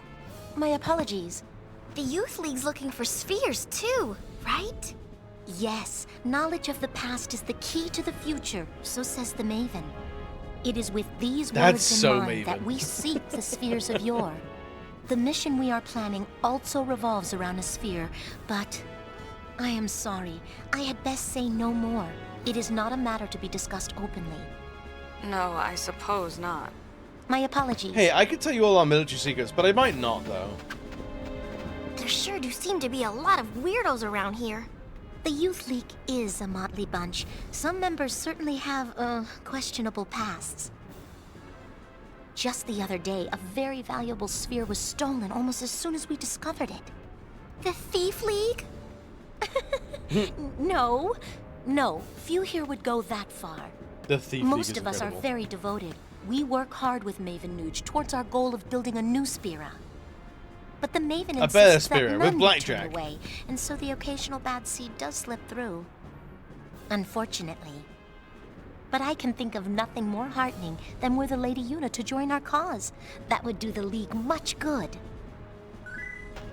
Yo, Busy, how you doing, buddy? Forget the blackjack, just the hookers, man. Why, Lady Yuna, I believe it's been We're, fully 2 we're very years. positive for sex Cause work in a New Spira. celebration. Perhaps you'd like to hear a story. By all means. These past 2 years have been truly Been looking and tumultuous. working? Hey, thank you. I hope it's been going well for you. Sin defeated and Yevon's terrible deception exposed for all to see, it is safe to say Spira was in a state of upheaval.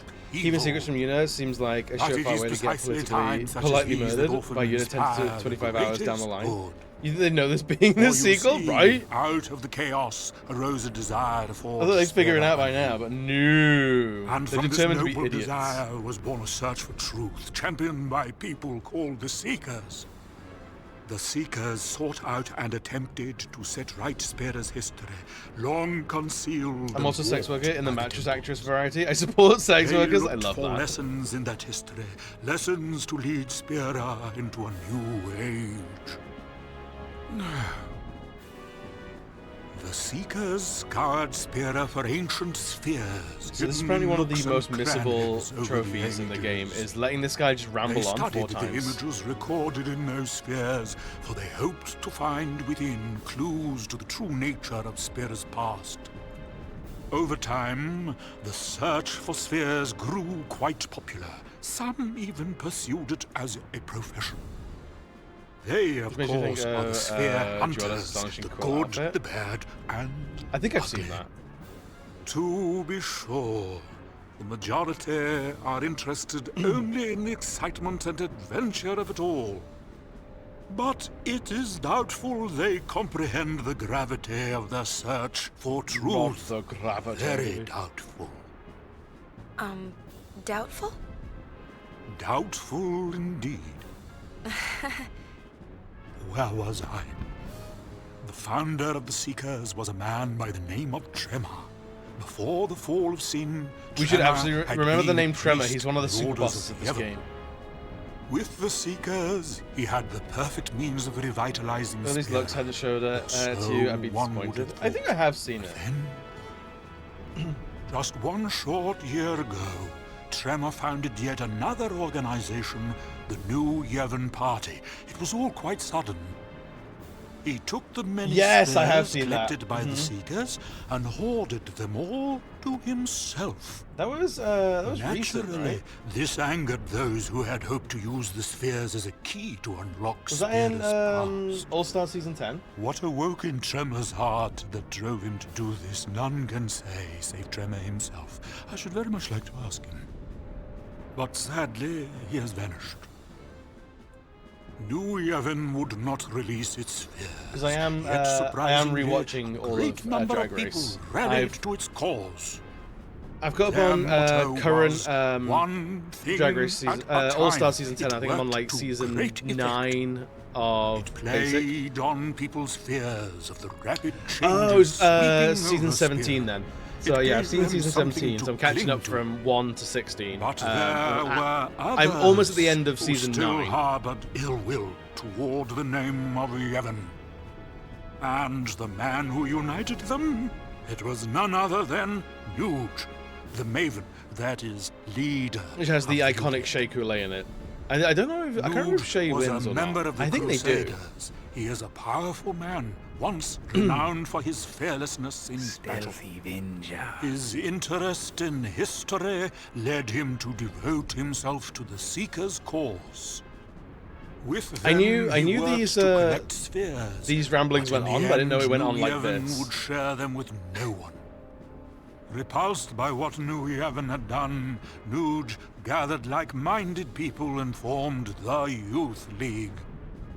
Drawing its support mainly from Spear's younger generation, the League soon matched New Yevon in size. As the organization grew, so did the responsibilities We're going for the best of ending? its leader. No, I mean like yes, but also I came here it's not hoping to it's speak not with our Yevon, ideal ending. But he is busy in meetings, and I was turned away. It was quite a well-liked character next, yeah. Pity. It must be rough to be a voice actor in this sort of position as well. Like, it's so much work to just be an irritating joke to I people. must say, I'm quite envious. So much energy, so much time. Like, hey, we need you to While record, I, on the like, other literally hand, an hour's have worth of grown dialogue. weary with the But it's passing all of such many shit that no one's going to listen to, and it's only really I there to, travel like, Spear, annoy people as a gathering joke. knowledge, only to have it slip my mind a moment later. Just between you and me, I don't even remember how old I am. Oh, might I ask you one small favor? What is it? I'd like to shake your hand. If it's not too much trouble. Alright, don't to get touchy, touch old man. just once the hand that defeated sin and saved all Spear. Sure. Oh, thank you. Now this old scholar can go in peace. Don't say that. Your hand. Is something wrong? No, no, it is nothing. Lady Yuna, you have my thanks. Alrighty, we did that bit. We have to do that 4 more times, I think. Or 3 more times. I should remember, you can even skip a second dialogue. No, it's, that's, technically wrong. It's just Mei Shen's, stuff that you can't skip. Other dialogue you can skip. But at the very least, it does auto-progress, so you can just leave it. So you don't have to, it's not like a JRPG where you have to click through every line. And you can accidentally cut things off. If you just let it run, it's fine.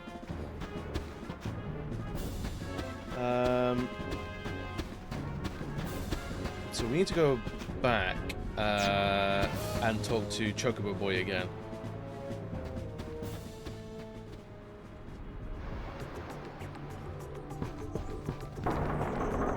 Because we want to talk to Clasco and allow him aboard the Celsius.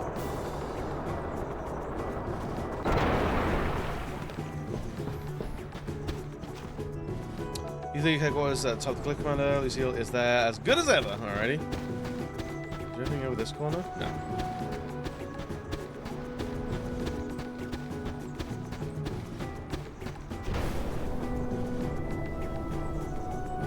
So yeah, it's... The 100% is unforgiving, but it's not the end of the world, because you can push it to like 120% completion, because you eventually either choose New Yevon or the Youth League, and you can New Game Plus, basically the other side, for additional completion. So we can just go New Game Plus, do the other side, and get to like 120 or something like that.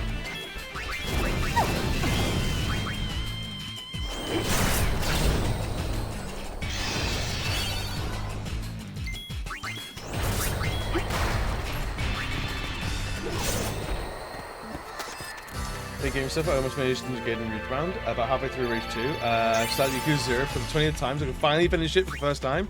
Hell yeah, you can do it. I believe in you. How was Rage Bound? I've heard good things about it, but I've not heard a lot of things about it.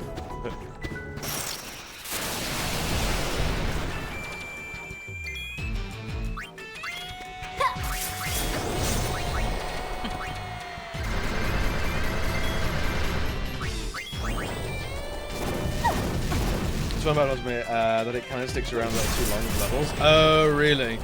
That's a shame. That's a big shame. I'm hoping tonight I can get like either another run or at least all the collectibles in Devil May Cry, because I want to get that done now. That's going to hang around a lot longer than I wanted to. I can already tell.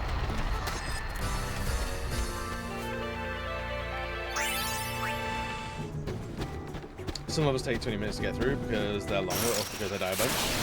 I'm going to do 1-2 levels and then put it down. Okay, it's not too bad. I'm alright. I'm okay with games where it's like, I play this for 10 minutes and then I'm done. Like, I'm very tempted to have like a Balatro redeem. So like, if 5 people redeem like 1,000-point channel point redeem in a stream, then we'll go play a game of Balatro, and then use that as like, can I platinum the game playing it only like that?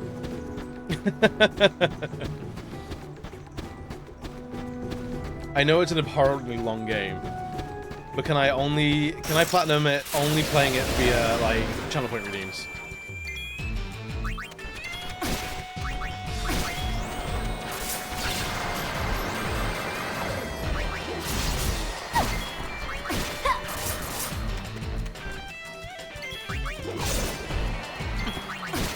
Get out of here.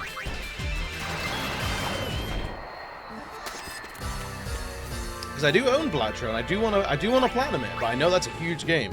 I can do the same with something like Vampire Survivors, because I know a game of Vampire Survivors is like capped at like half an hour, or like some more often than not 15 minutes. So I know it can't overstay its welcome.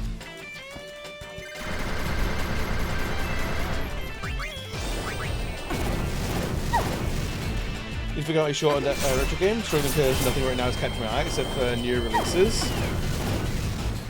It can be tough sometimes.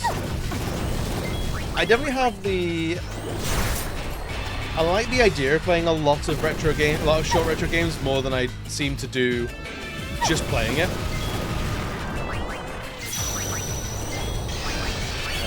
Attack you. Attack you. White magic, cure yourself. It's interesting that, like, because we have Fire Eater, now Pain literally can't die in this fight.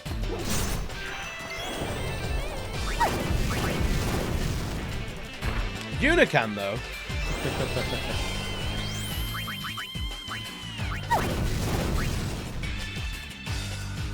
Yuna definitely can.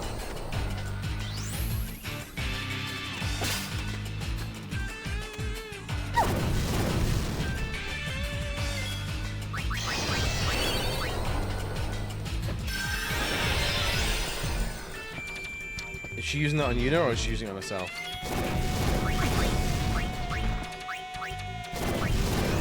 Oh my god! Alright, so it might be Pain by herself then.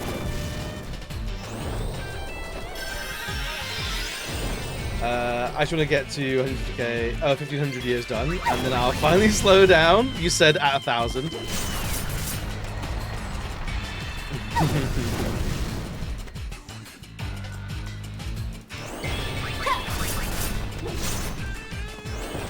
You know, listen. 36 years is easy. You'll get that in like a day or two.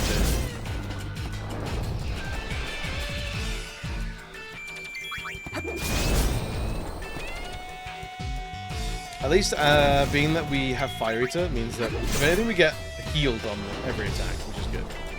I don't even know what my my current total is on the challenge.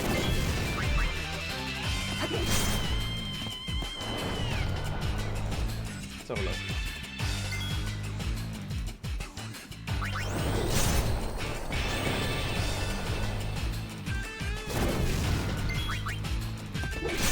I'm on 911 years. I'm close to 1,000.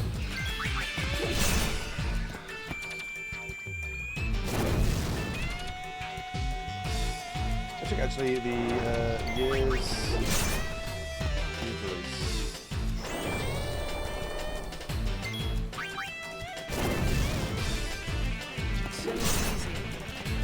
Someone's put like the actual like date, not the year of release. Because people can't fucking read.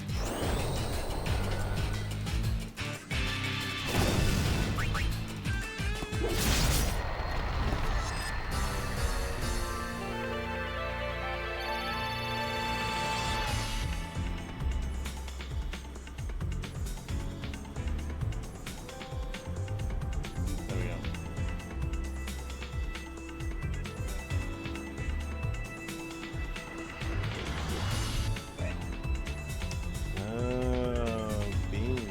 I forgot. I did put a thing in it. Weird.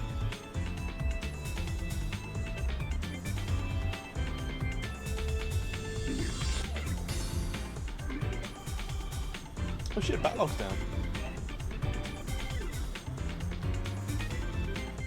Let's go out then. 2017. I think I need to go through and like do some like cleaning of the backlog. The backlog bashes thing. Okay, 919. I'm at 919, so 81 years and I've got 1,000. I can do that. I could do that.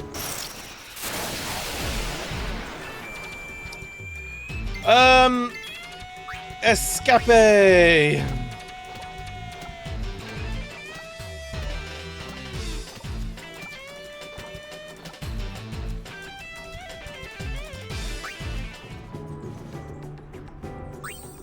Yeah, he's coming.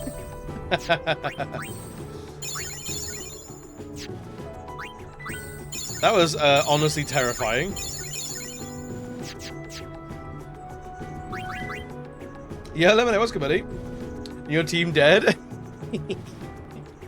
It's going great! It's going wonderful! I'm having a great time, honest! I'm having a really good time! Alright, so Trigger Happy's actually most of the way there now. That's pretty decent. That's pretty decent. What's Thief looking like? Ugh, 24%. It takes a long time to get some of these. So I guess actually, rather than pill for HP, let's do item hunter. So more items being dropped. I think. Warrior, what are you learning right now? Delay attack? Yes, delay attack, very, very useful. Lemonade, how are we doing today, buddy? We well be thriving. The friend is actually innocent. They know what they did. They know what they did. Well, just waking up. Good morning, man. What have we got planned for the day? Wow, we did like 5 damage. Crazy. Yeah! The whole team went yeah at the same time. I think it was a little bit. It was a little bit much for me. I got a little overwhelming for a second there. Give me a Y! Give me an R! Give me a break.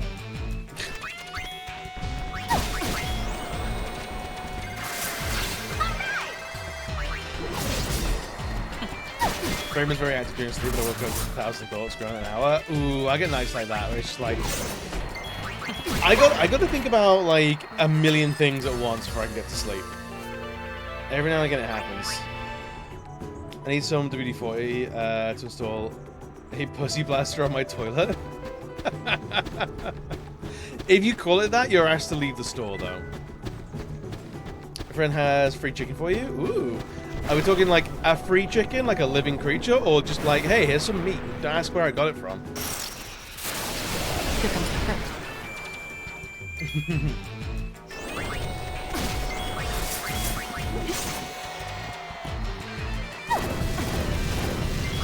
Dead and ready for consumption? Okay.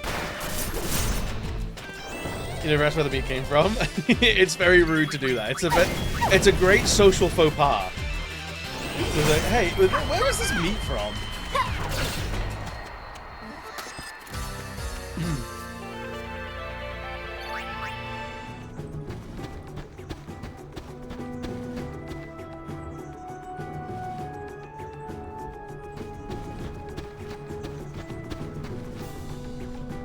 Costco's not there anymore.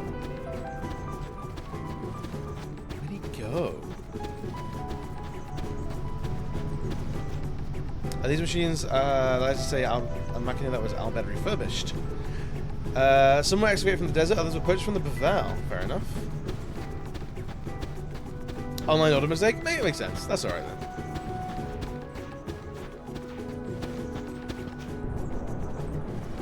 What is this place now?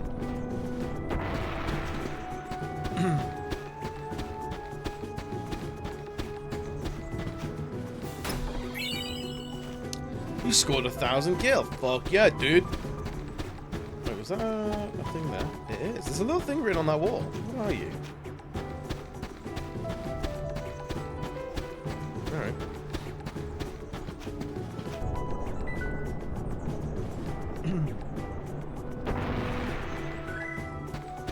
Yo, Chess, what's good, buddy?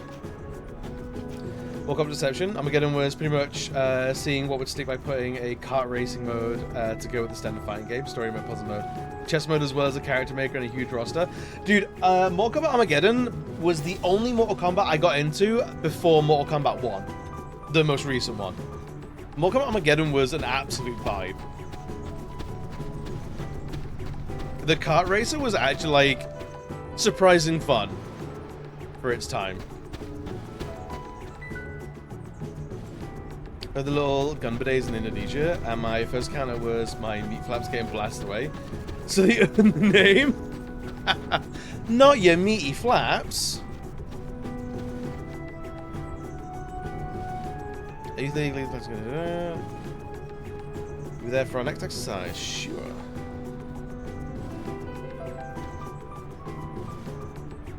Definitely an odd sequel. Oh, for sure. Very strange. I kind of liked it though. It feels like that it was a natural conclusion to Mortal Kombat at the time. Bring it, because it was like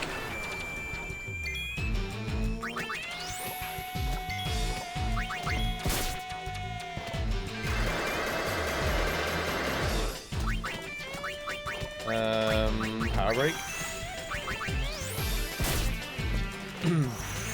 Can we take on a Tomberry at like level 10? You had your chance to run.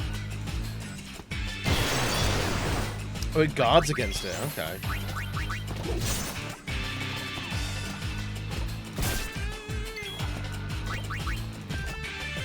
All right.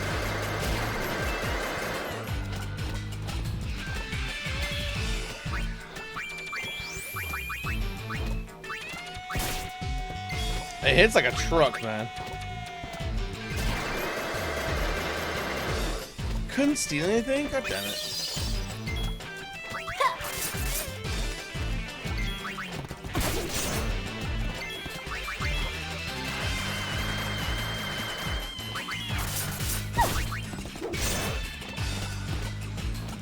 Alright, so they're not super fast.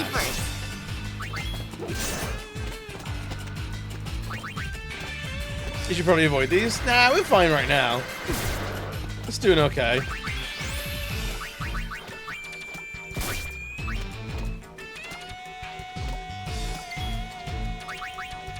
I'm just gonna actually try and kill it, man.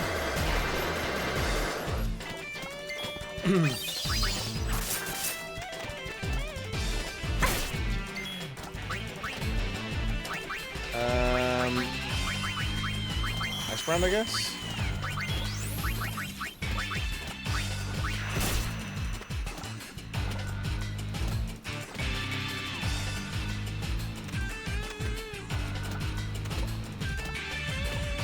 Alright, I don't think stealing's gonna do anything anymore.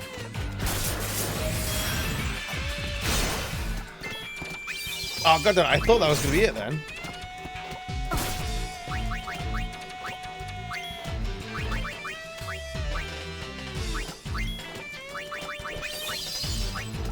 I didn't do fucking shit!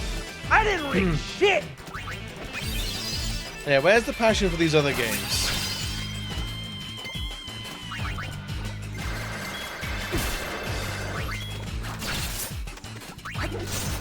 Come on. They have so much health.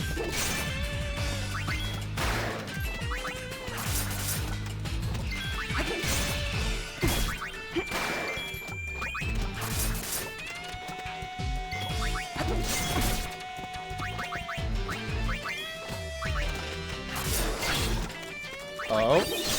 It got staggered. Is that an indication that we're getting somewhere? Oh no.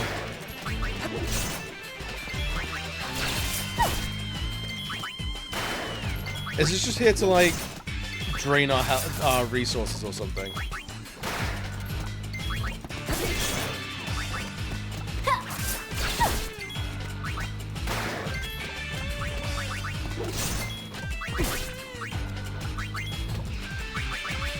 Item, potion, you.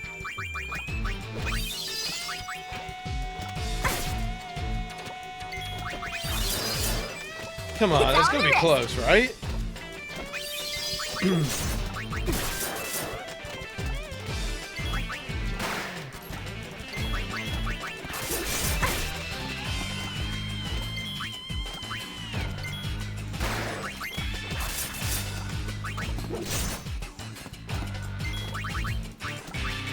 Potion yourself.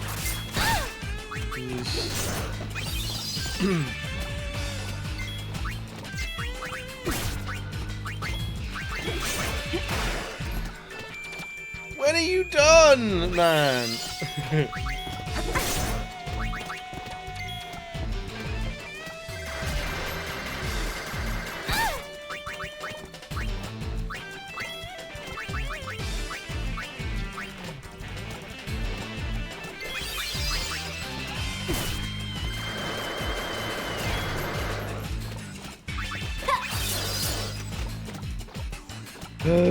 This could be all we do for a while, I guess.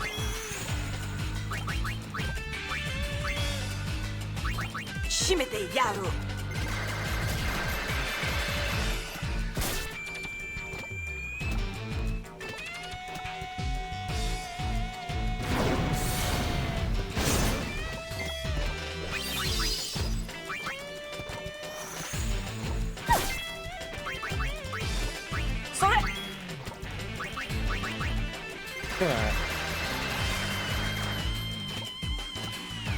This ain't... I mean...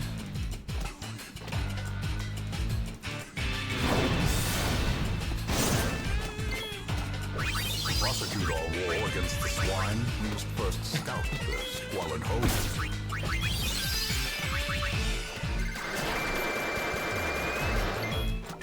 Still can't steal anything.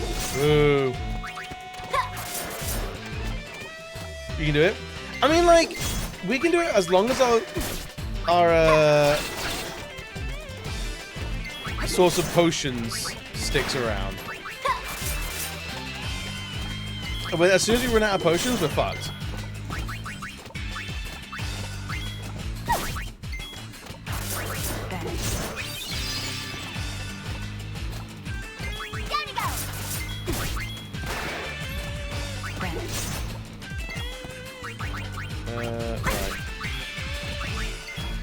Your average damage, it'll be a while.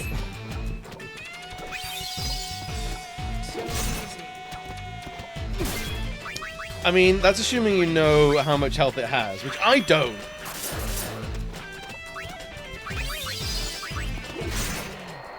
Hey, what was that? AB talking shit? Didn't even get anything for it.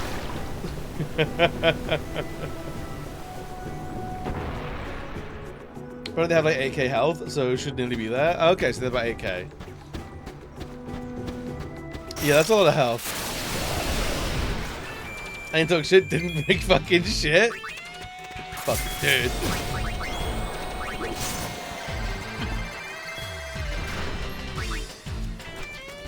The receipt is right there. I can't see it. The joke's on you. I can't read. Thank you very much.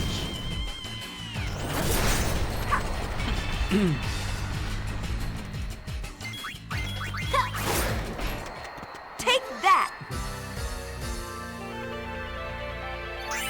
It's like the, what is God to a non-believer? What is, what is a receipt to the illiterate? Nothing. That's what it is. You missed, but that's another topic for another time. Me missing messages in this chat? I'm sure someone said something about it before. Not that I'd know. Not that I could tell.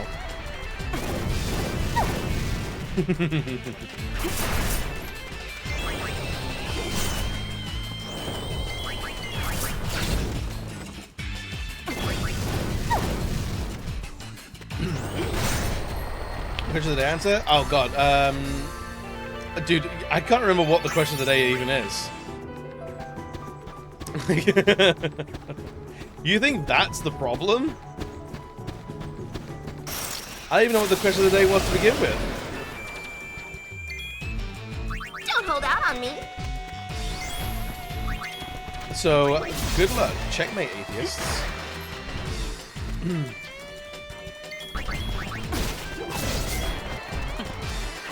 Mortal Kombat was Midway's last one too, before they became NetherRealm Studios. After being bought by Oculus from bankruptcy, yeah.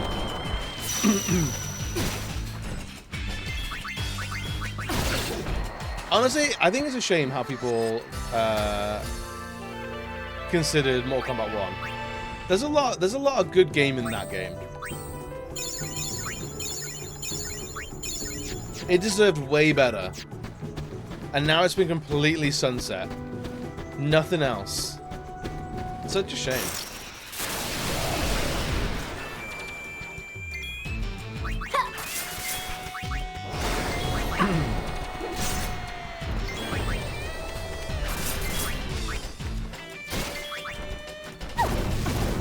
So Shaolin Monks was that stringently considering when the fighting game to an actual story game. I would say was it Sub-Zero, like Chronicles Sub-Zero or whatever it was? So what's next?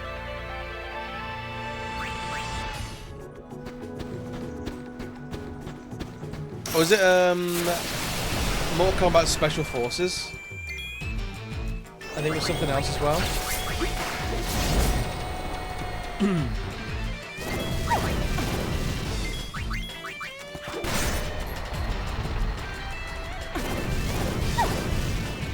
I think there was Special Forces and something to do with Sub-Zero. I can't remember the exact name of it though.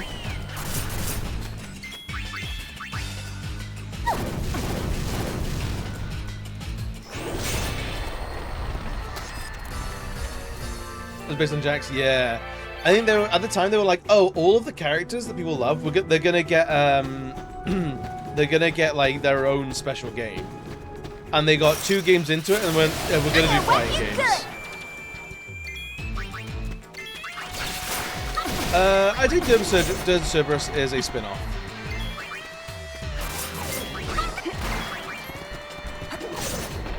But it was definitely weird. Dirge Cerberus was very weird considering it's a Final Fantasy game. I think on a technicality, it's a spin-off. Oh, we're leaving.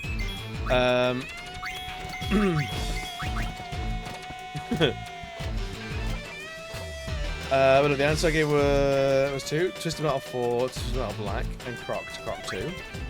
Wait, how was Croc and Croc 2 different? Were they... I thought they were vaguely similar. Or actually quite similar.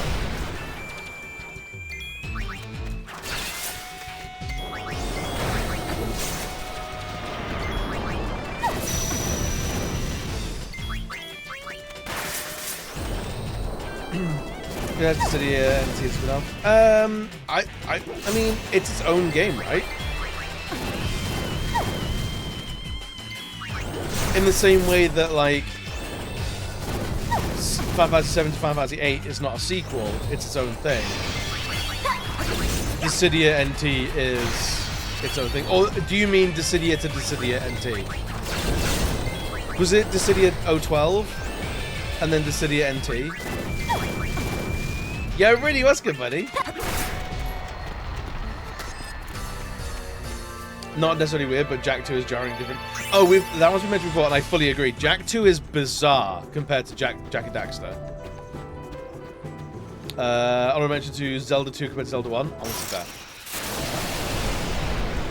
No idea? Honestly, fair. I appreciate you owning up. Because I don't know enough about the Dissidia games. Croc 2 went from a classic platformer style to Crash Bandicoot to being more than much less linear world while still having levels with challenge levels and minigames. But racing, which made me rage to not end. Okay. Husband loves Zelda 2. I knew there's someone out there. I knew someone out there was liking it.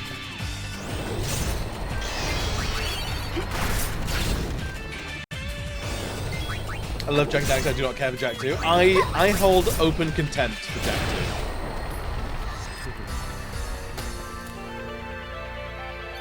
2. I do not like Jak 2 at all. I think that was a bad game.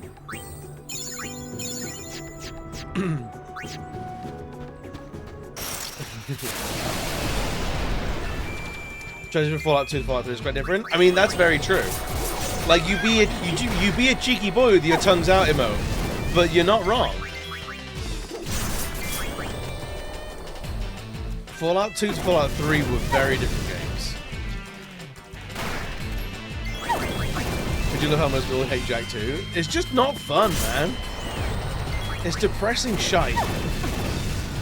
I can't remember. It's been like 12 years, but I remember not vibing with it as much. So I don't remember Croc Legend of the Gobbos, and I feel like I played Croc 2. But the way you're describing it makes me feel like maybe I haven't played Croc 2.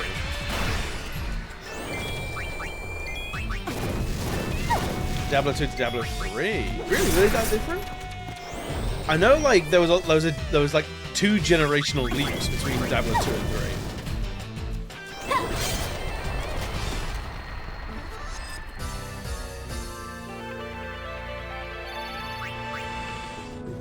I know that much at least. What are you learning now? Quarter Pounder. Reduce one enemy's HP by a quarter. Okay. Damaging one enemy according to the user's XP level. Okay. Burst shot. Okay. Dark proof. Dark proof's pretty good. Should probably do that.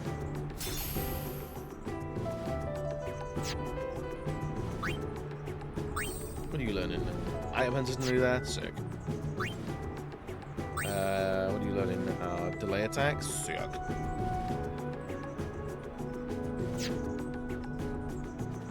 Still all of that learn, and it's only at 31%. I suppose Assault and this one have got to be massive abilities, and probably that one as well.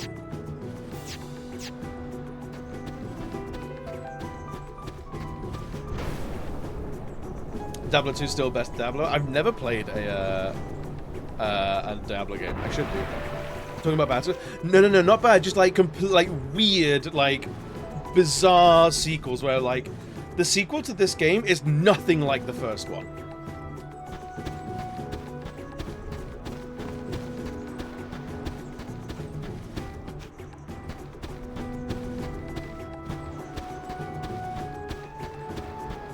Oh, there's a treasure here. Favorite outfit? What is that?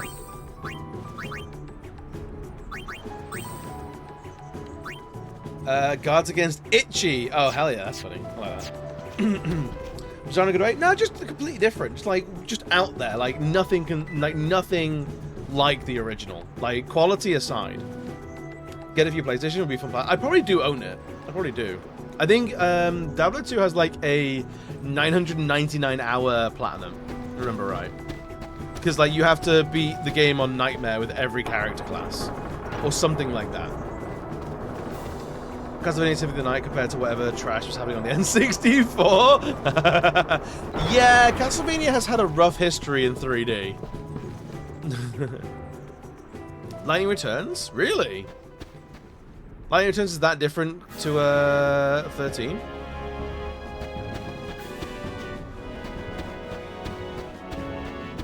Where is this Chocobo boy?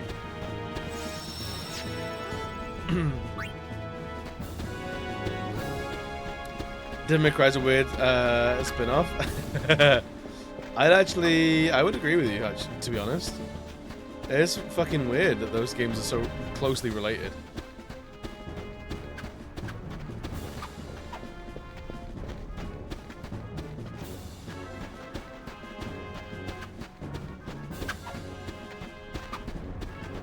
Where is what's his face?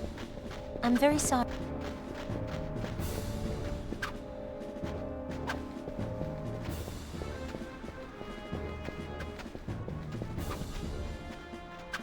Join the Youth League. Okay, I'll speak to you a bunch. So currently in accordance with them, please don't disturb them.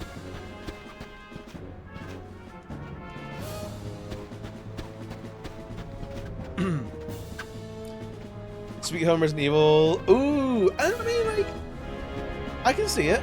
I can see that. Want Beautiful Joe to come back? Honestly, yes, please.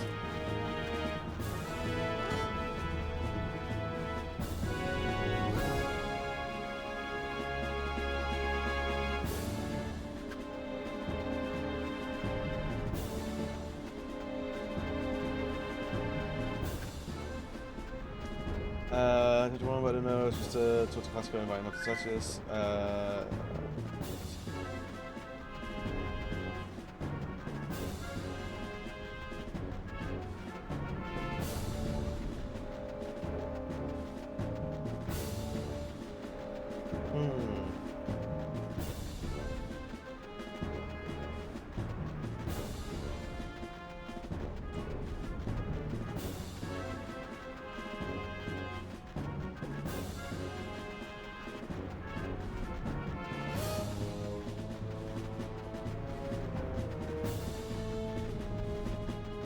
Yo, Hexler, welcome, buddy. Doing well, I'm doing well. Counter Ormian Logos in the Den of Woe. Where is the Den of Woe? Is it the opposite way to where we were?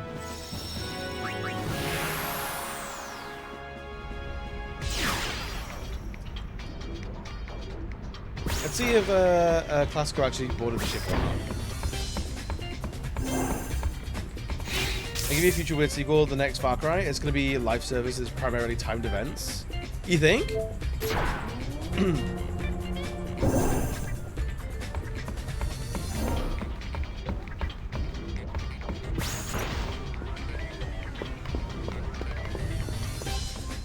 Has it been confirmed, is it? By who?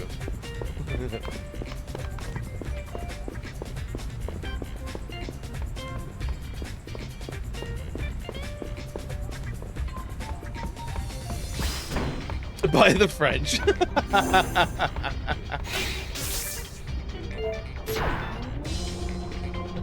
By Ubisoft themselves.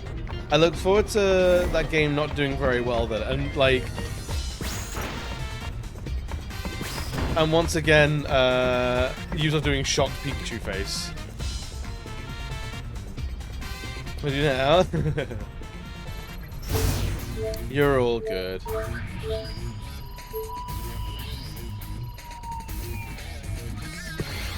Hey, we're on 12% completion. That's not too bad. Oh, there he is. Perfect. That's it. Every time I try something new, I screw it up. I just don't know what I want to do with my life. I don't know where I belong. I've spent my whole life drifting from one failure to the next. But I can't keep doing this forever. I know that there's a place for everyone in this world, even someone as sad and pathetic as me. Oh, Jesus, Glasgow. Lady Yuna, I want to find my place. Please, allow me to ride on your airship. Sorry, loser. Wow. The more the merrier. Oh, thank you so much. I'll find my true calling. You'll see. Is that Archon? Hang on, is that the voice actor for Archon?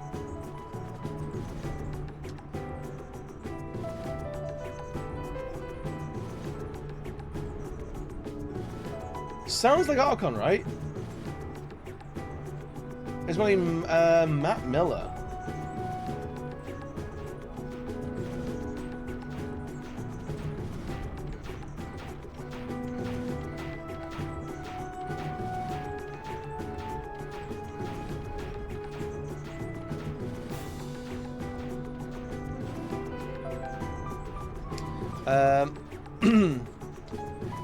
I'll catch up. I gotta say, as well as the jump from Persona 2 to Persona 3 was a complete fucking shift. Really? Considering the most live service recently didn't even get released but cancelled down the line, we shall see. Yeah, right? Devs will soon. Devs already know it's publishers. It's publishers that are pushing it. No dev wants to make a live service game. Apologies on behalf of the country. Nah, you're all good. I like friends. I would say no, it's going well, they're not drinking, although I do still have one drink sometimes if someone hits a milestone in their life, but besides not touching them. Hell yeah, dude! I hope you feel better for it as well. Sounds like it, yeah. So he's... Apparently this guy did Glasgow in 10-10-2, so this character, and then he did additional voices in Medal of Honor Allied Assault. So I don't know.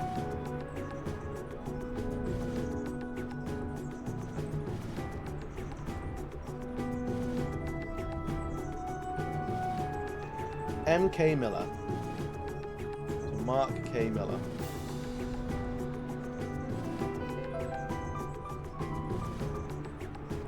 He's done a lot of anime, though. Looks like he's done quite a lot of anime.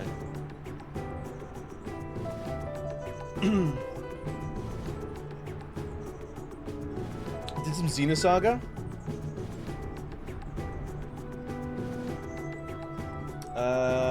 Pet Shop of Horrors, Trigun, Spawn, a film called Spicy City.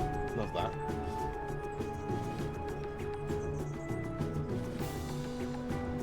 Samurai X, Aeon Flux, Tinge Universe, Final Fantasy Legend of the Crystals.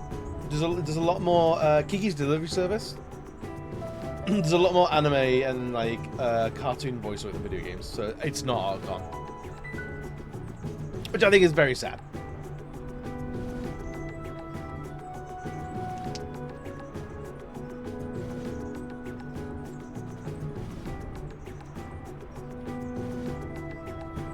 So 3 out of 10 of... I'm still a piece of garbage. Hey, thank you.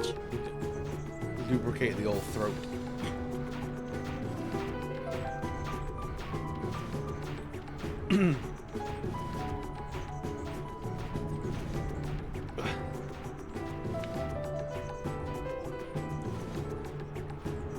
Not just that, it's also got a 72-hour countdown once it starts playing. Everything you experience happens within those 72 hours. That's so bizarre.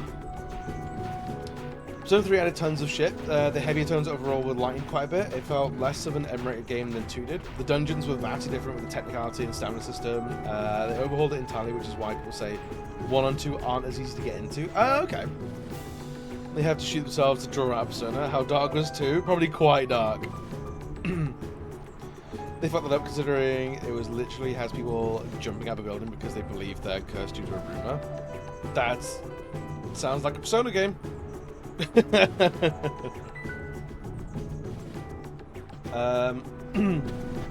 Watch the trailers for Crimson Report 1. Do I have the Crimson Report?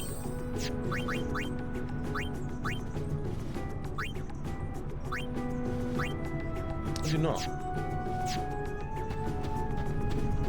Today, but can't jump scare anymore because I don't have VP this month. I don't know what any of that means.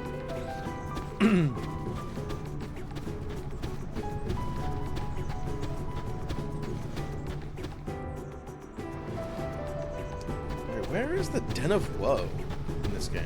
Whoa!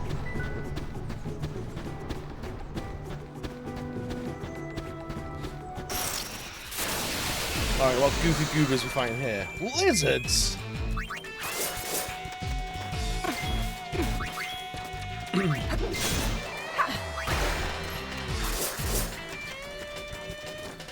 It feels like we're doing more damage now, which is nice. Ooh, I wonder if poison carries on after a fight.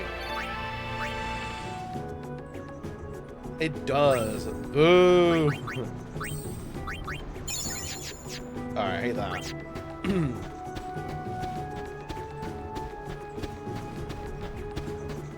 Big dislike for that.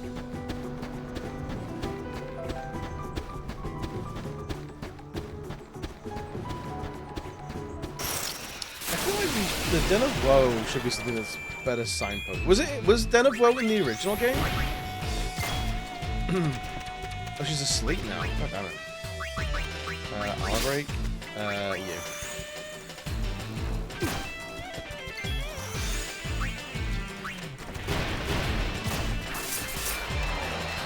you're done.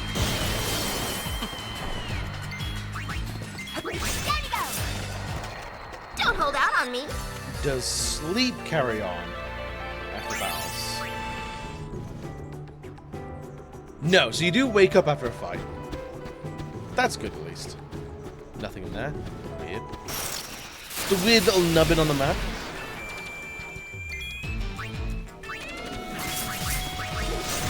It's oversold? Oh, Jesus Christ. We're doing so little damage. Oh, I don't like it. Oh, I don't like it at all.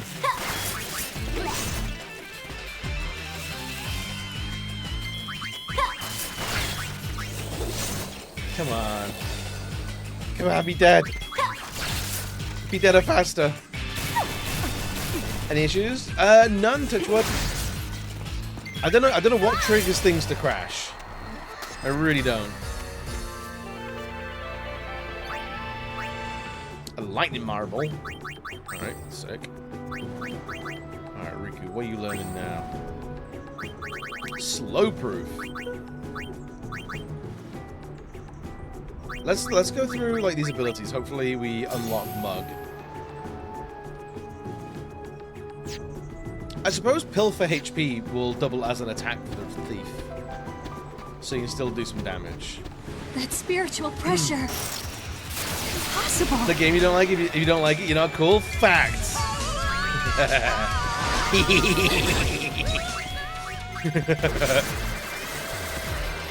Gingy, how we doing, buddy? My fellow cool game enjoyer.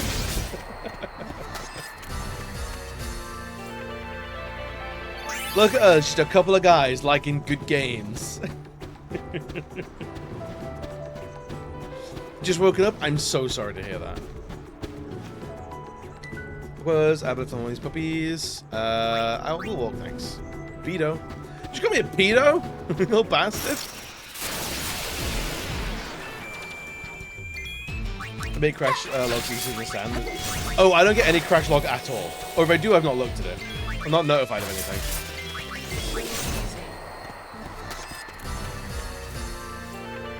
I assume something needs an update, so I just need to run like a check for any like drivers and stuff.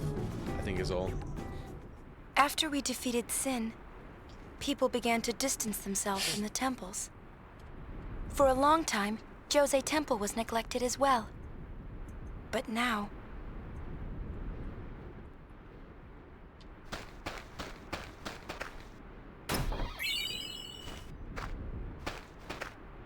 So where is the Den of Woe?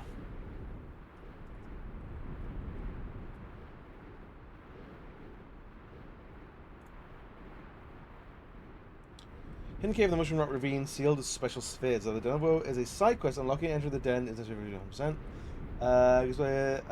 Episode complete.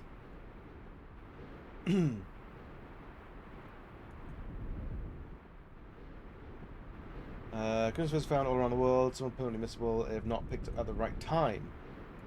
Journalists finishing down contested.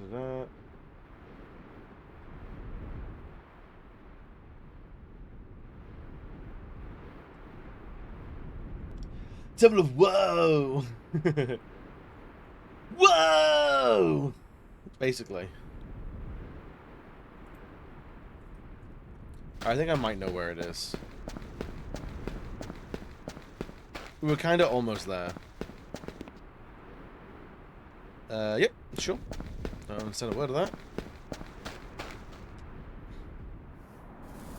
Totally tubular, fucking gnarly, bruh.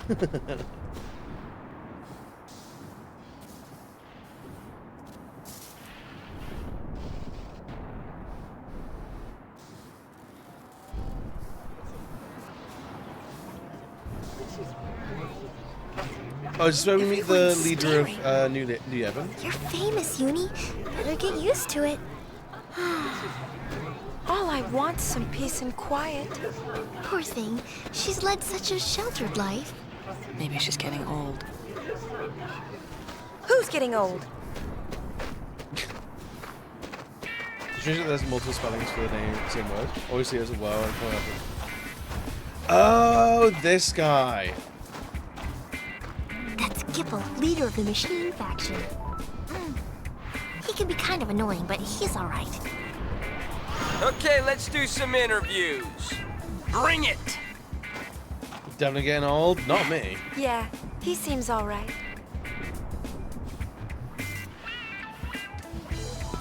Oh no, my one weakness.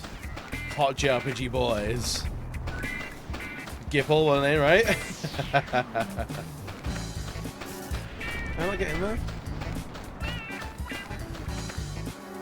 We're short with applicants at the moment. Please wait your turn. Yo, Abiga! Look at me. Define weird? Different. Like, what? Like, a sequel that was completely different to the original game.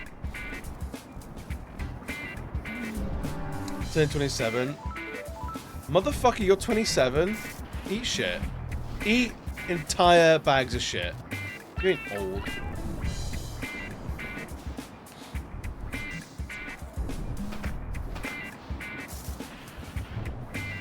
Tomorrow, friend of it. Maybe the faction's lead, but Gipple has trouble staying put. Are all our bed like that?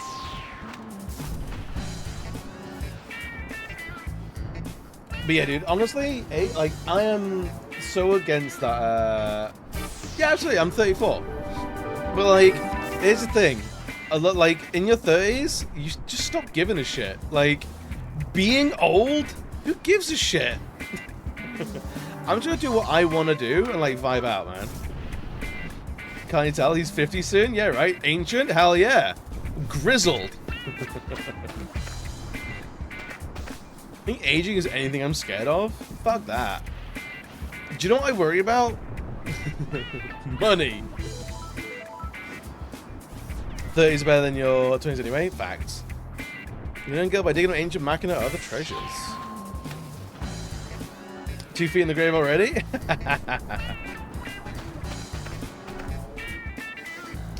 I know the machines are against teachers, but machines are alright, aren't they? Is there anyone else here? Anything up here? Ooh, treasure.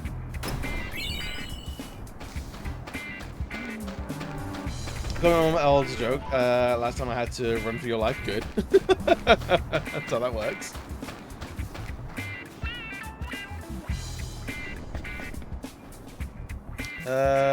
What's digging for?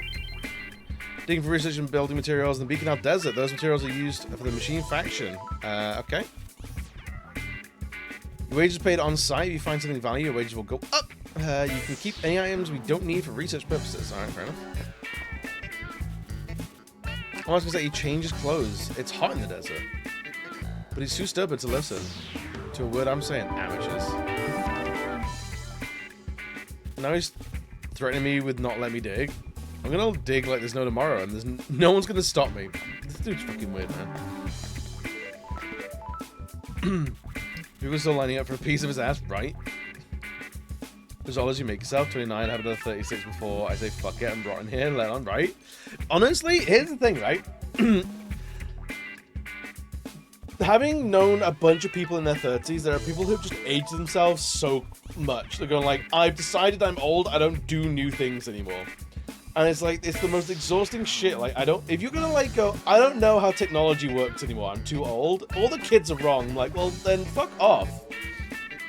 Like, eat shit. Come on, dig. Going to the temple. Give her an interview. Oh, yeah, okay. Yeah, Kenny, welcome back, buddy. That's going well. We're absolutely cruising this game. You've been registered. Follow the instructions you receive inside.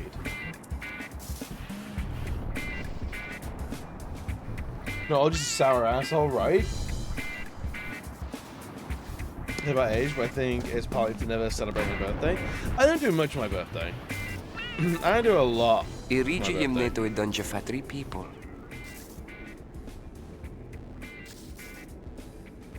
O how we kyok the guardian. Well, I suppose tons.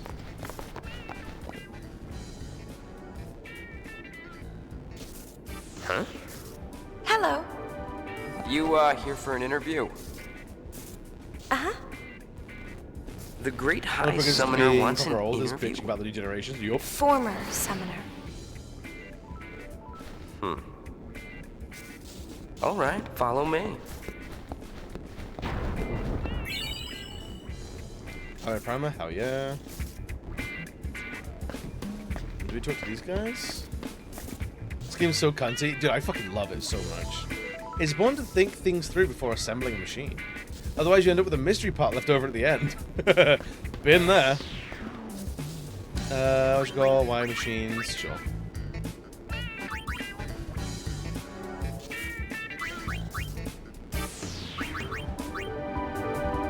In the camera work is cunty. Kids in my neighborhood a couple times. I honestly went down with sounding that annoying old guy in movies.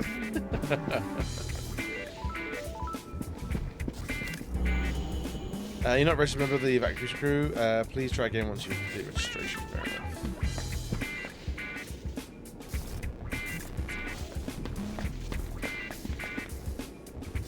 Okay, well, he's probably on the bridge. Fair enough. Yeah, honestly, it's the whole, like, complaining about new things. I'm like, dude, I couldn't. I love new shit. Like, the second I start complaining about new things because they're new, fucking kill me. Like, I'm done.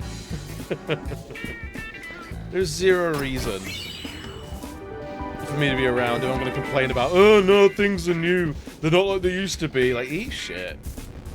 It's why I don't get along with a lot of, like, retro gamers. Because every time, like, oh, I love this game, and oh, this, the new one I don't like anymore, and I think new games are dead. I'm like, shut up. Just die already. You're done. You're cooked. My generation wasn't any better. It was a generation of media in the beginning of a lot of the brain rot we have today. You're just seeing it more because it happens to be something that isn't new. Exactly. Yeah, brain rot isn't new. Like, we had so much brain rot in the early 2000s as well. And just started to fall apart. That's why we decided to move in. Marketing and research in a temple at Yevon. Times really are changing. What's wrong with new things? Nothing! That's the thing. Nothing's wrong with new things. Or at least, like, not inherently because it's new. New things absolutely bring new challenges and new solutions. But, like, it doesn't mean, like, by its definition, a new thing is worse. But some people get like that, and it's exhausting. People who say that gaming peaked during the SNES area, and that was the golden age of gaming. Yeah, those guys. It's like, well, it, like, fucking... Like, there's a bunch of, like, retro gamers that, like, I would otherwise like, but then every now and again, they'll just be like, oh, Final Fantasy's dead to me. And I'm like, why you gotta be dramatic like that? Just because you don't like a couple of the games they've made recently? Like, why you gotta swear it off like that? It's like, if they come out with a game that you like, you're gonna look like a fucking idiot.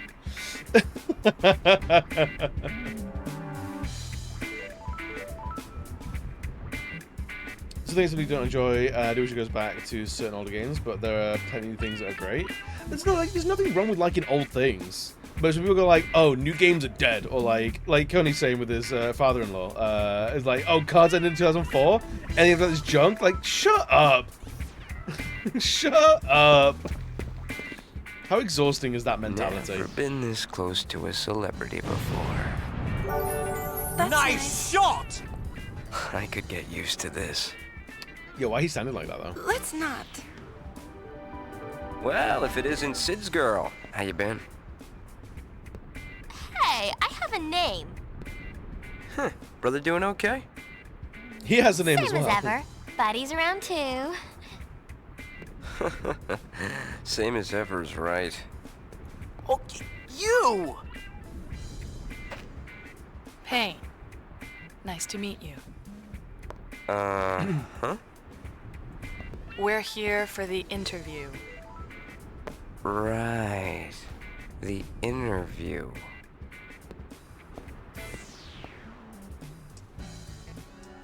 You sure you want to dig? Because we're talking about the desert, ladies. Not exactly a picnic. We're sure. All right, you're hired. Welcome. That easy.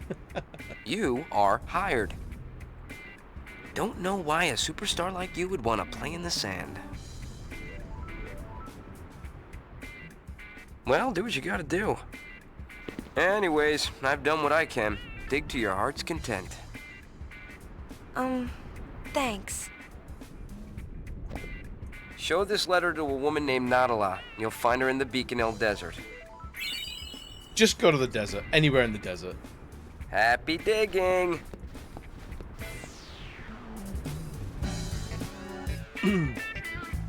I love I dwell heavily in retro scene. I can't help but love this. The retro scene is a bunch of scums that do nothing but contain. Right? Dude, that's what's keeping me from like a lot of spaces where it's like, oh, I want to like, we can't enjoy old games without putting down new games. And it's like, I mean, what are you even here for then? Love certain newer cars, but I do miss the older interior of cars. My brother has a car that I absolutely adore, and it's pretty modern. Yeah, there's nothing wrong with liking older things, or even like having a preference, but it's when people swear them off and go like, it's fucking dead. It's like, no, it's not. As well as saying like, oh, my favorite Aliens movie was Aliens in the 80s. Nothing's come up to that. But there's something saying like, oh, I don't consider any movie good after the year 1994. Like, it's a very different energy. You know? Or they got a new, nice, super straight from the factory. Horsepower sounds nice, comfortable. Connects to the phone, seamless. Nice sound system, adds a combi, so you can pack furniture in it. His comment, it'll break in 10 seconds. Yeah, like my bro, kept paying lease for it. It's included. This is new dream to get a car, why ruin it? Yeah, some people just can't be happy. Still hate Spirit fashion, objectively wrong.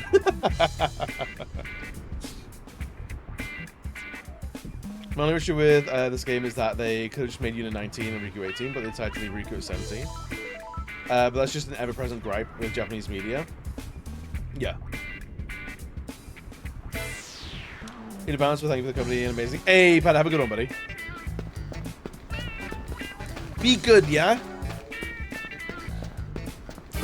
Where is the save point here? So we need to go back to Mien High Road and do a little boss fight.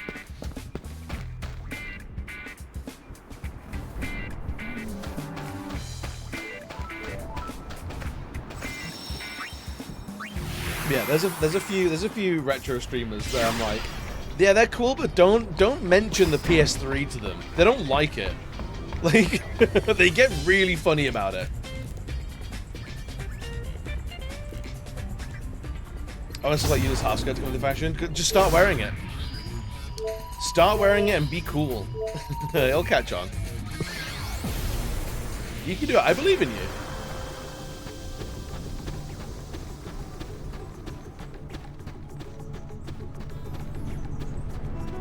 Yeah, but I'm not very cool, but you can be.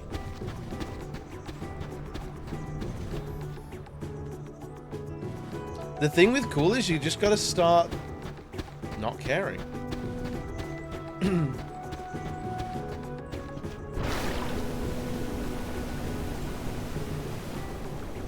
there was an evening where he came home and was always comments like how people are doing things that were fed up with his bullshit and was like, what do you say? Where I'm the only one taking care of everything here in my house. Will you shut up? I mean, absolutely, let him have it. Only things I'd say I hate are like what's happening with Twitch 2. I mean, like, that's the thing. You don't have to blindly like things. You can be critical of things. You can be critical of things that you like. And I think you should be critical of things that you like. But you should also be enthusiastic about things that you might not like. Like, having, like, absolutist, like, opinions on things are usually, like, pretty poor. In terms of, like, how much you actually think about things. Like, I don't like Dark Souls 2. However, I do like what it did for dual wielding in the Souls series. I think that was really cool, and I'm glad to see it come back in Elden Ring. I hate Devil May Cry 2 with a passion. However, that game brought us the Bloody Palace, and the Bloody Palace is some of the coolest shit in Devil May Cry. Just endless combat rooms in a game that's all about combat. That's fucking primo, dude. But do I like Devil May Cry 2? No. Do I think there's some good things it introduced? Absolutely. Same with, like, Devil May Cry 3. I love that game. I adore that game. But there are some combos that send enemies flying and just, like, they end your combo for you. And I think that's really irritating. So, like, you can be critical of things you like, and you can praise things you don't like. That's it? Imagine trying something with a bad attitude from the start. Like, literally, you come across bad attitude. Dude, honestly, yeah. I absolutely hate that instruction manuals aren't a thing anymore. Honestly, yeah. I loved instruction manuals. I remember we looked at the instruction manual for Legend of Dragoon when we played it. And I think we should do that more often. I think when we start a new retro game, we should start by looking through the manual, like a PDF of it, just to keep that shit alive. But I keep forgetting because I'm a dingus.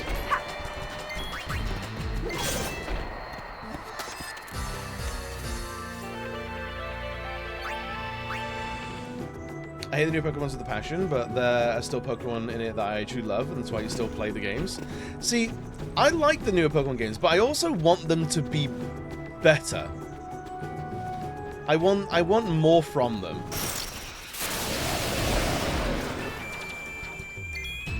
Like, I like the new Pokemon games, but boy, am I kind of tired of the formula.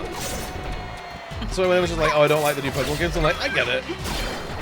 Like, I get it.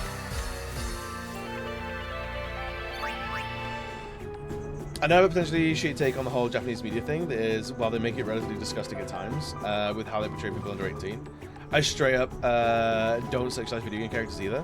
Of course, a lot of people sadly do, and it can be hard to avoid those if you're frequenting social media. Sure, absolutely. It can be really tough when you want to engage with, like, a fandom or something, and people are like, oh, I want to be horny for children. It's like, well, gross. I'm trying not to, but Loon. I mean, Loon is 32. I think you can say, Loon is hot, and you're fine. Riku is 16. It's gross when you're in your 30s, and you go, Riku's hot. Hubba, hubba, hubba. I'm like, buddy, that's a child to you. They're very different conversations, you know? And that's why, like, I struggle with, like, engaging with, like, anime or, like, anime adjacent, like, communities and fandoms, because there's always so much of that around. It's like, I did this shit is, like, should not fly. I miss how I used to have to look up cheat codes for games like GTA San Andreas. Honestly, that stuff was always great fun. Honestly, I would love cheat codes to come back. I really would. I think some games do have cheats in different formats, like either like unlocks or not like assists, but like different game modes that you can add on. So I think like the energy of cheat codes is out there, but it's not as prevalent as it used to be. I say that as if it was prevalent. Like things like Pokemon games never had cheat codes. There were plenty of games out there that just did not do cheats. In the way that we think of them. But I'd like to see more games highlighted for having those kind of options and cheats and things like that. I think it's really, really cool. I just fucked up. Yeah, like, because here's the thing, right? There's the one level of, so it's absolutely okay to find a character attractive when you're similar to their age. So like when I was 16, would I look at like Yuna, Riku, and Pain and go, that's hot? Absolutely. I'm 16. Like I'm the same age as them. Of course I'm going to find other 16-year-olds hot. But as I get older, I should be able to go, oh yeah, when I was younger, I had a massive crush on Riku. But now I'm like 30, I'm like, yeah, I'm not going to go like, hubba hubba, yummy yumma. Like, that's weird now. Go like, oh yeah, back then, yeah, I had a massive crush on that character. That's absolutely fine. And then there's the framing of the media itself, where the game, the movie, the anime show will frame that character as attractive and sexualized and like a desirable thing, like a desirable person thing, whatever you want to, depending on how they're being presented. And I give a little bit of grace to people who are not that media literate and go, the film is telling me this character is attractive, so I'm going to agree with that and find that character attractive. And like, so I give a little bit of grace there for people who haven't really thought about it, but when presented with it, and people go, no, I'm going to double down on thinking the child is hot. I go, okay, now it's weird. And when people are like, but they don't even exist, it doesn't matter if they exist or not. If you have the mental capacity to sit there and sexualize even someone who's not 18 in video game form, what's stopping you from doing it IRL because they look like an adult or some shit? Yeah, it echoes. It echoes as real world shit. Disagree, it depends on the person. Oh, do you mean it depends on the person? I personally never got into the whole finding anime or video game characters hot. Like, I can recognize that, like, a video game character is attractive or like something like that, but I similarly never got into like, I was never writing fan fictions. I never got into like shipping characters. I never really got into conversations where it's like, oh, that character is amazing and hot. But like, have I had conversations with it was like, oh, what was your like your gay awakening character? And that could be like or like your sort of like your gender identity awakening character, because like there's definitely characters like, oh, when I was a kid, I found that character like either desirable or like attractive in a very like a child's version of romance and attraction.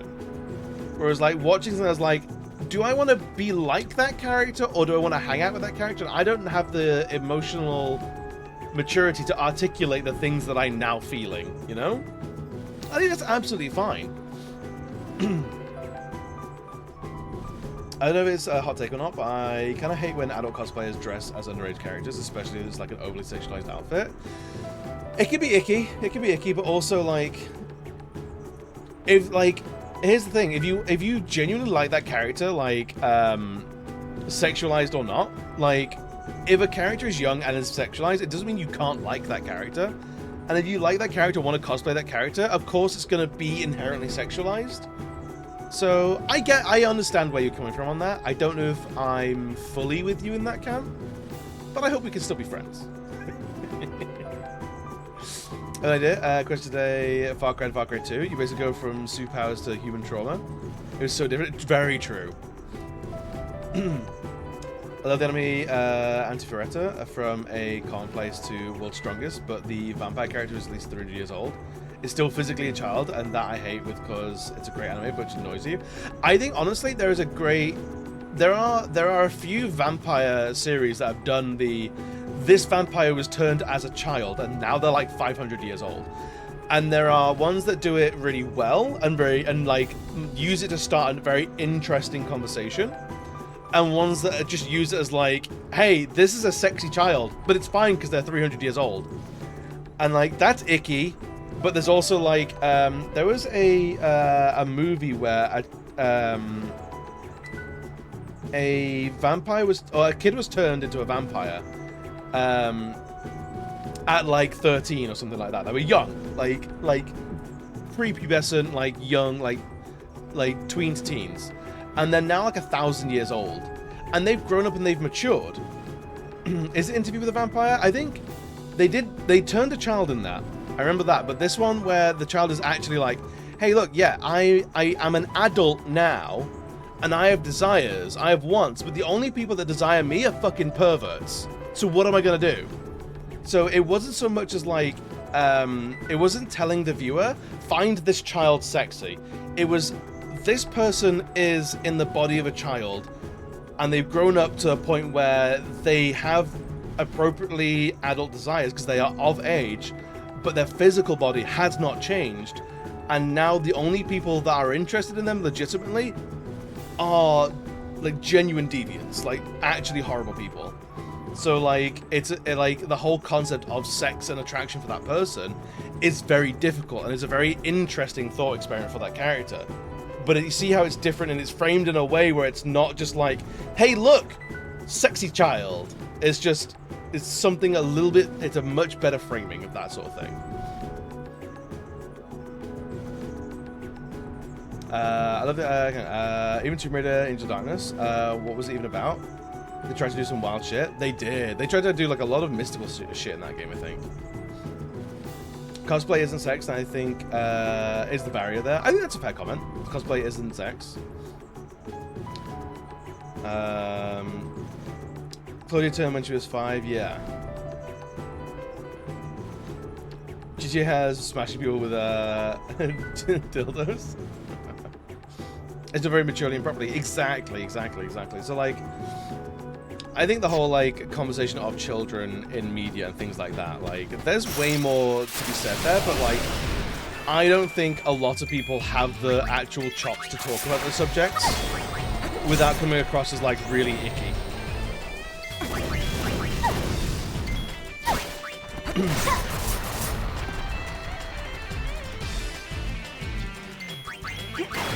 I thought we killed it though.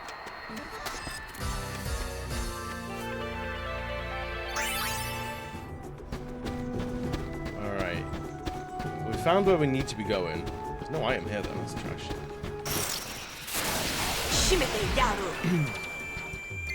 Oh, we leaving. Oh, we leaving. No more. No, bye. I should play Artelico. Now that is some perverse shit they made up. I've never heard of that before in my life.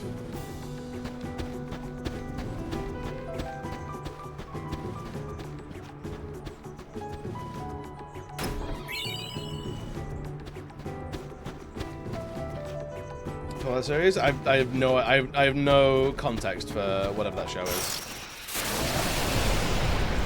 or game or whatever it is.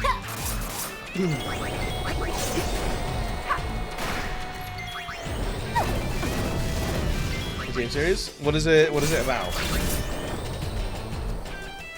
Tell me the premise and I'll go, ew, yucky.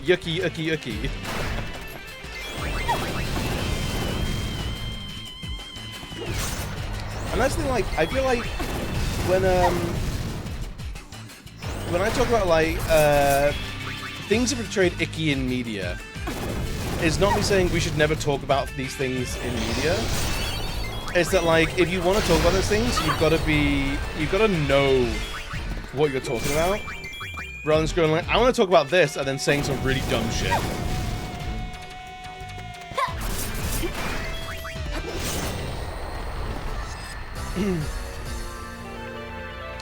I thought it was funny you mentioned the dildo when they both have it. I like 3 and 4 quite a bit, so I don't have an actual comment this time. Go back to the, you can like characters even if they are sexualized. Oop. We run.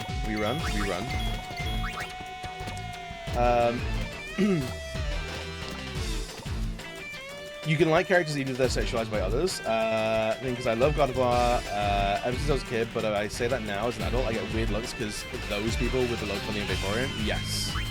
Yeah, like the culture around that thing of like it's ruined the vibe of that character is definitely real.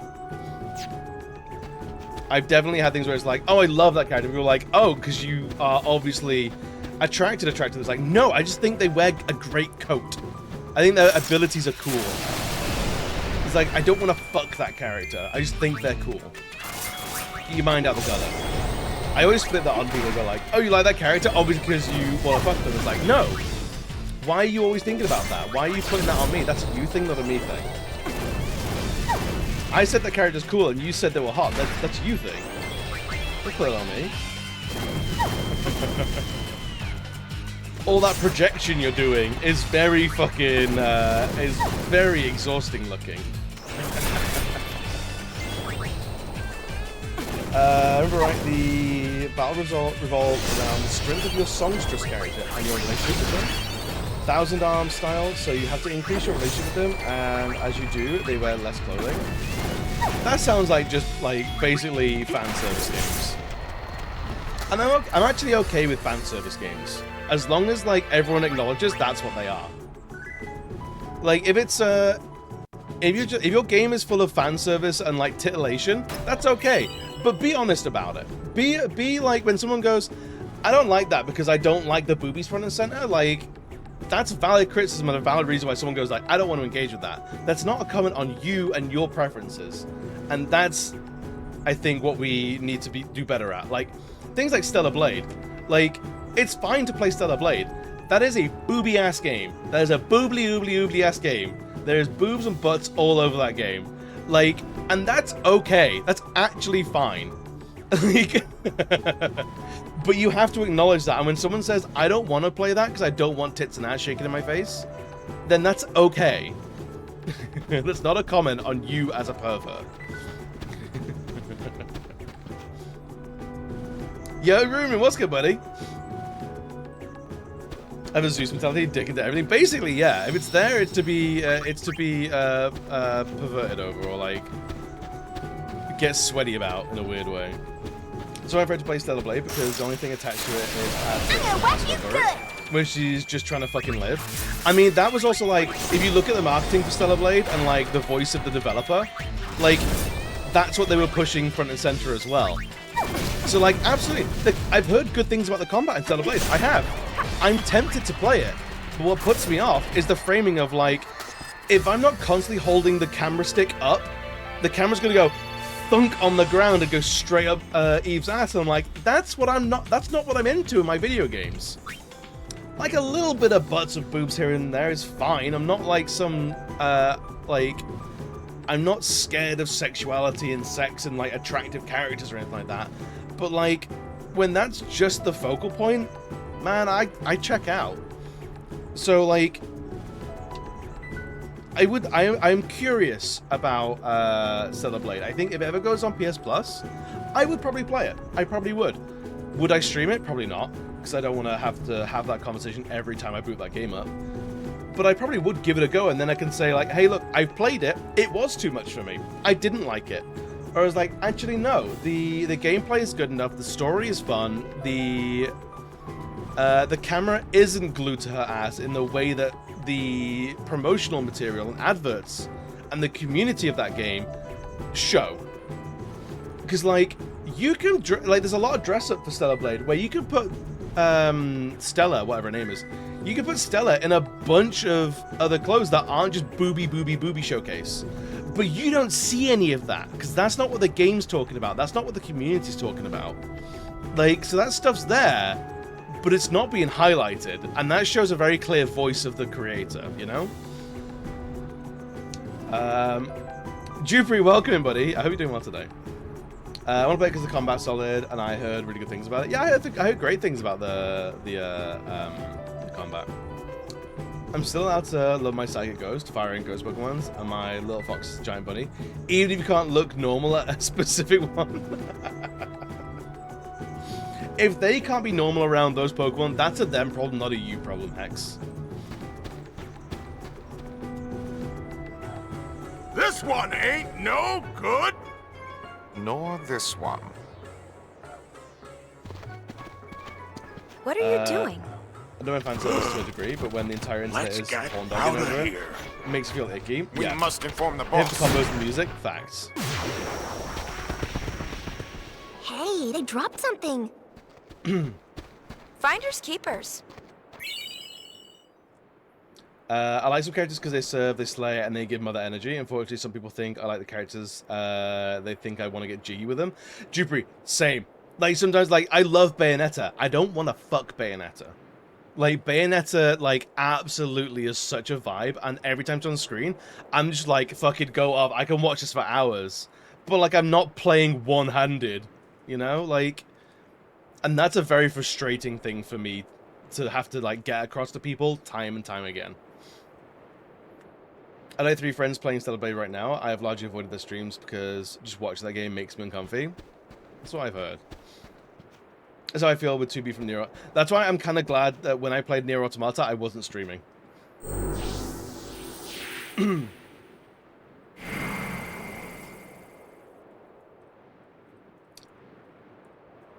Why don't people feel and talk this way when I say I like Dante? I wish they would.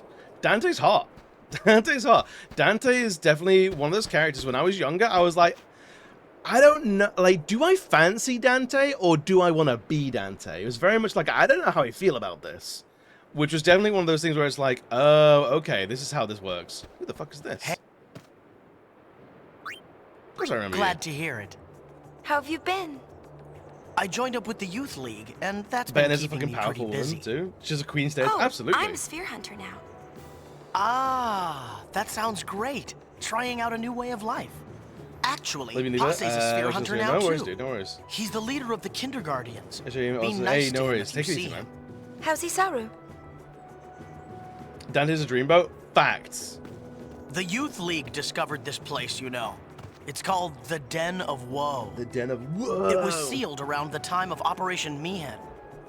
And Isaru?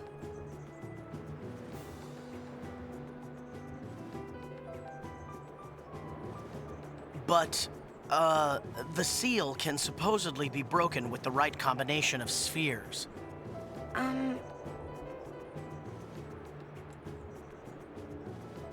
I'm afraid this place is off limits until we can conduct a more thorough investigation. So, I'll, Nah, you gotta leave, Coney. Violet said bye. I'm You gotta, sorry. sorry, buddy, you gotta go.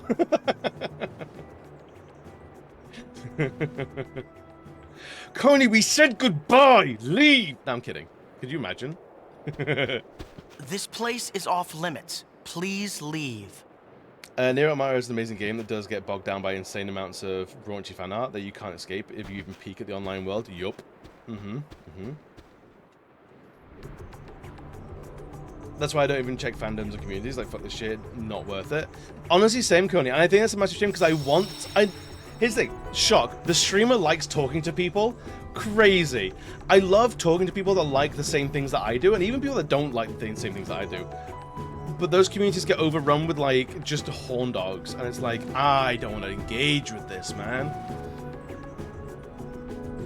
Like, I wanna absolutely talk to people about Nier Automata. And I was like, go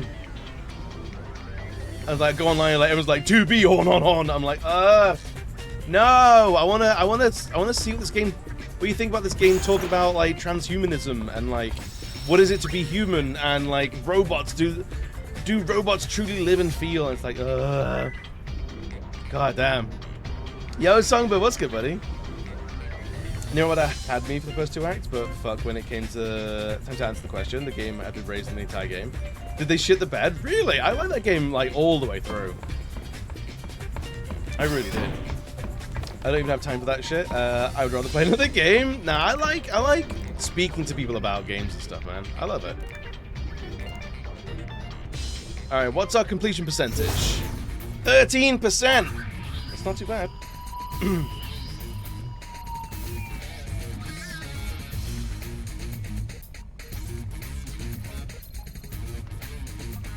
This capitalism that sucks. Tell your buddy yourself. No, I don't know. Transhumanism is sort of like, what is it to be a human? Like, when does someone, can you change enough to not be human? I don't know if it's strictly about being trans. I'm really confused at the ending, not gonna lie. I like that it had like 26 endings.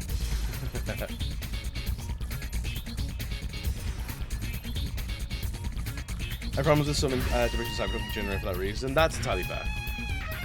Nier Automata was a great game, but holy shit, the depressor factor was cranked way too high. It's a very sad series, yeah. and they did not have to stick canon lore in multiple Japan-only books to understand the Nier series better. I mean, I think that's less of like a creative choice, and that's more like the industry. Like, that's probably publishers and like owning companies go like, we don't think this product will sell enough to make a profit on translating it or printing it in a different language. Like, there'll be business decisions why some of those things will be Japan only. And I don't know if I could level that at the developers or like the base game, you know?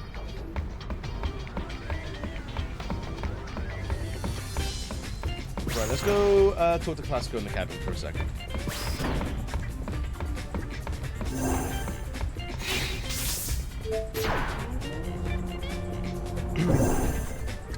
Friend is going to be streaming Stellar Blade soon, and made it a prominent point. If anyone is all gross or makes any heavily sexualizing remarks, they'll have their messages yeeted so they'll not have to deal with the feeling uncomfortable as they play. Hell yeah. Applied oh yeah, dude, I loved Automatic from start to finish. Like, genuinely, truly, thoroughly. It was a lot of fun.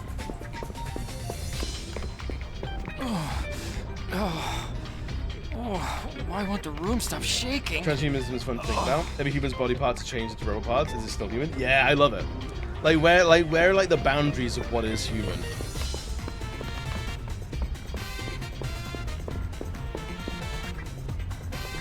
It's our balancing sets of things are not inherently morally wrong, and it can be objectifying. Yeah, I think a lot of it comes into like power dynamics. My part too. Nice shot! What the hell happened there? For me, a lot of it comes into power dynamics. Like, is that character knowingly and willingly sexy of their own volition, or is it something that the director or the voice of the creator has put onto them? Which is where it's like, a good example, Bayonetta. Bayonetta knows they're hot. Bayonetta knows they're sexy. They're actively working it, and that's the point. That's her doing that by choice. Whereas in Nier Automata, you get a trophy for looking up 2B's skirt, and she kicks you away. She stops you from looking under her skirt. She doesn't want you to look under her skirt. She doesn't want to be perceived like that, but the game tells you to do it anyway. That's icky. That's where it's like, I take issue with that. I think that's bad representation of like sex and sexiness being in media. Does that make sense?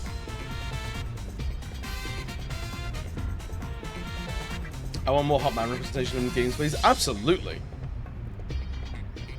I like the idea of asking a question, but the potential ableism of the conclusion is a thing to be careful about. Oh, for sure. For sure.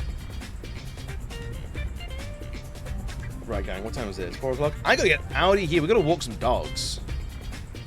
Did we get any trophies today? I don't think we did. I actually don't think we did. That's hilarious.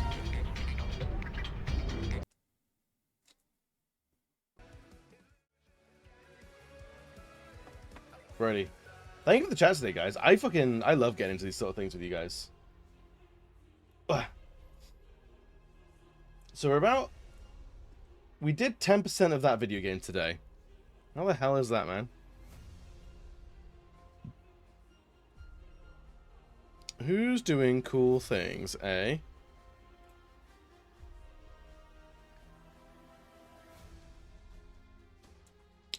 Bennett's was made out of her hair. If you use his powers, she is covered with less hair, so yeah, it's strongly by design.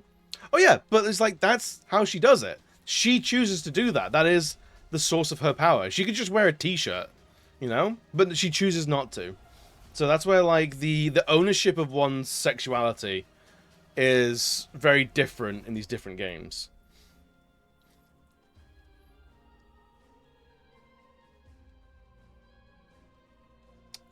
It'll be done in 5 streams. Speedy's so fast. Could you imagine?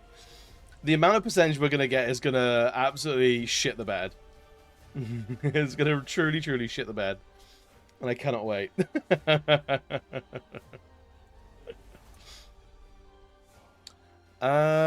Who should we go say hi to? I reckon.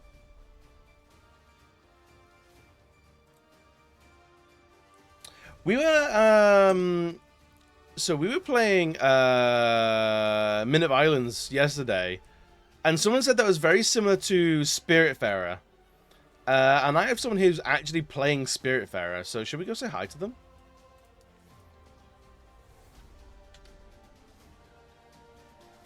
Hey, thank you all for being here, honestly. I'll be back on Monday.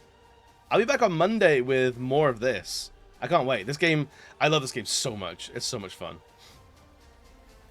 Wish the Tekken plats were harder and longer. Honestly, same. Honestly, Connie, same. I would like more stuff to be done in the Tekken games. Castle's to be done one day, yeah. It's kind of rough. Like, I'm glad. I love the Tekken games. I would like more, a little more challenge and just like more stuff to do. You know. But right, gang, let's go see Mocha. Mocha's playing some Spiritfarer. If you haven't met Mocha before, buckle up. They're lovely. They're absolutely stunning. Right, gang. I will see you all Monday for more of this. I won't see you over the weekend, unless maybe I do. I don't know. Have a great weekend. Take care of yourselves. Treat yourselves like a friend. And I will see you all very, very soon. I want everyone's homework is to do something that they enjoy this weekend. Take some time and do something specifically for you. And then tell me what you did on Monday. Treat yourself nice. Treat yourself. Do it. Right, I'll see you later. Bye!